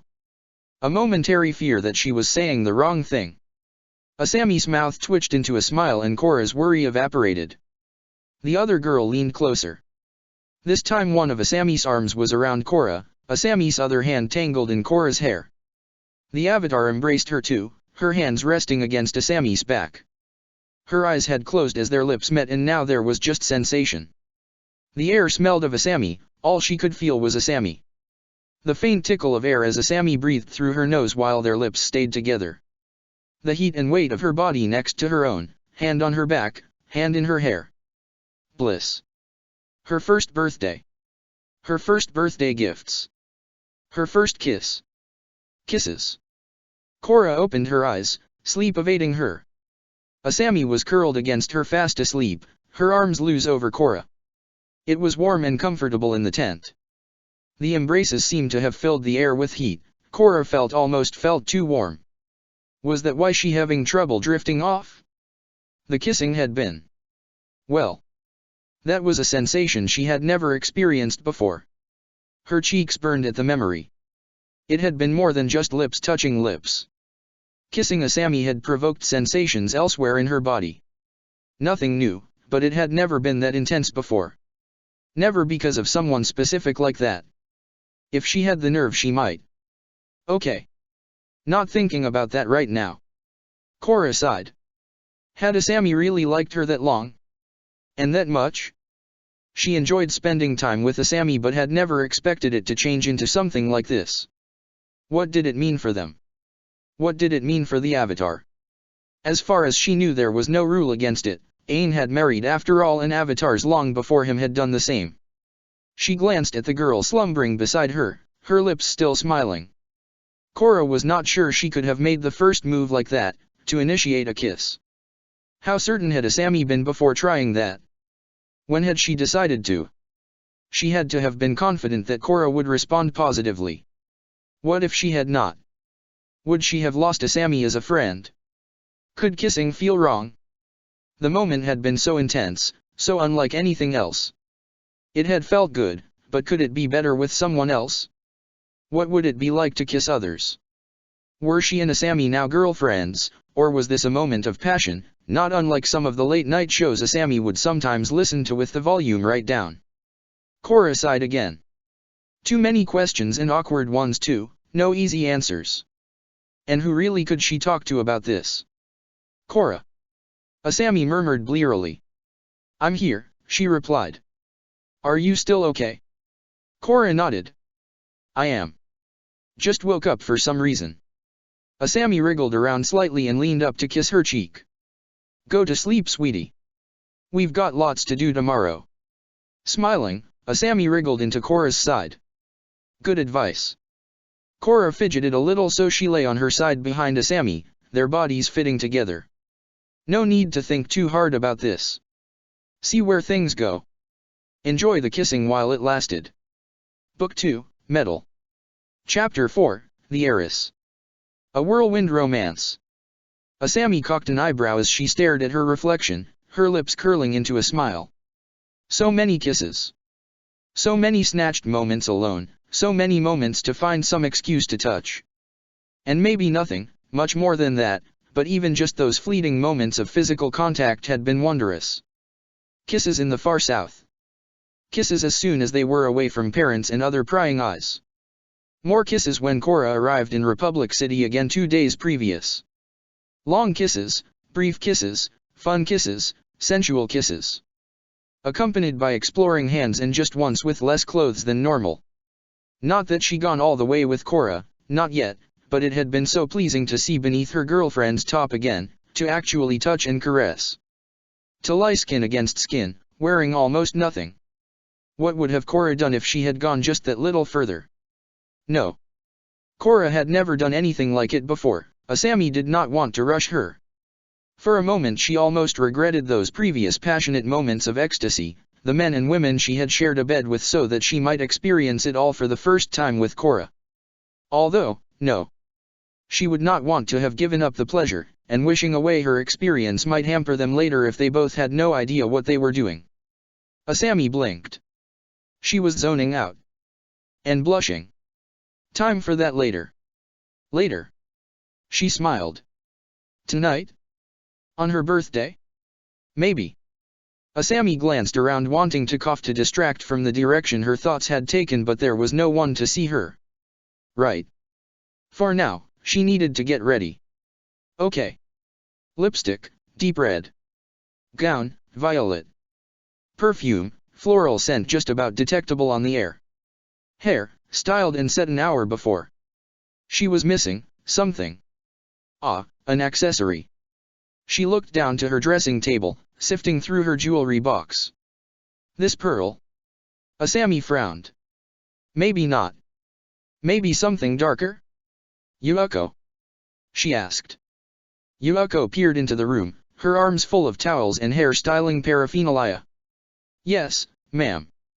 Asami held up the pearl and an ebony choker. Clear or black, do you think? Yuuko squinted at Asami's hands for a long moment. The pearl, she decided after a moment. Thanks, Asami replied and pinned it to her dress. This year would be perfect. This would be the best birthday ever. So far it looked to be more or less similar to every prior one, a lavish party, one where her father's associates' progeny usually held center stage. Dressing up for the occasion was always fun. The party less so. Well, there always had been at least her few genuine friends, her pen pals, occasionally a lover, but by and large the party was nothing more than a massive networking situation for business leaders in Republic City. But this time, Korra would be there. And with her a small but meaningful group of others, people she was looking forward to seeing and spending time with. Not that the networking was not also quite interesting, there was just a sense that even now on apparently her special day, she was unable to put down that aspect of her life. Asami studied her reflection once more, tilting her head this way and that to check her makeup, her hair, the line of her dress.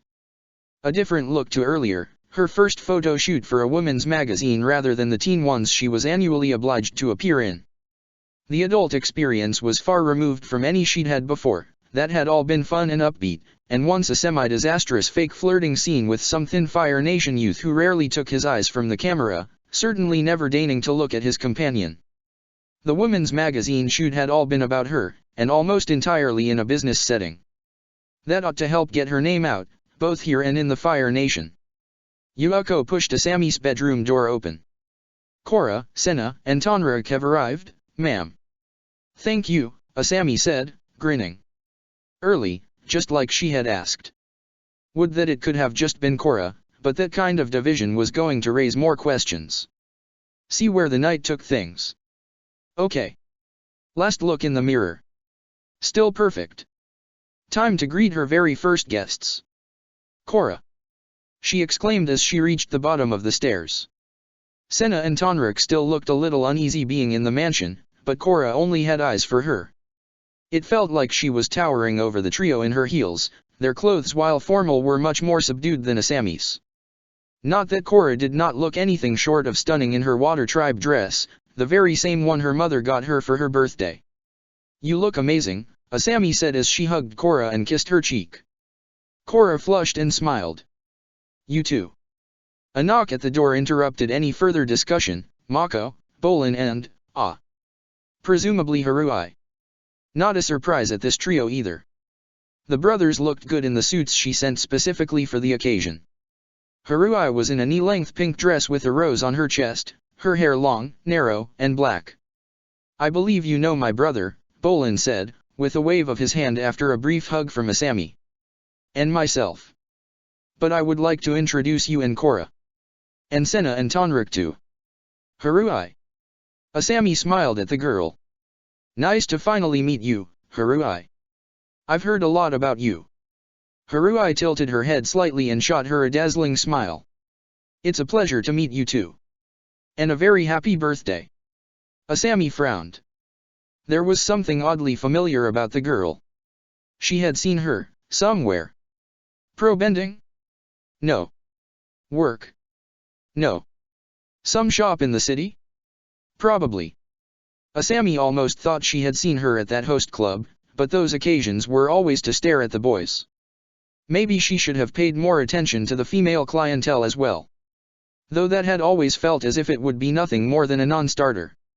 "And it's amazing to meet you too, Korra," Haruhi was smiling at her now. "I'm always listening to your games." "Oh, thanks. I mean, hi, nice to meet you." Korra frowned. "Bolin, don't you get some tickets to the games? She could come watch, couldn't she?" "Oh, no, Haruhi said quickly. "I'm always at work when your matches are." "Where do you work?" Korra asked. "Oh, Haruhi's eyes went out of focus for a moment. "Bookshop," she blurted. "I work in a bookshop." "Oh?" Korra asked. "I'll say hi if I see you. I think I still have some of Mako's gift token to use up." At Korra's glance, all attention shifted to Mako. He fidgeted uncomfortably. "So. Happy birthday, Asami." "Thank you," she said with a slight nod. "I love the hair." "He spent hours copying General Iroha's haircut," Bolin added with a smirk. Mako coughed, his cheeks reddening, and he looked away. "Korra, Asami, you look beautiful." Bolin glanced at Haruhi quickly. "So do you." His eyes flicked to Senna. "And you too. We have gifts." Korra exclaimed, turning to grab something from the chair behind her. Mako leaned forward and held out an oddly shaped soft parcel. He looked more nervous than normal as Asami tore at the paper. "A bag. familiar-looking bag. Thank you, Mako. I wanted to return a lost item.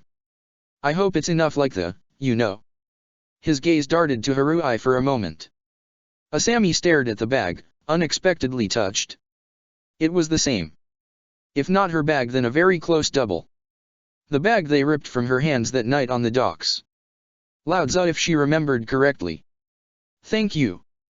It's a very thoughtful gift.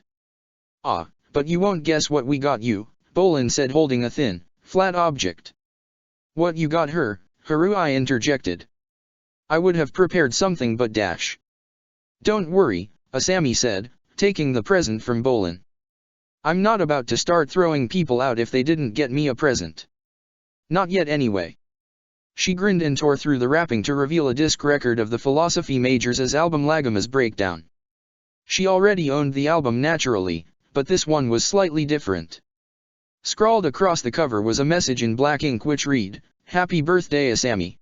It was signed by Yomi Takanishi. Asami's hands trembled. Is this really? Bolin nodded. Yep. And if you listen to Kashiwa Radio tomorrow at 1 o'clock, there's a greeting waiting for you, my lady, he said with a flourish. Wow. You really go all out on birthdays, don't you? Haruhi observed. I do my best, Bolin said with another flourish.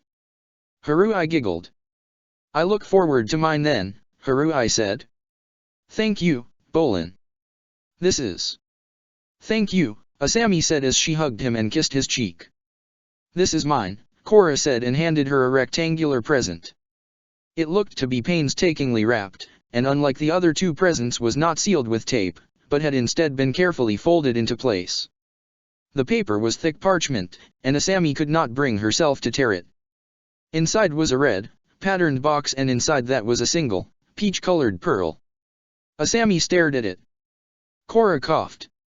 I was thinking what I could get you and I was really stuck for ages. Then Dad took me diving a few weeks back and we found these oysters and inside one of them I found that and I thought you might like it. She broke off as Asami hugged her tight and kissed her cheek. She fought the desire for something more personal. Thank you, Korra.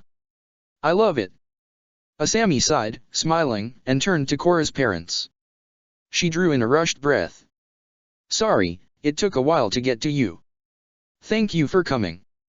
Not at all, Senna replied.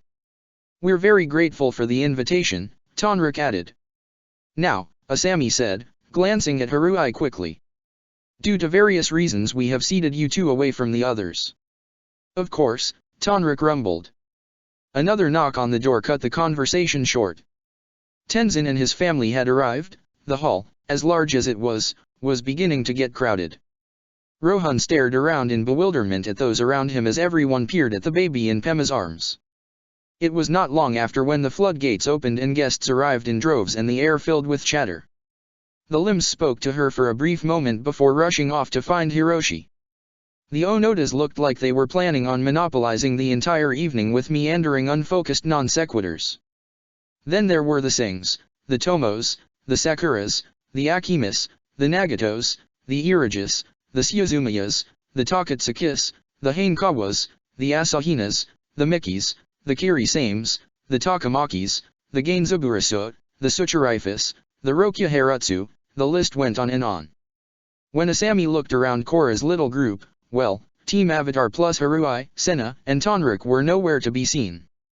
Hopefully they understood her obligation to greet all these people and they were all having a good time elsewhere. Asami. If I could steal you away, Hiroshi said abruptly behind her. Usual drill, every year. Time to say hello to the business partners. Asami, this is Suyin Bafong. Asami shook her hand. Lin's sister and a major supplier of metal to future industries. A pleasure to meet you, Asami said. Likewise, Suyin replied. These are my children, Opal, Wing, and Wei Bafong. Asami shook each of their hands in turn. And I believe you have met Kuvira. Yes, Asami smiled but shook Kuvira's hand regardless. It's good to see you again. And thank you once again for everything you did. Just doing my job, Kuvira smiled. Lucky I was there at the time. Suyin looked questioningly at her for a moment before realization dawned and she smiled. Asami dear, is there any chance you would be open to a dance tribute from Kuvira later on?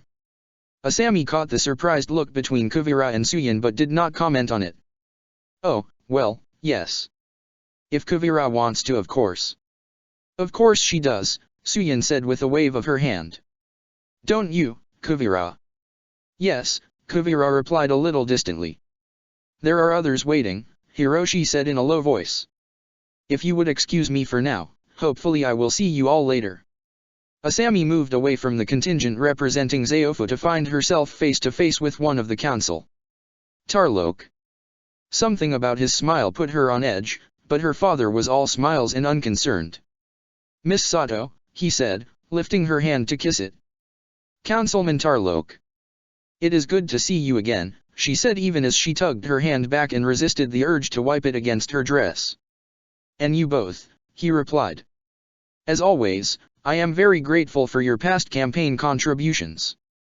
A familiar face caught her eye. Perfect. Sorry, if you can excuse me, I must say hello to the chief of police, Asami said, not letting her smile falter as she hurried to Lin who had arrived accompanied by Kia. Happy birthday, Asami, Lin said.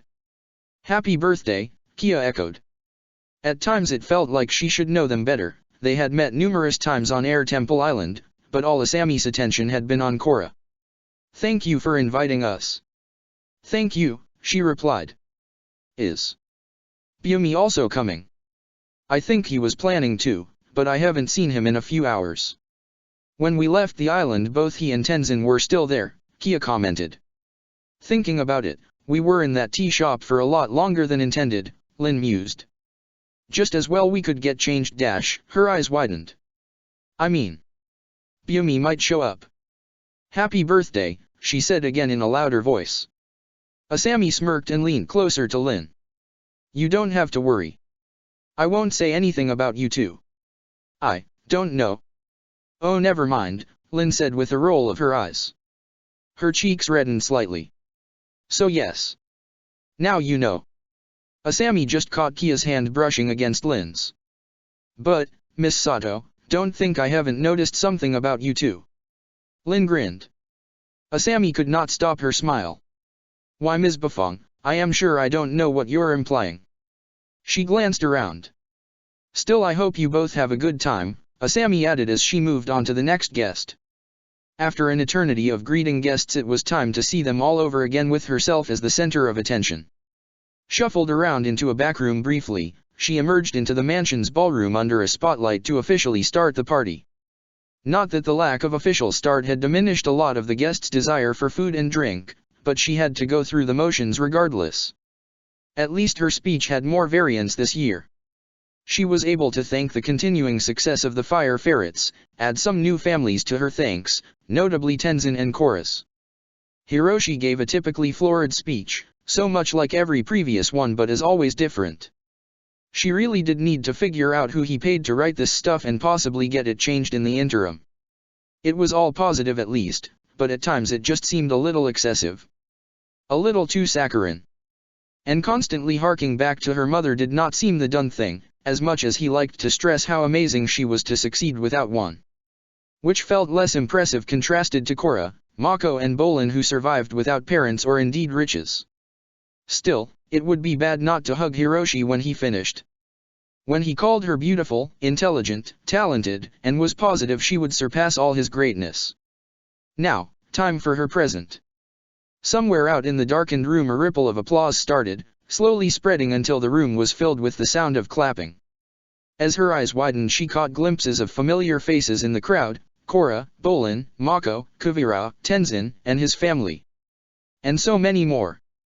Hiroshi stepped close to her chair, the grandiose, almost throne-like piece of furniture he insisted she sit in. He tapped his microphone as a second spotlight enveloped him and waved his hands at the crowd, trying to persuade them to settle. Thank you, he said, smiling. Now, I have something very special for you Asami, a first for you and a first for the whole world.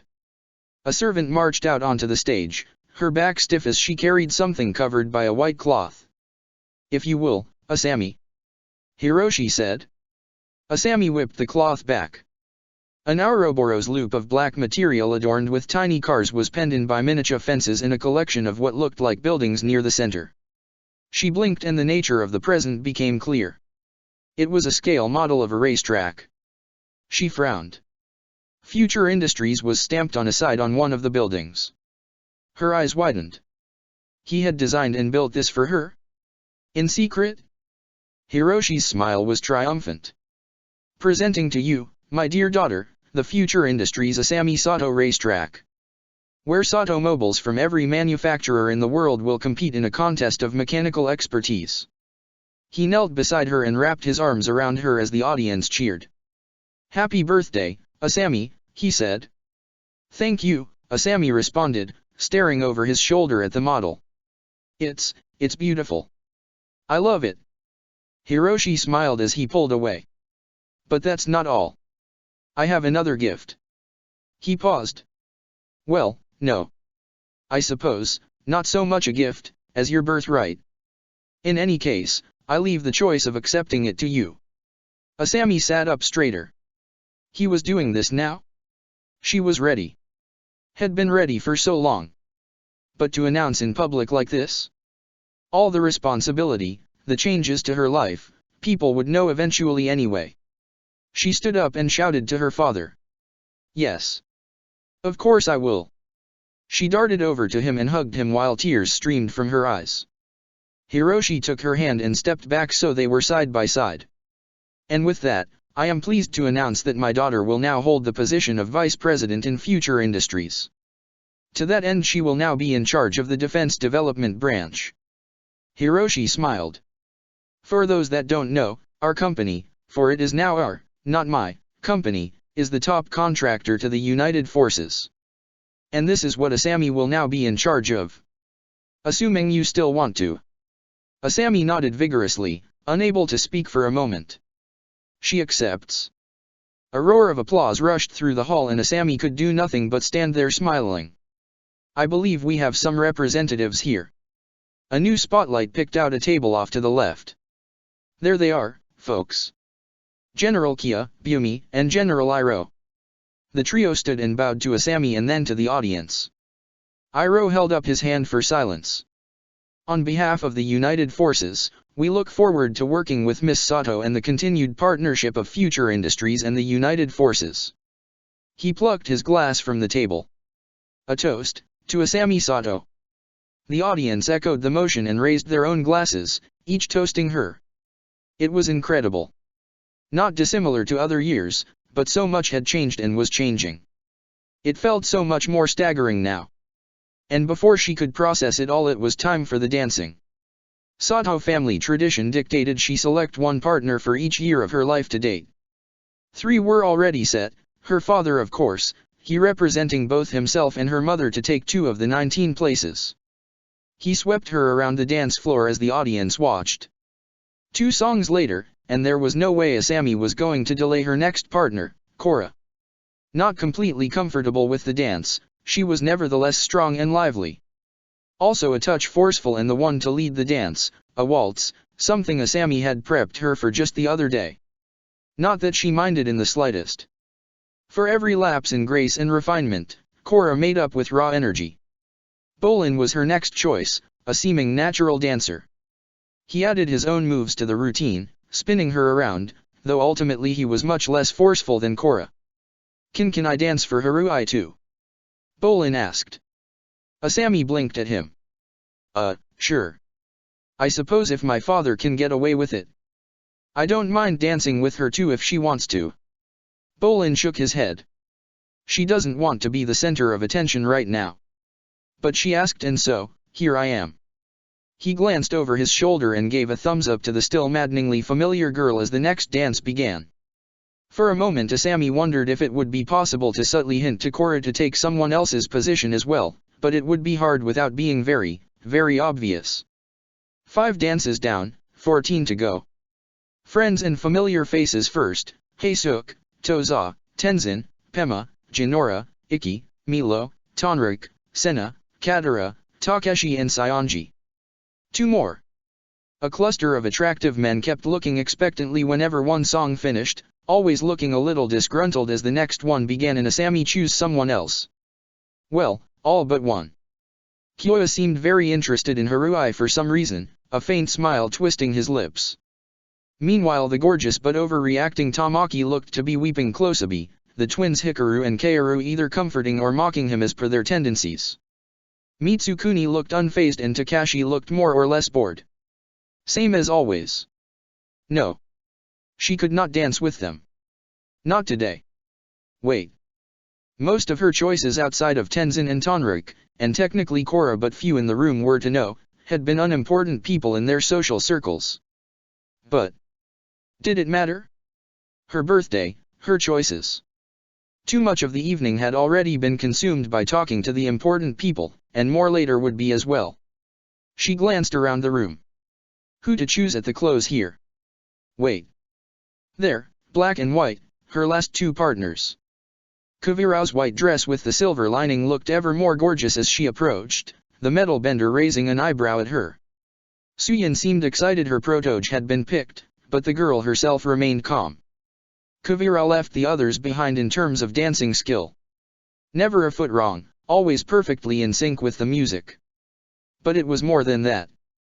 There was strength behind every one of her actions. She carried and moved around in alongside Asami without a falter. Asami was faintly aware that this was being watched more closely than even the dance with her father, even hushed whispered conversations stopped as everyone watched in amazement at the level of skill exhibited. It was like being carried by the wind, each movement seeming natural, each reaction to her partner effortless. And before she realized, the song was over and the hall was filled with excited applause. Kuvira bowed to her and then to all the onlookers, melting back into the crowd as Asami was left with one final dance for this portion of the evening. She met his amber eyes as she walked towards him, his black uniform contrasting sharply with the multitude of other colors. "May I have this dance?" she asked General Iroh. He smiled. "It would be my pleasure." There was a ripple of murmuring around them as he acquiesced, as he reached inside his uniform and withdrew a single, red rose. Asami blinked. That was unexpected. She stared at the flower and looked into his eyes again as nearby people gasped and chattered about the romantic connotations of the rich heiress and the general. It did seem like something right out of a romance plot. She took the flower. "Thank you," she said. "It's beautiful." Iroh was not as expert a dancer as Kuvira, but he knew precisely what he was doing. And Asami was not sure she looked away from him for a second of the dance. Less energetic than Korra, less flamboyant than Bolin, less perfect than Kuvira, but somehow the dance with Iroh was the most vivid. She never lost herself in the music or in remembering how to move with him. They simply danced, nothing more. And yet somehow afterward it was as if every moment had been etched into her memory. "And with that dance, I declare the floor open to all," Hiroshi said. The moment the applause died down, Suyin spoke up. "I request that Kuvira dance first." A low murmuring swept the audience. Suyin smiled. For those not familiar with her skills, Kuvira has become known as the Jewel of Zaofu. I know you have already seen her dance once tonight, but if we can convince her one more time. The audience applauded, cheered, and whooped excitedly. With an almost imperceptible roll of her eyes, Kuvira strode out into the center of the dance floor. A singular spotlight picked out the metal bender as she strode forwards and waited. Korra had been ready to declare Asami the most beautiful woman present earlier, but now she could not safely say she would not nominate Kuvira for that position instead. Or if nothing else, make it a tie between them. The dress changed so much of how she looked. In memory Kuvira was always in uniform, always holding herself to attention, ready for the fight, ready to do what was necessary. It was so striking to see her in white. Long flowing sleeves of transparent silk ran down her arms, her low-cut dress revealing much of her neck and shoulders, her skin dusted with glitter. The bright, shining points across her whole body matched her shoes. They glittered as she moved, the click of her heels clearly audible even over the crowd. Her hair was in a braid for a change and held in place with silvery metal clips. Something sparkled when she blinked too. Her eyes had been dusted with silver eyeshadow and tiny white crystals. Kuvira cleared her throat. She had no microphone but her voice was perfectly clear even in the vastness of the room. For a long time the Fujian province has had a tradition of offering a specific dance performance in honor of native maidens once they come of age. The practice has its roots in the aftermath of many wars between the Nam and Fu tribes. The conflict between the tribes lasted many years, and both sides increasingly desperately sought a way to resolve the fighting. When they eventually brokered peace after decades of war, it was with the marriage of a child nominated from within each of the tribes. As neat a solution as it sounds, neither tribe were entirely willing to back down on their behavior. The peace agreement was only in effect as long as the Nam tribe child, Tsubasa, lived. On each successive year she lived, the two tribes joined together in a dance performance for her birthday in celebration of their temporary harmony. Kuvirao's gaze swept around the room. This practice was more successful than anticipated. Tsubasa lived just shy of 100 years, and by the time of her death all hatred between the tribe had been extinguished. There was some low chuckling from the audience. But those who live in the province still honor Tsubasa and each maiden as they come of age. For this occasion only, I shall now perform the dance performed on Tsubasa's birthday for a non-native of the Fujian region. Miss Sato.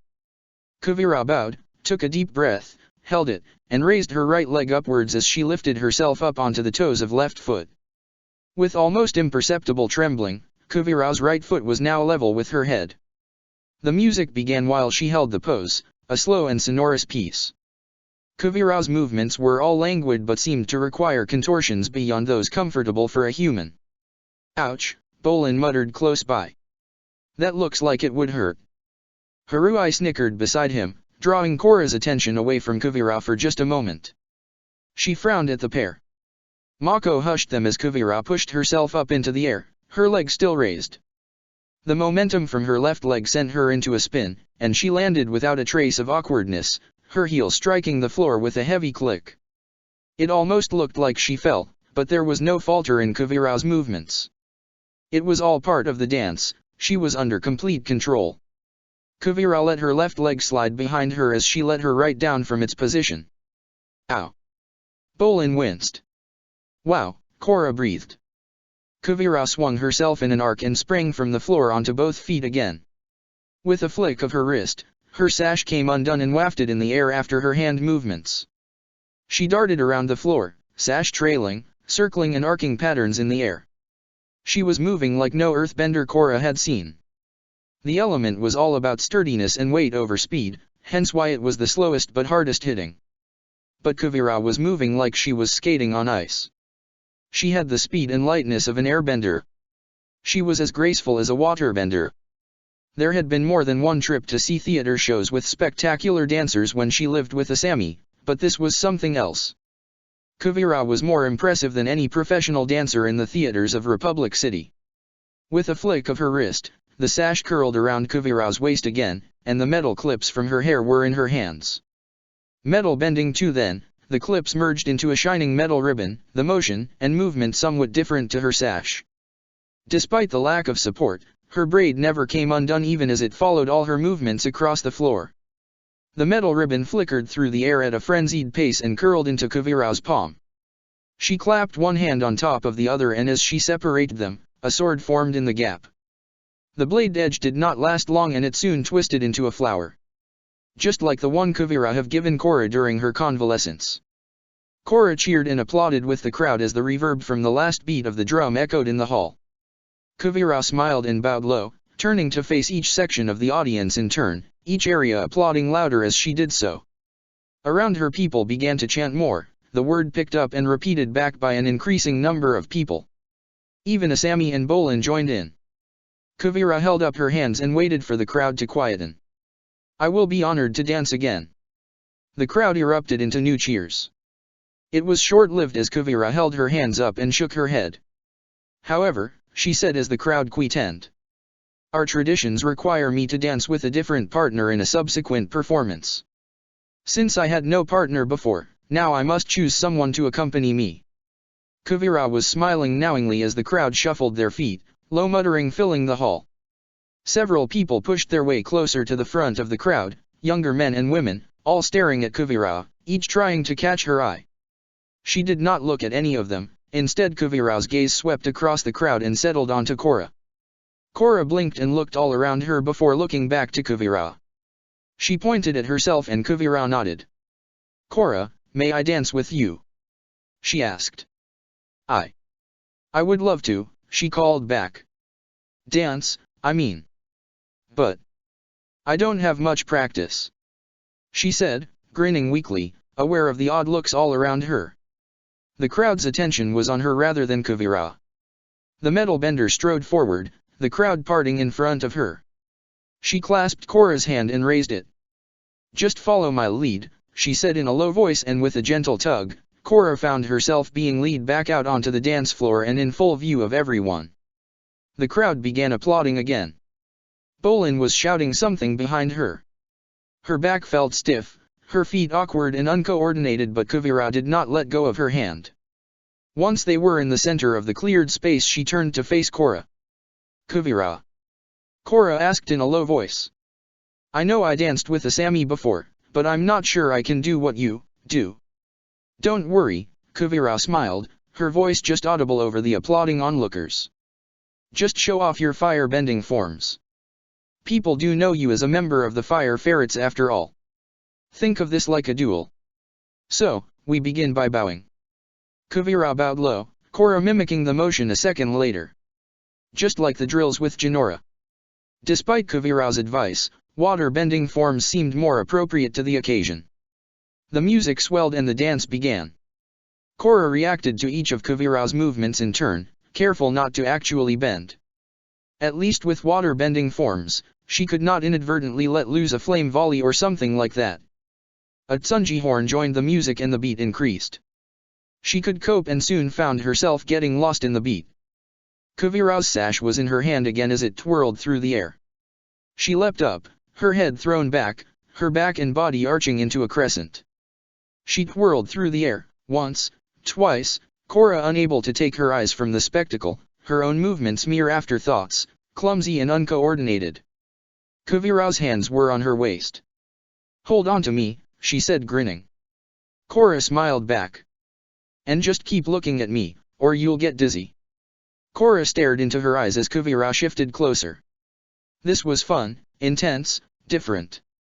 Kuvira's hands tightened on her waist and spun them around. The room whirled into a blur around her and all she could see with any clarity was Kuvira, still holding onto her. It was like one of those carnival rides, but this felt faster. Safer. There was something more comforting about Kuvira's hands holding onto her rather than the crude mechanical devices that kept them strapped into their seats. She still felt safe even as Kuvira used one hand to undo her sash again, her other hand still holding tight to Korra's waist. The thin silk sash formed a circle around them, the end rippling through the air with the speed of their spin. Kuvira's hand twitched and now the sash encircled Korra's waist. Ready? Kuvira asked. Ready for what? Sure, Korra replied. Better to trust her. Kuvira's hand tightened and the world jolted into focus. Kuvira still span on her feet, her hand still gripping the sash. The fabric caught and Korra span in the opposite direction to Kuvira and the world blurred again. But there was nothing to center her attention on this time. She alone was at the center of the whirl. Her feet jarred against each other and it felt like she was off balance on a slope. The sash was gone and the ground was who knew where at this stage. A brief glimpse of Kuvira looking worried and darting forward. She fell heavily back against something that shifted but held firm. You all right? A voice asked. Korra looked up, her head spinning. Mako? Yeah. I think so, she mumbled as she waited for the sense the ground was tilting to fade. Korra. Kuvira said rushing up to them. Korra, I'm sorry. I shouldn't have tried that last bit when you'd never done it before. Are you feeling okay? Korra smiled. I'll be okay. It's fine. She giggled. Just. Wow. That was so much fun, I never knew dancing could be quite like that. Korra took Kuvira's hand. Thank you. My pleasure, Kuvira smiled. I had a lot of fun too. But it's not over yet. Kuvira straightened and addressed the room. Earth Kingdom tradition dictates that whoever catches a falling dancer must then dance with them next. Assuming they're able. Korra. I'm able. Mako. I don't know. Ah, Kuvira said. Since Mako is of the Fire Nation, then dash. He'll do it. Bolin said, pushing through the crowd to them. He's half Earth Kingdom after all. That totally counts. He smiled at the onlookers. Come on guys. I think they need some encouragement. He winked at Korra and started chanting Mako's name. The crowd soon joined in, all chorusing his name. Bolin. Mako muttered. Oh, come on, Mako, Korra said, wobbling a little but confident enough to take his hand. With only a weak protest he followed her to the center of the floor. A new wave of applause and cheering spread through the crowd. Just so you know, I haven't done this since I was a kid, Mako warned, his gaze flicking across the crowd. He stared hard at something before turning back to face her. Korra looked, Asami. She waved and Korra smiled, waving back. Okay. So, little embarrassed after stumbling. No. Think of this like pro bending. She coped fine in front of crowds before. She had relished their attention and cheers. Korra looked back at Mako. Huh. It had not been so clear before how different their heights were until they were stood face to face like this. She had to look up to meet his gaze and see his pretty amber eyes. They almost looked like fire. A firebender to his core it seemed. Korra stared. Had they always looked like that? Mako looked embarrassed for a moment and tensed up. Then, just as with her dance with Kuvira, the music started, the tempo slow, and his body relaxed. So, what do we do this time? Korra asked. You dragged me here, but you don't dash. Mako scowled and shook his head. Okay. Okay, I know this one dance, the Katango. He smiled. It's the dance that your predecessor had with Katara. It's been a while but basically I'll firebend and you fight it with whatever you want. I can totally do that. The drums reverberated and that was as good a signal as any to begin. Mako and Korra circled each other. A little awkward, both were on edge, waiting for the other to make the first move. Mako kept eyeing the crowd nervously. Bolin was hooping and cheering alongside Harui. More instruments joined the drums and Korra found a comfortable rhythm. Firebending was almost second nature to her. When Mako kicked she ducked. When she kicked back she expected him to mimic her. To her utter amazement Mako sprang up into the air, twisting as he moved to land still facing her. The crowd cheered around them as they gradually sped up and became more and more intense. While Kuvira's movements were all light and graceful, Mako's exuded power at every step. He constantly moved, somersaulted, and leapt. He covered vast stretches of the floor in seconds, some movements more after images than perceptible dance moves. What would it look to actually bend elements with the dance moves? For Mako to produce red fire as B-span in the air, twirling fast and for longer than expected? She could complement with blue water. Like ribbons of red and blue all around them. Korra wanted to see that. Maybe one day. When her secret was out. Mako rushed forward, hands clutching Korra's as he leaned into her. She leaned back. Kuvira had seemed more or less equal in weight to her, Mako by contrast was obviously heavier. He remained in the center as once again Korra found herself spun around. No sash to pull a complicated move like Kuvira this time, all they did was spin. With a crash the music ended and Mako screeched to a halt a second later. Korra kept moving, but this time there was a hand beneath her back to stop her from hitting the floor. Mako pulled her back up to him and Korra smiled. That was fun, she said in between heavy breaths. Yeah. Mako broke into a grin as he breathed hard staring back into her eyes. The crowd applauded around them, people whistled and her cheeks felt hot. Korra ducked her head at some nearby giggling. Thank you, Korra murmured as she stepped back. Something had changed with this dance and now other couples were finally stepping onto the floor, the band already starting on a new piece. But the urge to dance was still there. One more dance and then maybe a break. If she danced with Bolin then he would be the last of her close friends for her to pair up with this evening. Time to dance with him. Korra excused herself from Mako and headed towards. Miss? Can I dance with you? Korra blinked at the stranger. Sure. Well, maybe later okay? I just want to dance with Dash her heart sank. Bolin had lead Haruhi out onto the floor and the pair were now dancing too, chatting away as they moved. Maybe later then. Ah. Hey, you. Korra asked the stranger. Brock, the guy with short spiky hair and a flushed expression corrected. Brock, sure, Korra smiled. Let's go then. Just this dance, then she would go ask Bolin. She kept turning to keep an eye on both Bolin and Haruhi as they danced, Brock frowning as she kept staring over her shoulder. Haruhi was smiling. Bolin was smiling. Korra somehow just did not feel capable of it. She wanted to be there. And make Bolin smile too. Korra picked at a bowl of fruit as she watched Bolin and Haruhi commence a fifth dance. How long is this going to take? Oh wow. You're Korra of the Fire Ferrets. Korra jumped and turned to find a stranger staring at her in awe. Yeah, she said, turning back, unwilling to look away from the dancers for too long and miss her chance. I'm Norei and I have been listening to all your games and I'm probably your biggest fan. I mean, I know the team is more than just you, but you're definitely the best player. The stranger lapsed into silence for a moment. Can I have your autograph? They held up a blank sheet of paper and a pen. Oh, sure, Korra said, smiling. She dragged her gaze from the dance floor and scribbled her name on the sheet of paper. Norei stared at it for a moment, thanked her and vanished back into the crowd. Same as always. Having fans was a curious situation. Korra was faintly aware of the concept, that there were people who more than simply liking watching pro bending invested themselves in the outcome of the game. That they hoped she and the Fire Ferrets would prevail over the opposing team, over all the opposing teams. But it seemed to be more than that, they wanted to know about her, talk to her about her life outside of pro bending. Not content to just watch her play but learn more things about her. Norei at least did not pester her with the usual questions regarding her somewhat mysterious past.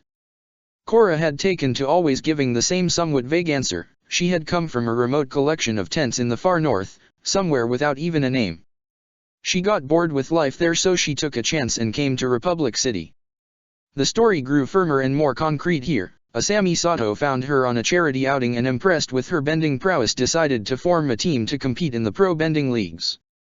Oh, and while, yes, she did share a name with that kidnapped daughter of Chief Tonrik, so did a huge number of other girls, so no conclusions should be drawn from that. The lie became easier and easier to tell with practice. The first few times she almost forgot to express her hope that Tonrik and Senna might one day be reunited with their daughter, whether or not she even was the avatar.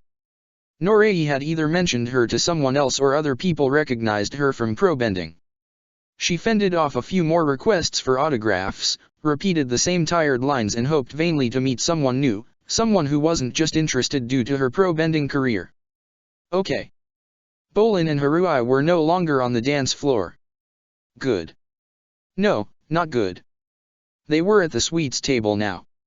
Haruhi was laughing at something as Bolin grinned, her hand resting against his chest. This was all wrong. Bolin had barely talked to her all night. Bolin had always wanted to talk to her before. She had had a better conversation with Mako today and he typically tried to avoid her at all costs. All she wanted to get Bolin on his own for a little while. Korra huffed and turned her back on them. Her mother and father had taken to the floor, murmuring to each other as they danced. Lin and Kia seemed to be inseparable ever since they arrived. Bumi was laughing as he wobbled across the floor, Jinora and Ikki clinging to an arm, Milo on his shoulders. And, who was that interrupting her parents' dance? Oh. Mako. Korra smiled as he danced with Senna. Asami was somehow still smiling across the way. Hiroshi had been ushering her from person to person since the night began. This was so different to Korra's birthday. So many more people. So much formality. Asami had seemed to enjoy the quiet family occasion before. But then she also enjoyed this crowded, lavish affair. Given the choice, which would Korra rather? The quiet probably. It should at least exclude someone like Asami's current conversational partner, Tarlok. Asami seemed about as fond of conversing with him as Korra had been in that brief meeting in the hospital. But Asami never stopped talking or moving on to someone else. Who was she with now? The name escaped Korra, but her next conversational partner looked very much like that super-rich investor she saw in the paper every now and again.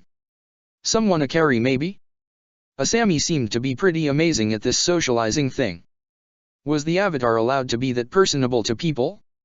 Former avatars certainly resolved trouble and calmed situations down, but would it be best to cultivate all these alliances and meetings before things went wrong? At times like this Asami seemed so much older than 19, or at least more mature. She talked and engaged in the same kind of inane contentless blather a lot of the older people did, but people still hung on her every word. And she did it all with a smile on her face and remained polite to a fault. Somehow it all made her feel like a child. There was an odd gulf between her and Bolin, and Mako, and Asami. Youth versus maturity. Or maybe just fun versus serious. Not that Asami was serious all the time. Not like Mako. Bumi strode towards her, kids still hanging onto him. Hey Korra. Hi, Bumi. Hi kids. Korra, they chorused. Bumi groaned and trying to shift Milo to a more comfortable position. You seen Kia? I reckon it's her turn with this lot. I need to sit down. It's like the time I had to carry 3 platypus bears through the mountains. Korra smiled and interrupted before the anecdote could really get going. I think she's with Linear. Bumi stared down. Any chance you can let me go fetch your aunt? Nope. Ikki said. Jinora however let go of his arm and wandered to the nearby food. Bumi sighed. Korra? Any chance you can get my sister? Sure. Lin and Kia were at least nearby, airbending training coming in handy as she weaved between the dancing couples. Korra. Lin said in surprise. You want to dance with one of us? Not right now, Korra said. I've come for Kia actually. So you do want to dance with me? Kia asked, looking a little flushed. Again, not right now. Your brother sent me to pass the kids off to their next victim, Korra replied, jerking her thumb over her shoulder. Kia peered past her. Is it really my turn again already? Fryad so, Korra said. Kia sighed. Sorry, Lin. I'll catch up soon. I'll be waiting, Lin replied as Kia set off towards Bumi. She coughed. Korra, I suppose you might be wondering why I've spent so much time with Kia this evening. Not really, Korra smiled. You're not that subtle. Lin sniffed. So you say. You neither. Korra blinked. And, what do you mean by that? Lin smiled. Let's just say I think you could take a starring role in a certain episode of Do You Remember? Maybe the one about the waterbender and the heiress. She cocked an eyebrow and Korra felt her cheeks flush. It's not like I'm embarrassed, but... Lin held up her hand. Say no more. I know how it is. So, we'll both keep quiet about what we know. Okay. Korra nodded. Okay. Good. Now, while Kia babysits, I think I am going to get dessert. Korra headed back the way she came, passing Kia on the way. How does Bumi keep up with this lot? She muttered as she dragged 2 airbender kids and had Milo across her shoulders. The older waterbender studied Korra for a moment. I could make do this, you know. You could, but I think you might get in trouble, Korra noted, backing away. Bah, Kia said. You owe me later on then. You are not exempt from looking after the kids. I'll look forward to it, Korra replied, glancing at the grinning children. Stepping past Kia, she noticed Kuvira and one of the Bafong children leaving the dance floor just ahead.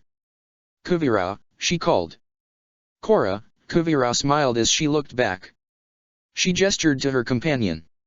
May I introduce you to Opal Bafong? Opal, this is Korra. Kuvira trailed off as Opal's smile grew wider. It's really you, isn't it? She glanced around quickly.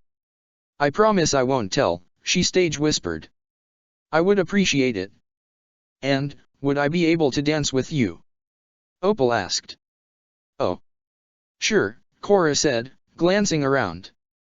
Neither Bolin nor Harui were in sight. But I'm about at my limit on dancing ability. Not to worry, Kuvira said. I'll give you some pointers. Opal.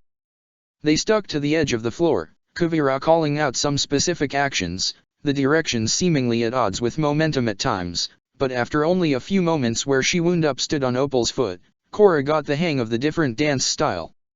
Opal got tired fast and the trio clustered close to the food table. "I'm still amazed by your dance before," Korra said. "It was, well, amazing. And beautiful." "Thank you," Kuvira replied. "The result of a lot of practice, I assure you. I am glad you liked it though." "Liked it? I loved it. Those moves, how you held yourself." Korra stared at Kuvira's leg. "Does it hurt? I mean when you lift your leg that high and." Kuvira smiled. "I've been doing it since I was a kid. Might have hurt once but I can't remember. Could be I'm naturally flexible." Opal chewed on some fruit. "I tried doing the splits once after watching her. It ended amazingly badly and the less said about that the better. I remember that." Kuvira started chuckling. "Weren't you like 10?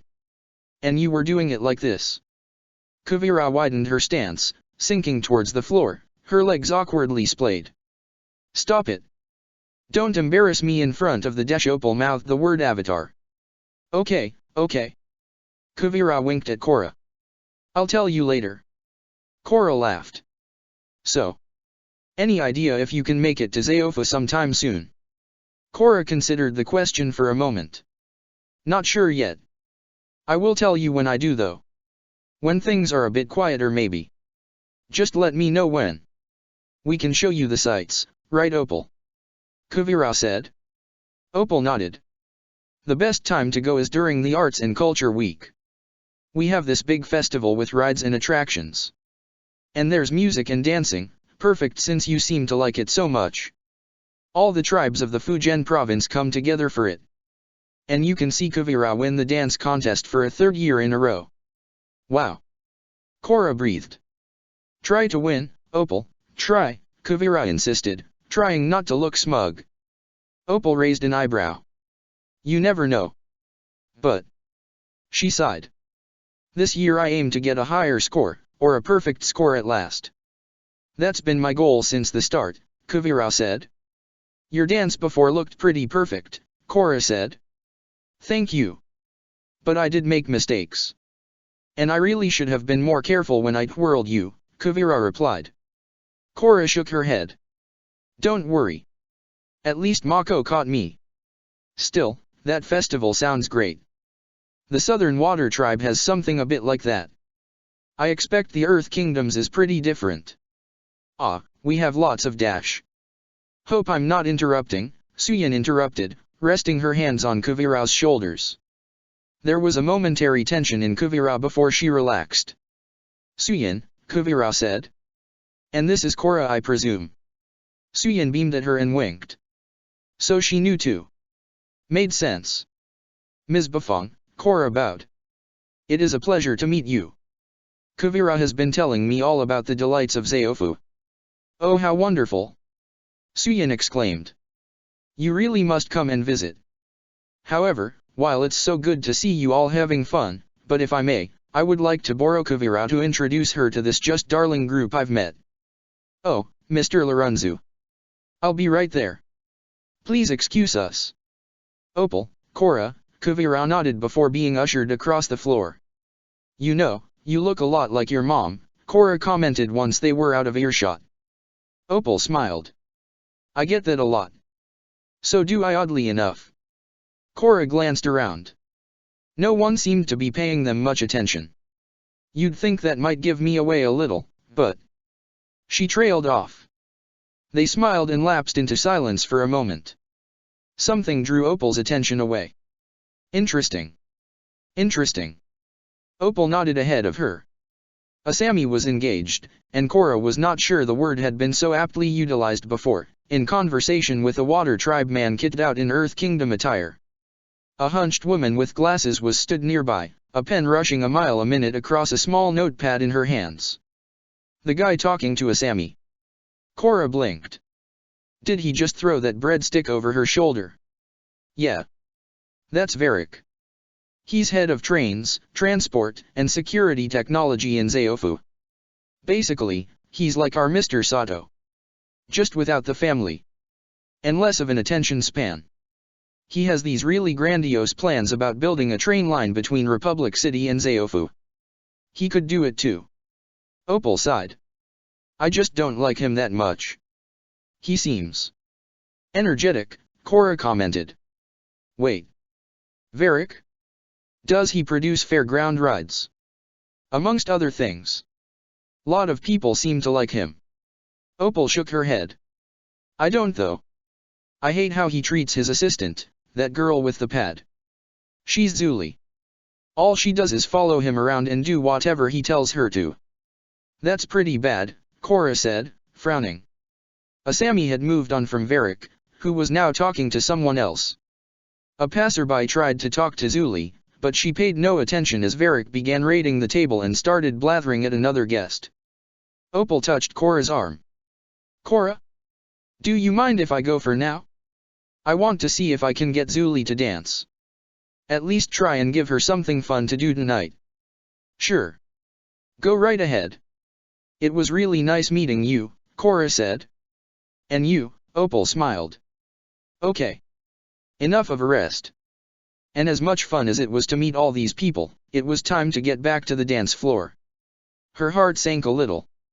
Bolin and Haruai had started dancing again and were engaged in smiling conversation some distance away. Okay.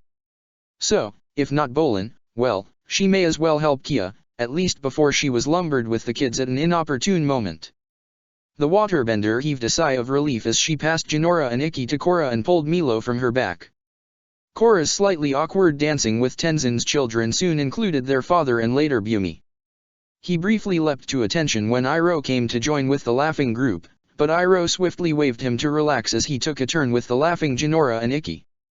Opal returned from an unsuccessful attempt to lure Zuli, and she and Korra put Kuvira's dance lessons into practice. When Mako and Kia wandered over, Korra thought he might want to dance with Opal, but to her surprise, he asked to dance with Korra again. They broke away from the family cluster as Katara wandered into the mix, leaving Mako and Korra to swoop around the dance floor. Korra looked away whenever they neared Bolin, and Asami always took note to wave when they strayed close to her. At least she had managed to dance with everyone but Bolin. He did not seem to want to dance with her and all his attention was fixated on Haruai. This was better, Korra concluded.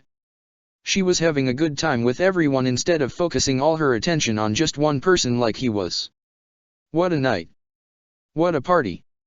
New responsibilities made people more eager to talk to her than in previous years. Though Asami did have to wonder how much of that was attempts to get a beneficial situation for their benefit. No. It would not do to be too cynical. It had all been good fun. A few less pleasant attendees, but for the most part everyone's conversation had been useful.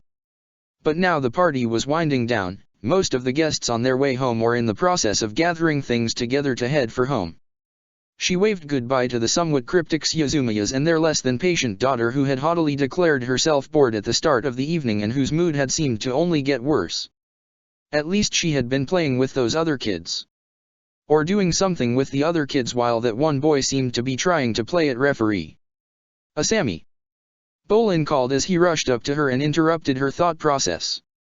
Have you seen Korra? Asami shook her head. Not recently. Last time I saw her, she was talking to the Bufongs. Is something wrong? Ah, nothing too bad. He scratched at his head. I never danced with her. I was just talking to Haruai and before I knew it the evening was gone. Asami glanced around. Where is your date? She had to go home early for work tomorrow. And since she's gone, I figured I could dance with Korra. Asami nodded. Fair enough. She peered into the crowd. Maybe she's over there. Bolin rushed off. Asami, dear, Suyin Bufong announced loudly, making Asami jump. Ms. Bufong, Asami replied, bowing. Thank you for a simply delightful evening, but we really must be going. We hope to see you again next year, unless you decide to visit Zaofu. I would love to, Asami said. If my schedule allows for it. She smiled at Kuvira. Thank you again for that tribute. It was quite beautiful. Kuvira nodded. My pleasure, Miss Sato. More guests left, the remaining people more obviously clustered in little groups around the edge of the room. She had not yet seen him leave, but where was Miss Sato? I am afraid if I am any later I may be considered AWOL. Asami smiled and turned to Iroh. Then I shan't keep you any later, thank you for the rose. And thank you for both inviting me and the wonderful evening. I had a great time. I do look forward to working with you in the coming weeks. As do I, Asami replied with a smile. She watched him go and said goodbye to more and more guests as the crowd thinned. And there, nursing a drink by herself, Korra. Asami berated herself, she had neglected her. Hey, she called as she walked over. Asami, Korra grinned. Did you enjoy the party? Asami asked as she sat down beside her. Oh yeah, Korra replied with a grin. I mean, I was a little overwhelmed at first, but I met so many new people. And the dancing, that was just amazing. That it was. She trailed off and watched a few more people leave. Oh, Bolin was looking for you, Asami added. He was? Oh, Korra said. She muttered something that might have been too late. Asami frowned. Time to change topic. I feel overwhelmed still. You do? Oh, all that stuff your dad gave you? Korra asked, her mood seeming to lift with the change in subject. Yeah. All these new responsibilities and these things I need to do. I mean, it's exciting, but there's so much I've got to do now, so many people depending on me. Just so long as you remember to sleep. Don't wind up like your dad, Korra commented. Ugh. Yeah, don't want that. If you ever see me go more than a day without sleep, then I demand you put me to bed. Oh, no, no, no. That was supposed to be an innocent comment. Hopefully Korra would not pick up on the potential insinuation. Will do, Korra replied. Sounded like the thought had not even crossed her mind. The Avatar sighed. I know how you feel though. I'm not far off the end of my airbending training either. After that, it seems to vary from avatar to avatar. You'll be fine, sweetie, Asami said. Though. Sorry, but I still have duties this evening. I ought to say goodbye to the stragglers. What are your plans for the night? We can put you up here if you like, or a sleepover would be fun, but I'm supposed to be doing some drills with Tenzin early tomorrow. I should probably go with him and my parents when they leave.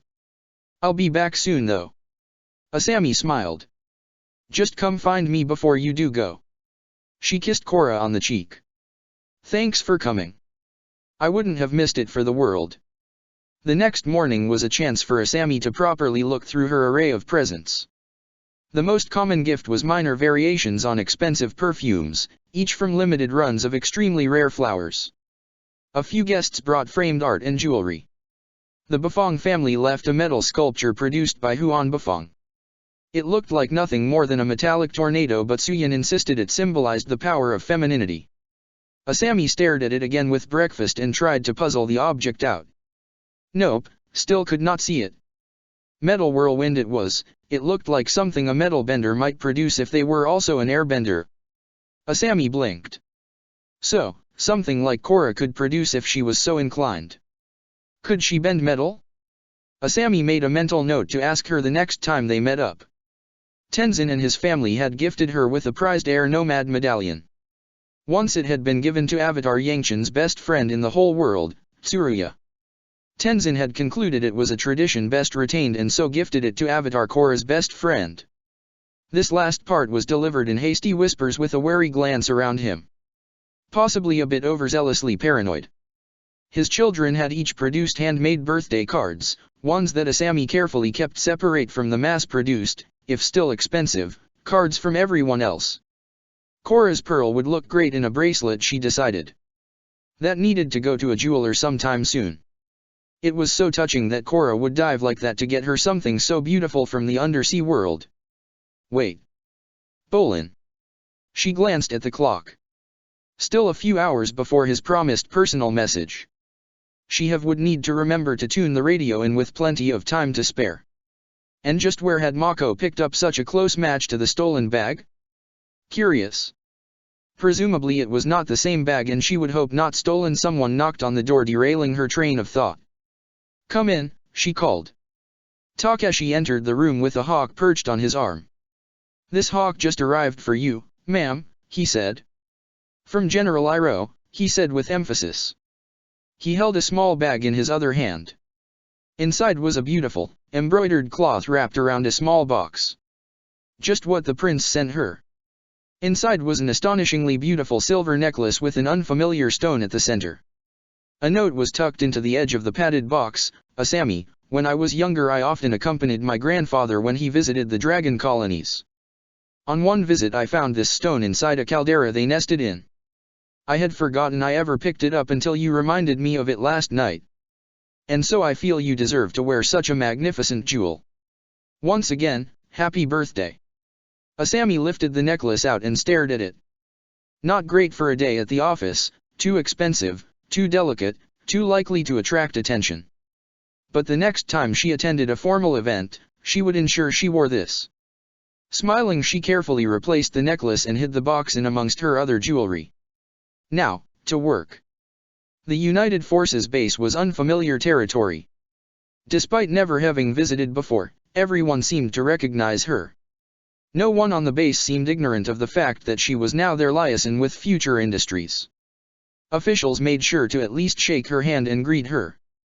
A few pressed for quieter meetings in the future to discuss this and that, some new project that had gained notice, and they were interested in developing prototypes and potentially scaled up production.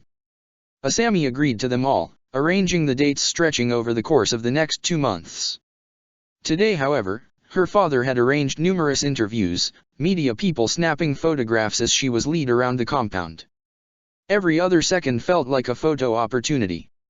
Asami estimated there must be more pictures of her taken now than during the entirety of her photo shoot the previous day. Next were the interviews, a huge array of publications wanting her to answer a number of questions. The most commonly asked was her reasoning for accepting the role. Apparently career progression was not enough. Fortunately, Asami had prepared some more involved replies. "I want to help the Avatar." The journalist looked at her expectantly and Asami continued. "I don't think we should leave the burden of resolving world crises to one person as happened throughout history. We are fortunate to have someone like the Avatar, but she do everything and surely she is human too. The world is changing every day and we are fast finding new potential in invention and technology. With that I feel we should begin to rely less and less on bending and human endurance. I want my generation to be the one that improves the lives of everyone in the world." She smiled, giving the journalist a moment to finish scribbling notes. Her father seemed pleased and nodded from his corner of the room. He was proud of her convictions, her certainty, and her answer. "Okay," the journalist asked. "So what are your plans for future development? I think in the past there has been far too much focus on weaponry within the United Forces. I am far more interested in mobility and safety of the United Forces troops and their humanitarian efforts. The drive towards all-terrain vehicles, airships capable of operating in gale force winds will be central to assist with evacuations and supply runs. Water filtration and housing are also vital factors in these efforts, and I feel have been overlooked in terms of their importance. We already have enough ways of attacking an enemy, let's focus on helping those who need our help." Lunch was yet another photo opportunity, the cuisine a major step up from what she swiftly gathered was typically available on the base, outside catering it seemed. She snuck out after an hour and sat in her Sato mobile to hear Bolin's message. Iroh found her there shortly afterward and offered her a tour of the base. As much as she had thrived while photographed and grilled about her plans, a quiet moment with Iroh was unexpectedly refreshing. He had no specific plan besides wandering. They strolled past the barracks, offices, facilities, and the gigantic hangars where the airships floated. Asami replied to Iroh's questions and comments even as she tallied improvements to be made, streamlined designs, alternate ideas. "And here," Iroh said, "is our subterranean division." He gestured at a group of earthbenders running through a drill. They formed a queue, each ready and waiting for their turn to smash sections of rock and moving the debris in precise grid formations as they dug down towards a goal. "All earthbenders?" Asami asked. "Naturally. Unless We have been working on scaling drills recently at F.I, Asami commented watching the men move rock and earth, their faces streaked with sweat. At a large enough size they should be able to crush that kind of rock without much trouble. And without relying on the endurance of your benders. As good as that may be, she added as Iroh frowned. I apologize, Miss Sato. It's just the expectation is we rely on the abilities of a soldier rather than a fallible mechanical device. I'm aware of the mindset, Asami said smoothly. I see it as a chance to combine the two and play to the strength of both. The drill allows the benders time to rest and recharge. Exhaustion is the #1 delaying factor in many rescues, is it not? Yeah, Iroh said, nodding. So why not ensure that a mix of benders and non-benders can assist with rescues? Iroh laughed. I love it. Ah, Miss Sato, why can't the equalists say something like that rather than all this anti-bender rhetoric? I'm not sure I like being compared to them, Asami said, her chest tightening and a chill sweeping up her spine. Iroh's smile vanished. I do apologize. He looked worried. I know they have caused. He glanced around. Your friend more than a little stress. It was a purely philosophical observation. For all their calls for equality, all the equalists seem to do is rail against the benders in society. And these lofty claims about taking bending away, something we have not yet been able to corroborate. They've attacked criminal gangs only so far and none have come forward about losing their abilities. He smiled. Still, it is remarkable, you, a non-bender too, wish to work to ensure that both are capable of performing the same task with mechanical enhancements. A far better philosophy, I must say. Asami smiled and glanced away from him. Thank you. I doubt I could convince them of that, sadly. You may unfortunately be right. They are caught up with rhetoric and aggression rather than trying to find the common ground. Iroh glanced around again. Let's not dwell on this. There is still more to see here, and I have no stomach for them or their antics. They stroll on further and approached the docks. Those are sea rescue vessels?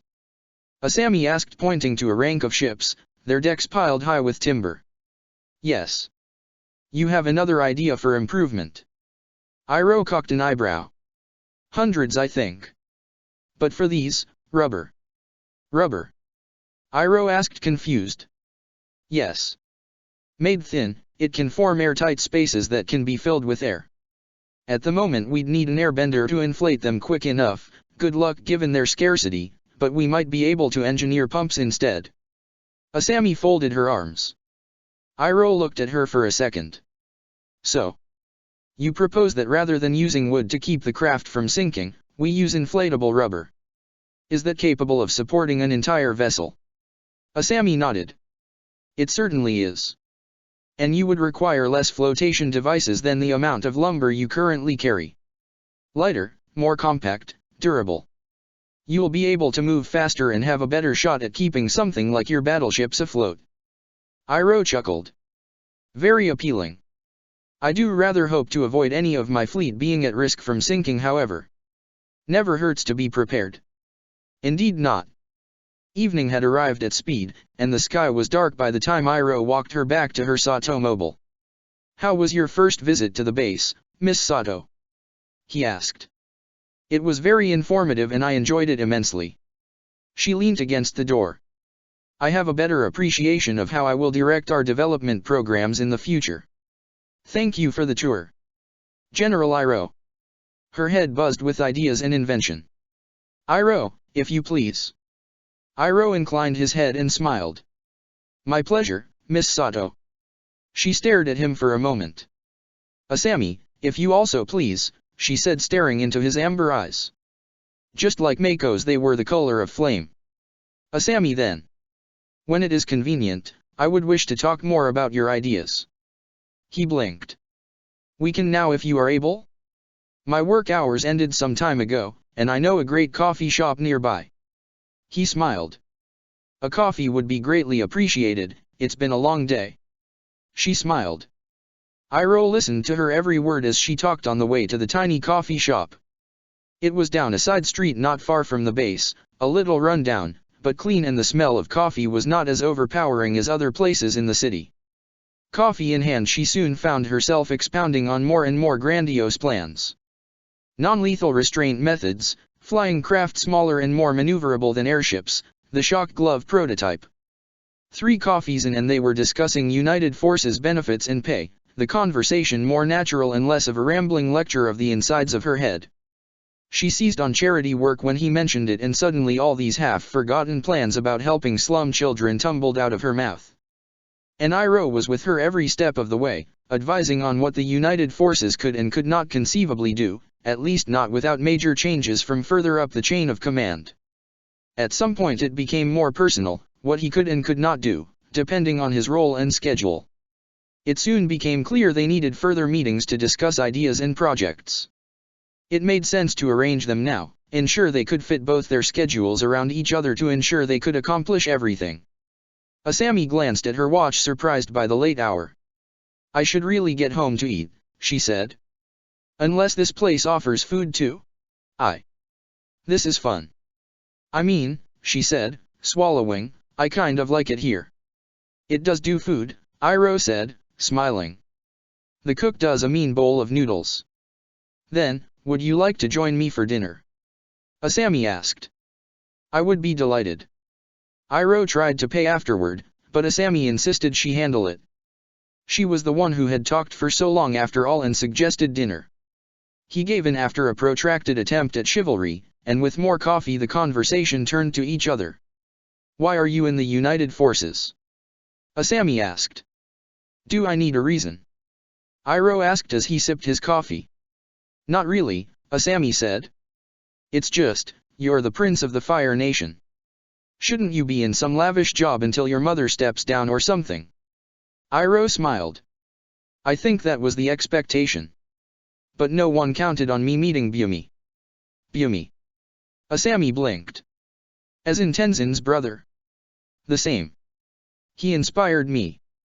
There he was, son of the Avatar, but he was part of this huge organization that was dedicated to helping everyone in the world. He was looking beyond the tribes to the whole world." "Or?" Iroh smiled. "Maybe it was when he told me about carrying these platypus bears across a mountain range. He had so many stories, so many adventures. I think that's what appealed to me most when I was younger. Either way, meeting him got me thinking. I wanted to do what he did. He could have relied on the fact he was Avatar Aang's son, but he made his own way in the world. Just like his sister Kia. And I wanted to do something for myself like they did, not just rely on what my grandfather and mother's statuses conferred on me." He stared down at his coffee for a moment. "But it was Aang's death that really motivated me to go for it." He leaned back in his seat. "So after university, I enlisted and worked my way up. Lot of help along the way, lot of people helped get me here." Asami smiled.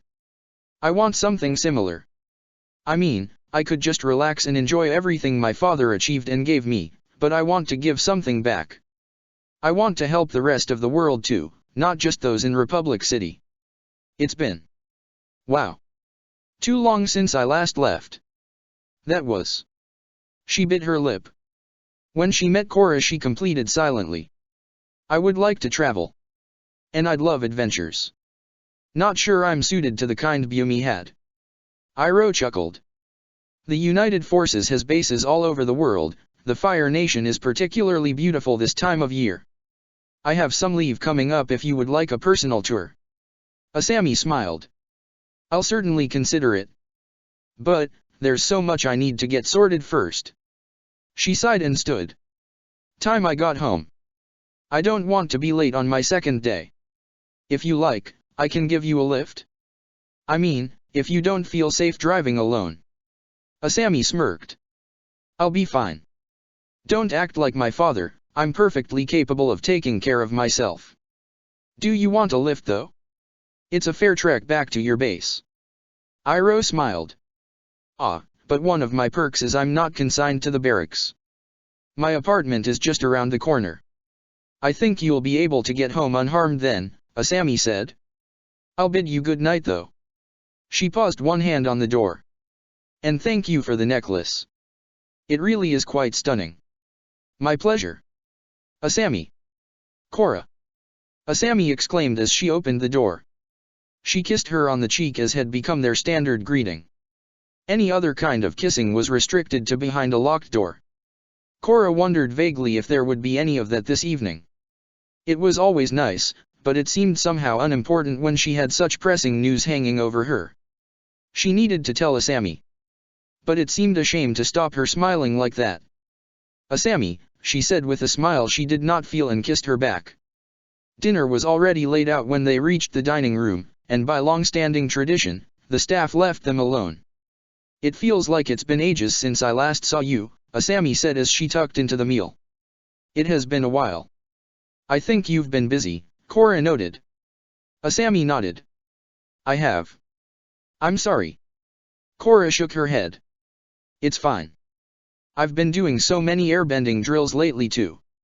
We've both been busy. That seemed to cheer Asami up and she smiled. Do you enjoy it? Asami lifted one eyebrow as she slurped her noodles. Your new role? Korra clarified. The job. Asami nodded. It's going really well. It's like I've found my purpose in life. Like you've always known yours, but I just found mine and dash. Asami, my uncle wants me to train in the north, Korra blurted, interrupting her. Asami blinked slowly. Oh. Okay. She frowned. That shouldn't take that long, should it? Korra fidgeted. Well, no, but...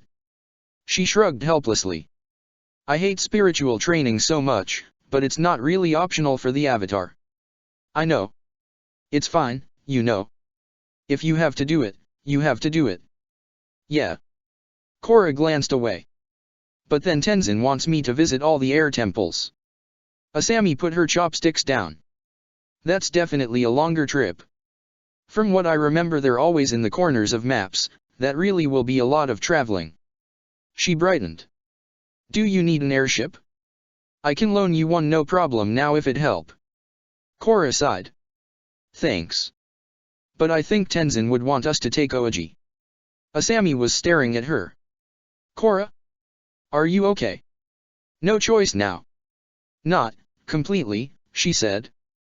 What is it? Asami's voice had gotten softer, a worried edge creeping into her words. Korra swallowed. I don't know if I can keep pro-bending. I don't think I can stay on as part of the Fire Ferrets. I'm allowed to stay on until the end of the championships, but after that, there's no way I can make it back for the next season. Asami smiled, the expression not completely genuine. She looked worried. There'll be more seasons after that too.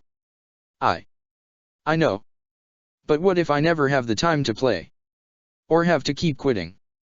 Ditch the team right before the finals or something. I might need to be out saving the world every day. Everyone will know who I am. I mean, would they even let the Avatar participate in pro-bending? She asked. Well, Asami said.